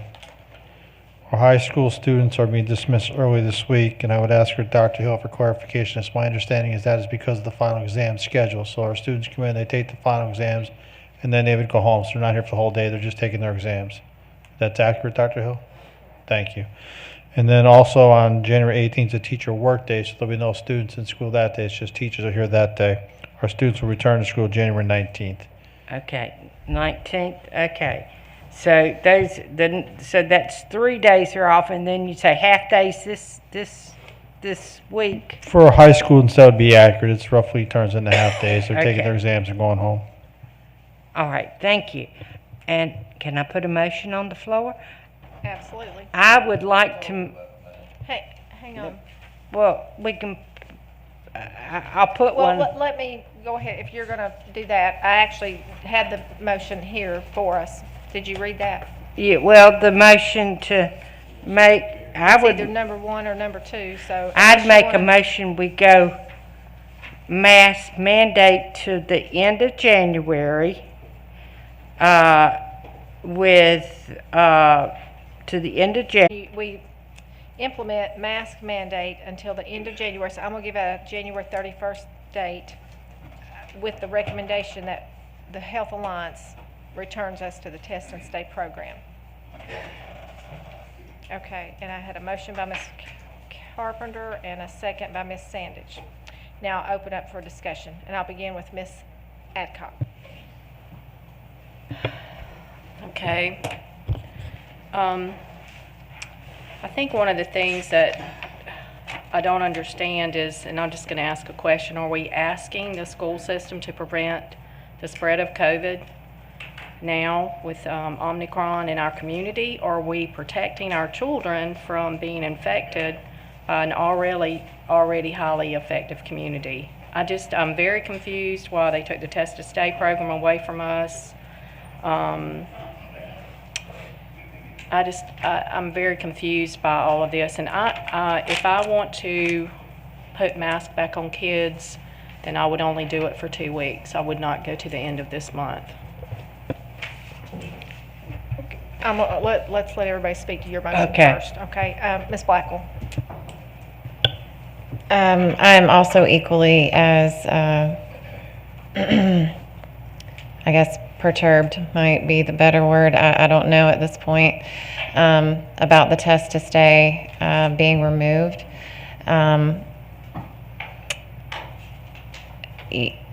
we've gone back and forth about this. We knew that these numbers were going to increase over the holidays. COVID is not being spread in the schools, and the reason why I know that is because Chuck eloquently came up here and spoke to their cleaning habits. School is the safest place for these children to be. There may be community spread, but I will not put kids in masks in school. That is all. Mr. Farr, will you key up, please? You know, I've talked to a few elementary teachers over the past couple of weeks, and, you know, they've told me how important it was to teaching kids how to read with the mask on. It's almost, you know, it's not there. I talked to a 4th grade teacher who says her kids are reading on 2nd grade level because of what we've done in the past. You know, as Miss Yost spoke a while ago, and looks like everybody on this board has got high praise for her and confidence in her. And when she made this comment that the most sacred constitutional right is a parent to parent their own child. So I think we should let the parent their own child and stay out of that. And so, of course, I'm going to vote mask optional like always. Mr. Walter? Okay, I think we ought to do what the health department kind of asked here. It was not completely unreasonable, but they had a caveat to what yours says. This says everyone should be masked if unable to be distanced. And then I would have another caveat to that. For our athletes and our performers, I don't think we need to require them to mask if it's going to, I guess, hurt the ability to perform their activity. I think that needs to be accepted, an exception. I also think we need to accept our self-contained DC classes for those students that may have a communication problem with the teachers, and I think that needs to be accepted as well, as long as, including the ones in the school toolkit. So I think if we can do that, I think that's reasonable. Because I think if we look at these metrics, and we're supposed to go off the metrics, we're in the red here for these two, but we're not just in the red. We're 8 standard deviations over on percent of positive, and we're almost 12 deviations on the number of cases in the last 14 days. I don't think we can just ignore that. We've got 1,200 kids that are out. 1,200 students that are, we're telling it's important to be at school, and here we're sending them home, and we can't, that's just unacceptable.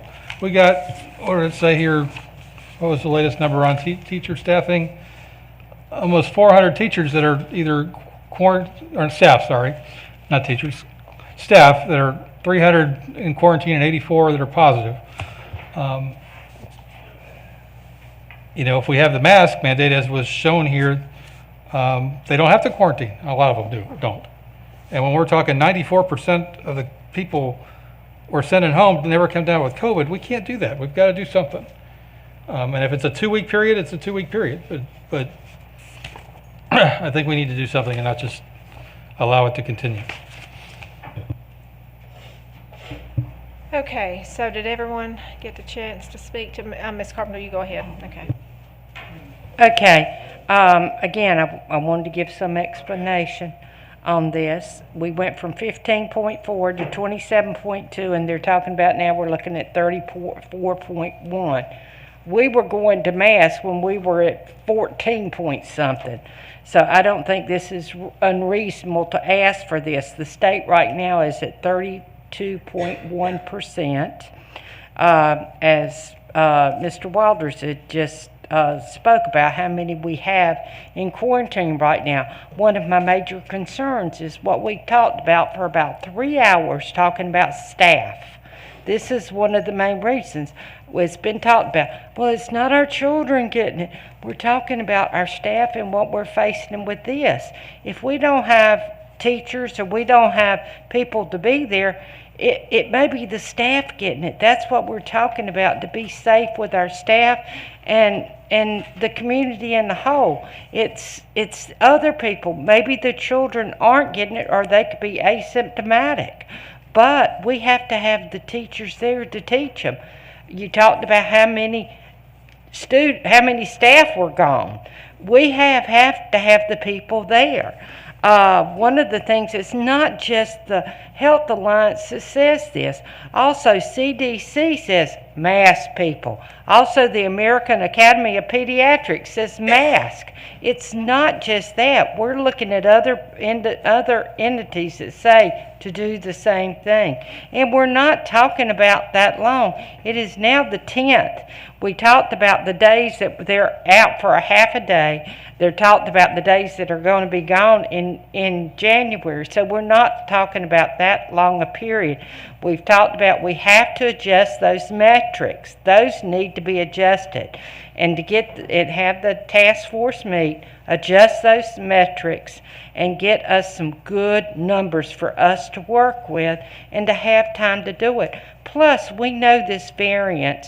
We know it's going to be around for a while, and to let these numbers come down for a while. We're not talking about for a long period of time, and we put a time definite on there. So that's what we gave, a time definite. And thank you. Ms. Sandage. I'm almost past talking about mask versus optional mask. What we have all clearly stated, and anybody on this board can correct me if I'm stating anything that they didn't say, our children learn best in a school building.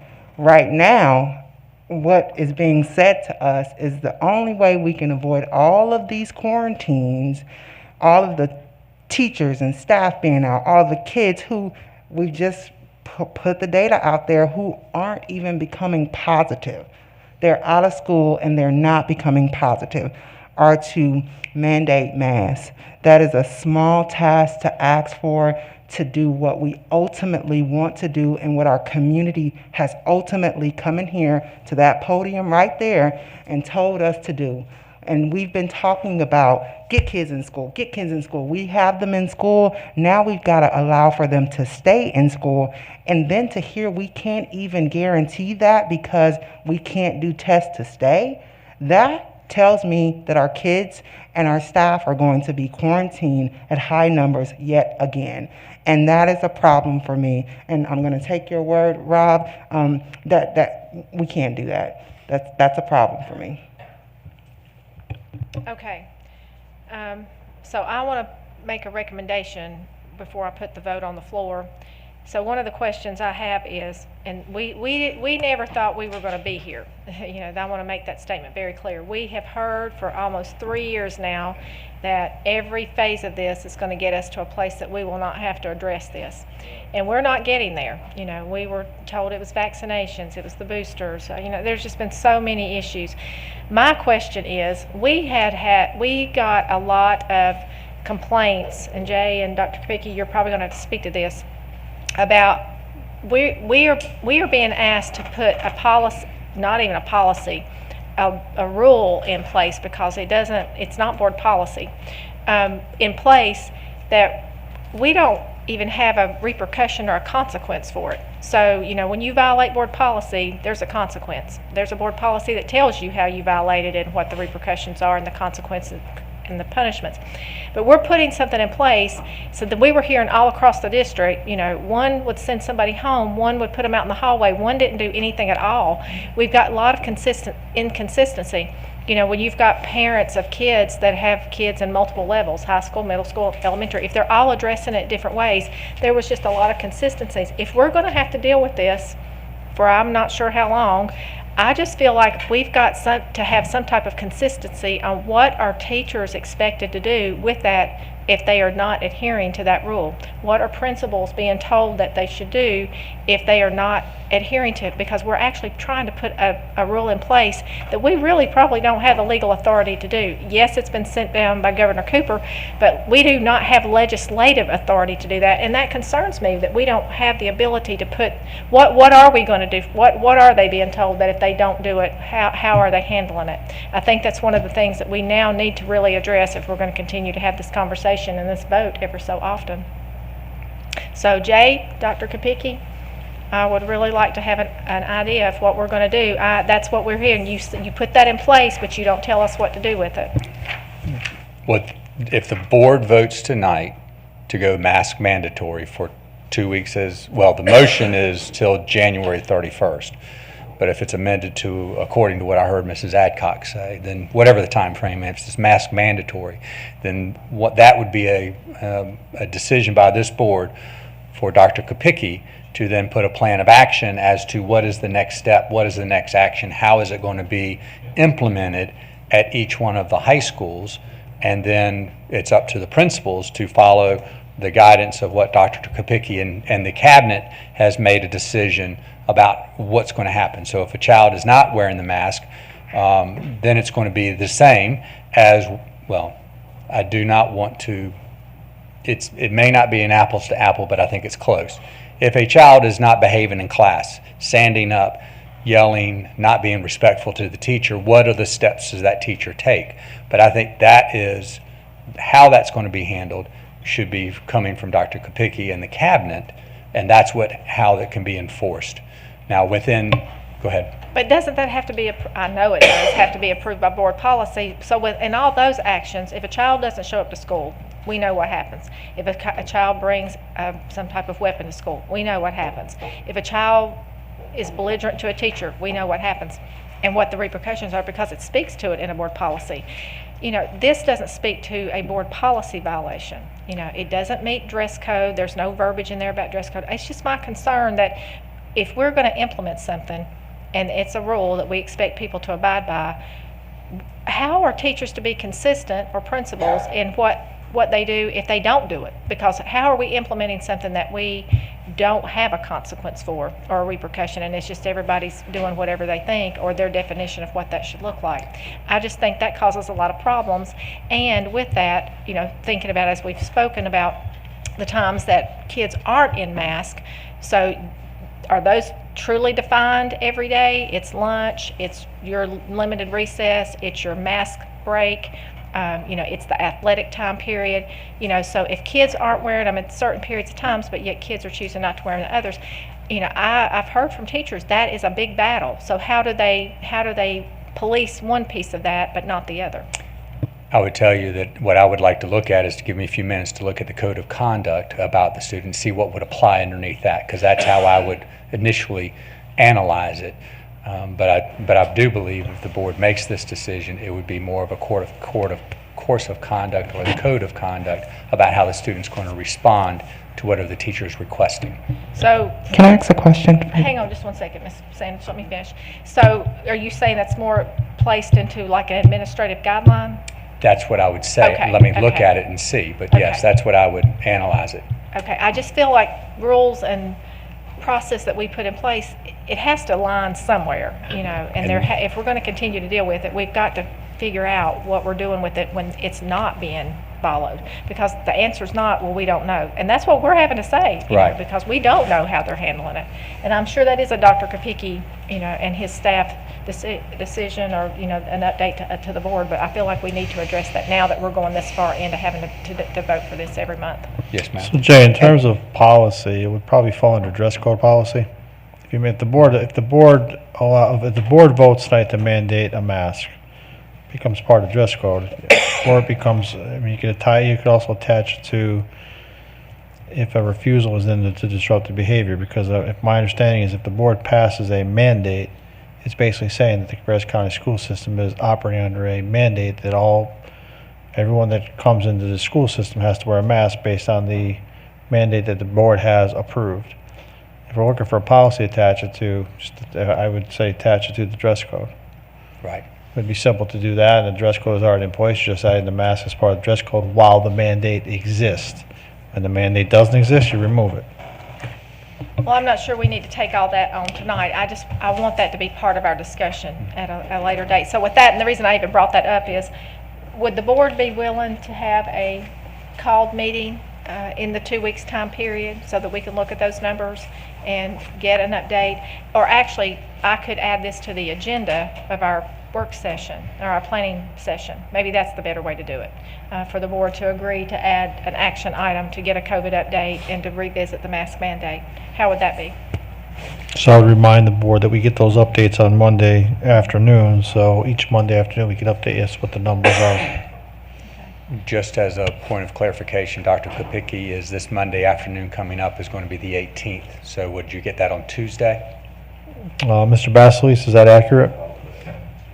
Yeah, so when there's a holiday, it'll be the next school day. Okay. Thank you. And because then the following Saturday would be the 25th. The 22nd. Or 22nd, excuse me. Which would be our timing for the work session. Okay, Ms. Sanders, would you like to make a comment? Just a clarifying question. So my daughter's in high school and she comes into class and she disobeys what the teacher asks her to do. How is that different from the teacher asking you to pull your mask up and you refuse to do it? How is that different? That would be my question for you to look into. It may be the point better, like Dr. Kopicki said, the better course may be that it's under the dress code policy as opposed to a behavioral policy. But I'd have to look at that to make certain that it's on good, strong foundation, if that's what the board decides to do tonight. But we're not modifying policy. Sir? We're not modifying a dress code policy. Tonight? No. No, tonight is just whether it's going to be mask mandatory night. Right, this is the whole question point. then becomes is, how does that get enforced? And that's a decision for another day. And what exceptions there's going to be. I'm sorry? Yes, you're And right. what exceptions, because I'm not going to agree to it unless we add some of these Right, exceptions. okay. So we probably need to put that on the works, or the Okay. planning session agenda to have another discussion. Mr. Furr? Yes, even though I won't vote for it, but I would like for that to exclude athletics, because you have, we play with different counties, and it's not going to be right for our teams to have masks on and the other teams not. So I think Kannapolis I think that's the way theirs is. It excludes like basketball and wrestling. Is that regulated by? Could you key up, Ms. That's us now. It used to be state, but now I think it's us. It's what I was told. Oh, so we have. Ms. Carpenter, will you please key up? But didn't you have some exceptions also? Yeah, for artistic performers such as band and such as drama, and then for the EC self-contained classes. Okay, with those I would accept those exclusions if that's acceptable. I mean, are you okay with that, Keisha? So are we amending the motion at this point? Or are we just discussing it? She's just going to add to her motion, which is fine. as long Add as to you that agree with motion it. if that's acceptable to you. I mean, I'm fine. well, too, we have to make sure buses, I mean, we have always said They're buses. always still mandated. Yeah, so our buses are mandated. You're not addressing buses, correct? Okay, So you'd still apply the toolkit, wouldn't you? Because that's what that covers that. You'd apply the toolkit because that would cover that. And that would also cover the lunches and all that other stuff. Does toolkit apply that? Yes, and Toolkit makes exception for the eating and the. Okay. Ms. Adcock? Ms. Carpenter, will you change that motion for 2 weeks? And then we'll revisit it after 2 weeks and see where we are with our numbers. What would that date be? The 24th. We will be meeting on that Saturday, the 22nd, for the planning session, so we can either add it that day, or we could have a meeting on Monday after receiving the information on Saturday.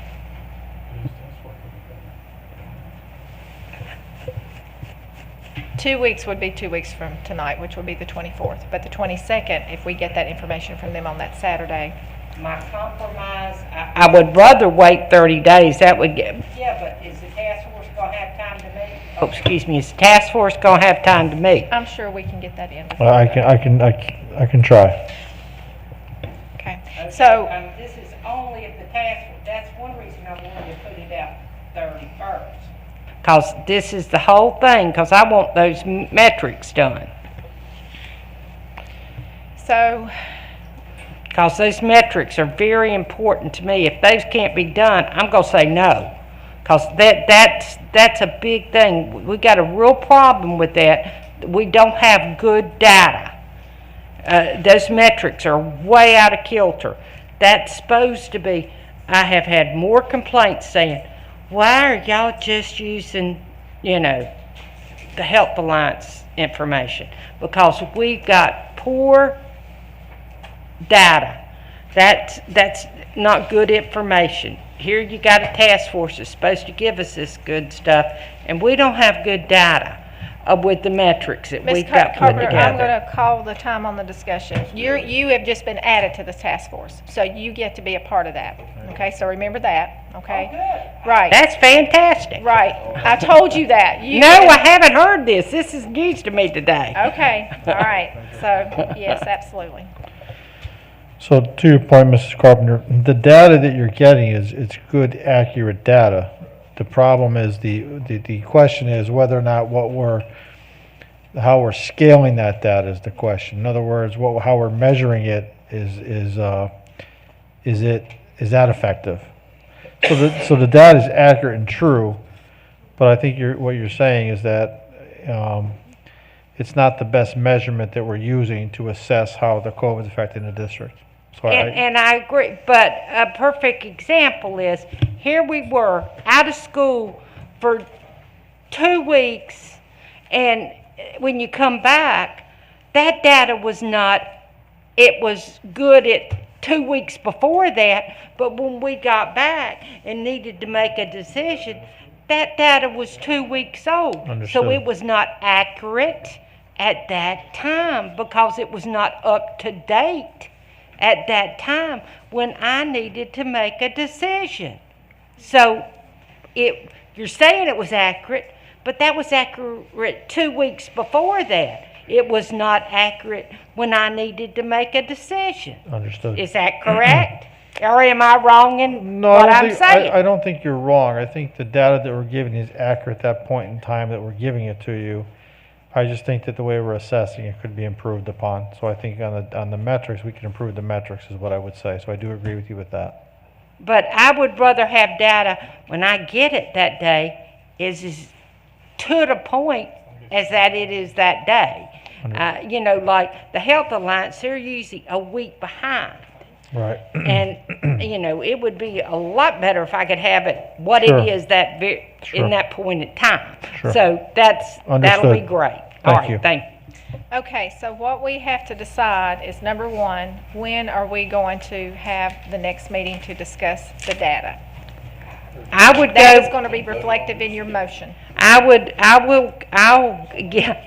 compromise and do that Monday. I'll go with 2 weeks that Monday. Hang on, I really need the conversations to stop. I cannot hear, guys, okay? So I'll give you time if you need to speak to it again, but let me be able to hear, okay? So now please restate what you just said.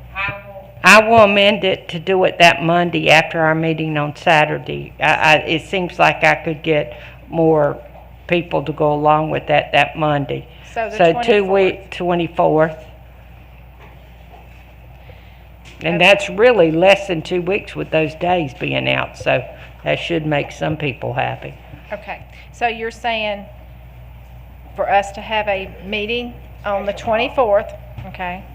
All right, and then this is only in agreement that the Health Alliance returns us to the test and stay program. Okay?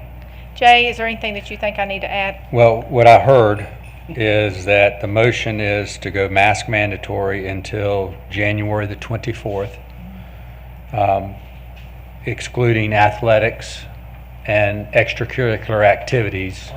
Artistic performances. I'm sorry? Artistic performances. Artistic performances. And EC self-contained. EC self-contained. And to include And to include test to stay. School tools. And the school tools kit. Yes. And the guidelines of the school tools kit. Okay. So, Sarah, do you have all that? I will write it. I will work with Mrs. Hammonds Okay. to make certain she's got it. All right. So now we've corrected the motion. What about athletics? Excluding athletics. Excluded. All right. So Mask mandatory until January the 24th, excluding athletics, extracurricular activities, art performances, and EC self-contained rooms. And that test and stay is reinstated. And there's some exceptions in the school tools kit. So that would be eating and drinking, that type of thing. We just need to say that to administer the guidelines of the school's tools kit, so that we don't have to pick that apart. So that everybody is clear about this. This applies to any person that comes to visit the campus. It's not teachers, it's not students, it's each and everybody, visitor, everybody. Okay. Okay, so Dr. Kopicki, with that being said, tell us one more time who kind of polices this? Who's responsible for policing the mandate? Can I ask one statement? Yes. While Dr. Kopicki is about to talk, is that you have policy 4315 and policy 4316, disruptive behavior. Students failing to observe established safety rules, standards, and regulations included on buses and in hallways. That would be a way to enforce it. And then under 4316, endangering the health or safety, it's a student dress code, endangering the health or safety of students or others, of the students or others. So that would include students and teachers and custodians and everybody that I'm forgetting to mention. Okay. So that's how it could be enforced. Right, and then the same people would be in charge of making sure that it happens just like any other one of those that has to be abided by. Yes, Madam Chair. Okay, so, the motion's on the floor. Ms. Sandage, do you agree to the second of that motion that Mr. White just read? Yes, I'll second. Okay, all right. I'm going to go one more time with discussion or questions, and I'll start with Ms. Adcock. I don't have anything else. Okay, Ms. Carpenter? Ms. Blackwell? I think we have just made this utterly the most confusing thing that has happened all night. What about all of the English teachers who can't see their children speaking to make sure that they're verbalizing the English classes correctly or the Spanish classes correctly? We've put all of these caveats into all of this. This is going to completely skew any data that we want to get. So now we've made it sound like it's okay if you don't wear a mask when you're doing athletics, and it's okay if you don't do it if you have an artistic performance, and it's okay, but it's okay if you can't be understood in class and the teachers are having trouble being able to teach their children because they can't see the words that are being enunciated in their mouths. To me, this has just made this whole thing more confusing. I don't really understand the point at this point, except for just to get the Cabarrus Health Alliance to agree to put the test to stay back in place, which should be in place anyway. Thank you. And I guess we need to absolutely put back in there, because this was critical last time, about the exemptions. Who fills out the forms and provides the forms for the exemptions for religious and medical, and we failed to put that in there the last time and got called out for that. So who do we need to put that verbiage back in there, Jay? That became an issue the last time we did this. Does that provide that in the school toolkit? I didn't hear that. I have not seen that in the toolkit, and I don't think in regards to this issue that I'd want to look at it, but I don't think it would call for an exemption. Am I missing something, Jonathan? Not in the toolkit. Yeah, it's not in the toolkit. So how do we address the exemptions, which we got? That was the problem. We did this the very first time, was we didn't have a process in place for that, and the state says that you do have to have a process in place for that. And John Mr. Bassley, maybe that might be a question for you. That was the one thing that we failed and had the problem with the original motion when we did it.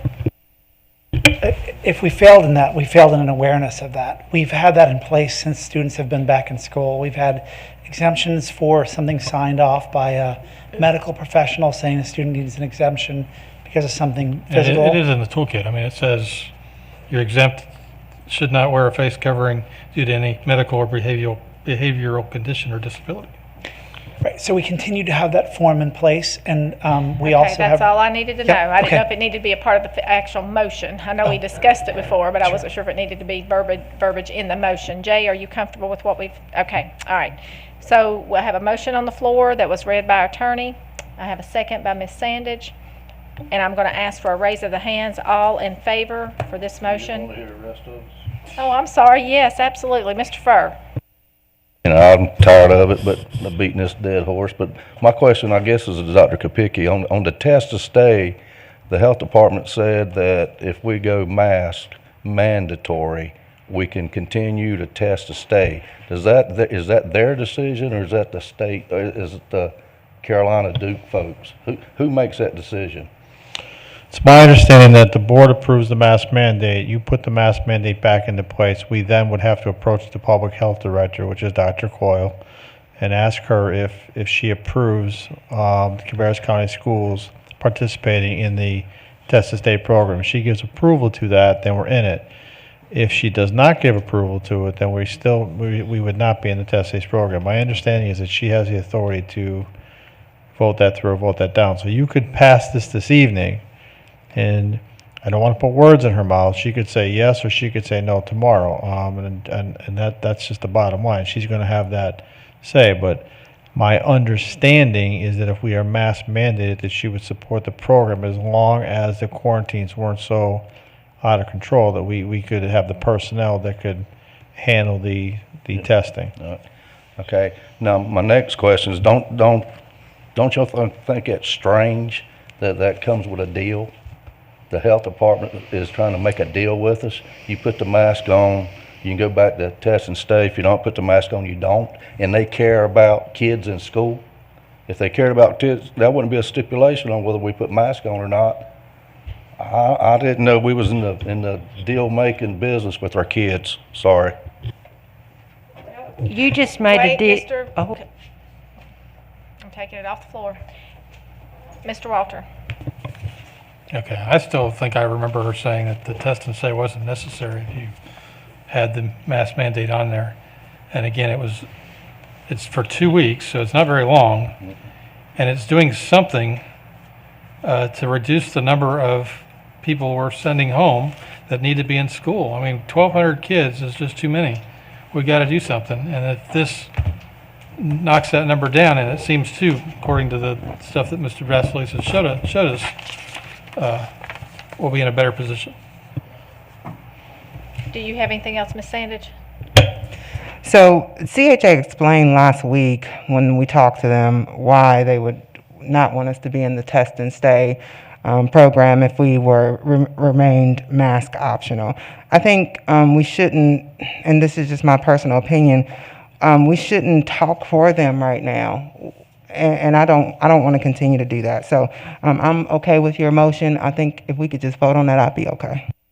Okay, the only thing I wanted to add, because of the late hour, Jay, Dr. Kopicki, should we make this effective Wednesday if it passes versus tomorrow? It's not realistic to think that we can communicate this out to our public this evening. It's 11 o'clock in the evening, so you would not be able to begin this tomorrow.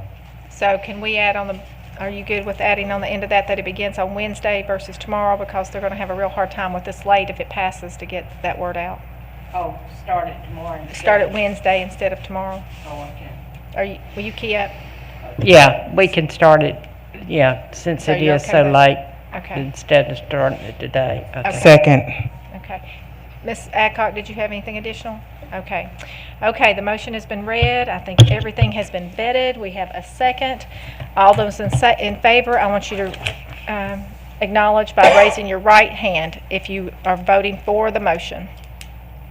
So I have a 4-3 with Ms. Adcock, Ms. Carpenter, Mr. Walter, and Ms. Sandage voting in favor, and with Ms. Blackwell, myself, and Mr. Furr voting against. But motion passes, and it will begin on Wednesday morning.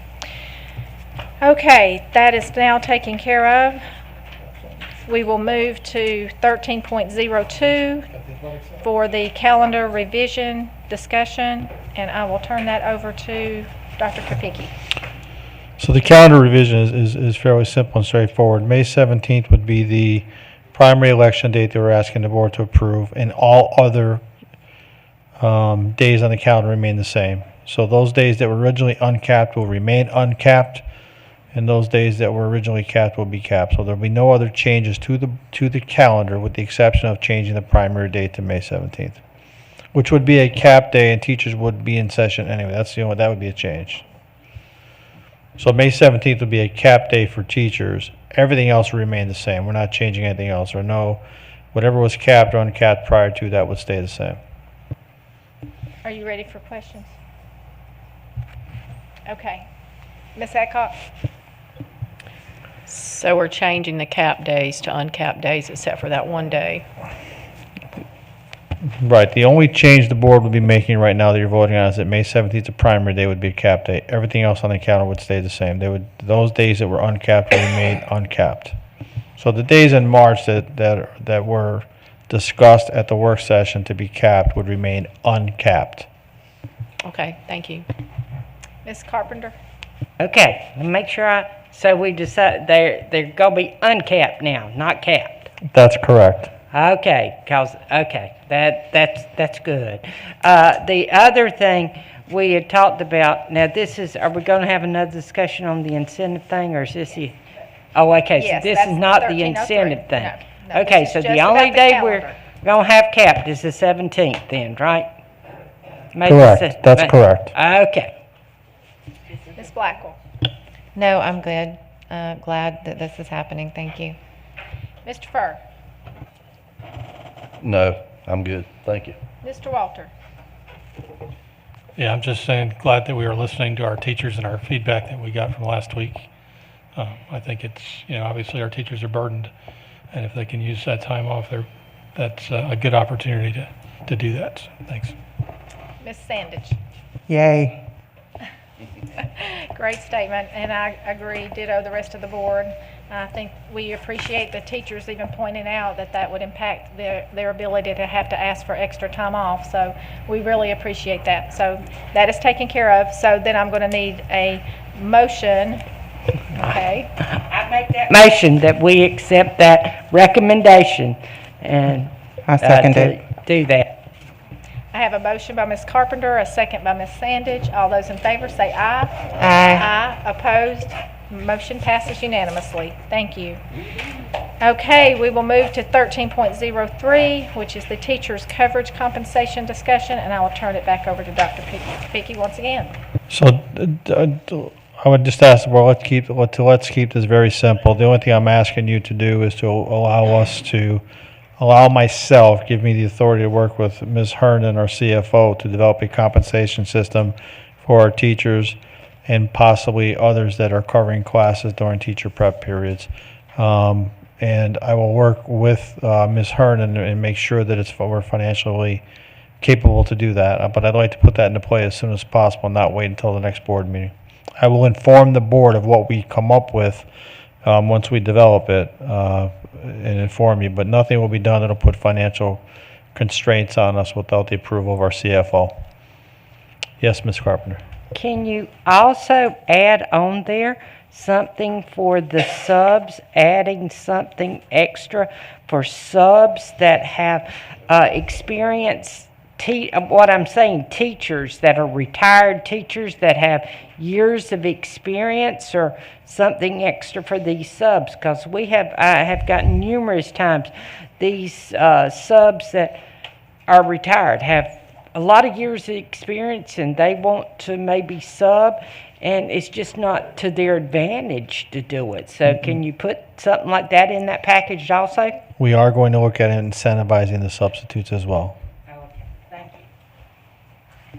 Board members, any other comments or questions? Ms. Sandage, I'll begin with you. So I just asked earlier about us including anyone that covers a class in this stipend or incentive. That's correct. Okay. And then the other thing, I appreciate us identifying that there is an issue and actually doing something about it. And I just want to say again, I appreciate all of our staff for going the extra mile to make sure that we get through this pandemic. Thank you. Mr. Walter? So what are the parameters? Well, again, I don't have those details right now. We have some ideas that we've talked about and discussed. Over 250,000? I couldn't tell you that right now. That's why we need some time to discuss that. But what I'm going to say to you is we will not do anything that's going to put us in any kind of financial peril. We also have ESSER funds that we believe we can use as well. We have to do our homework to make sure that what we're saying is doable. I'm not comfortable approving anything that's going to be more than 250,000 without the board making that approval. So I can't give you that authority unless it's under that. Understood.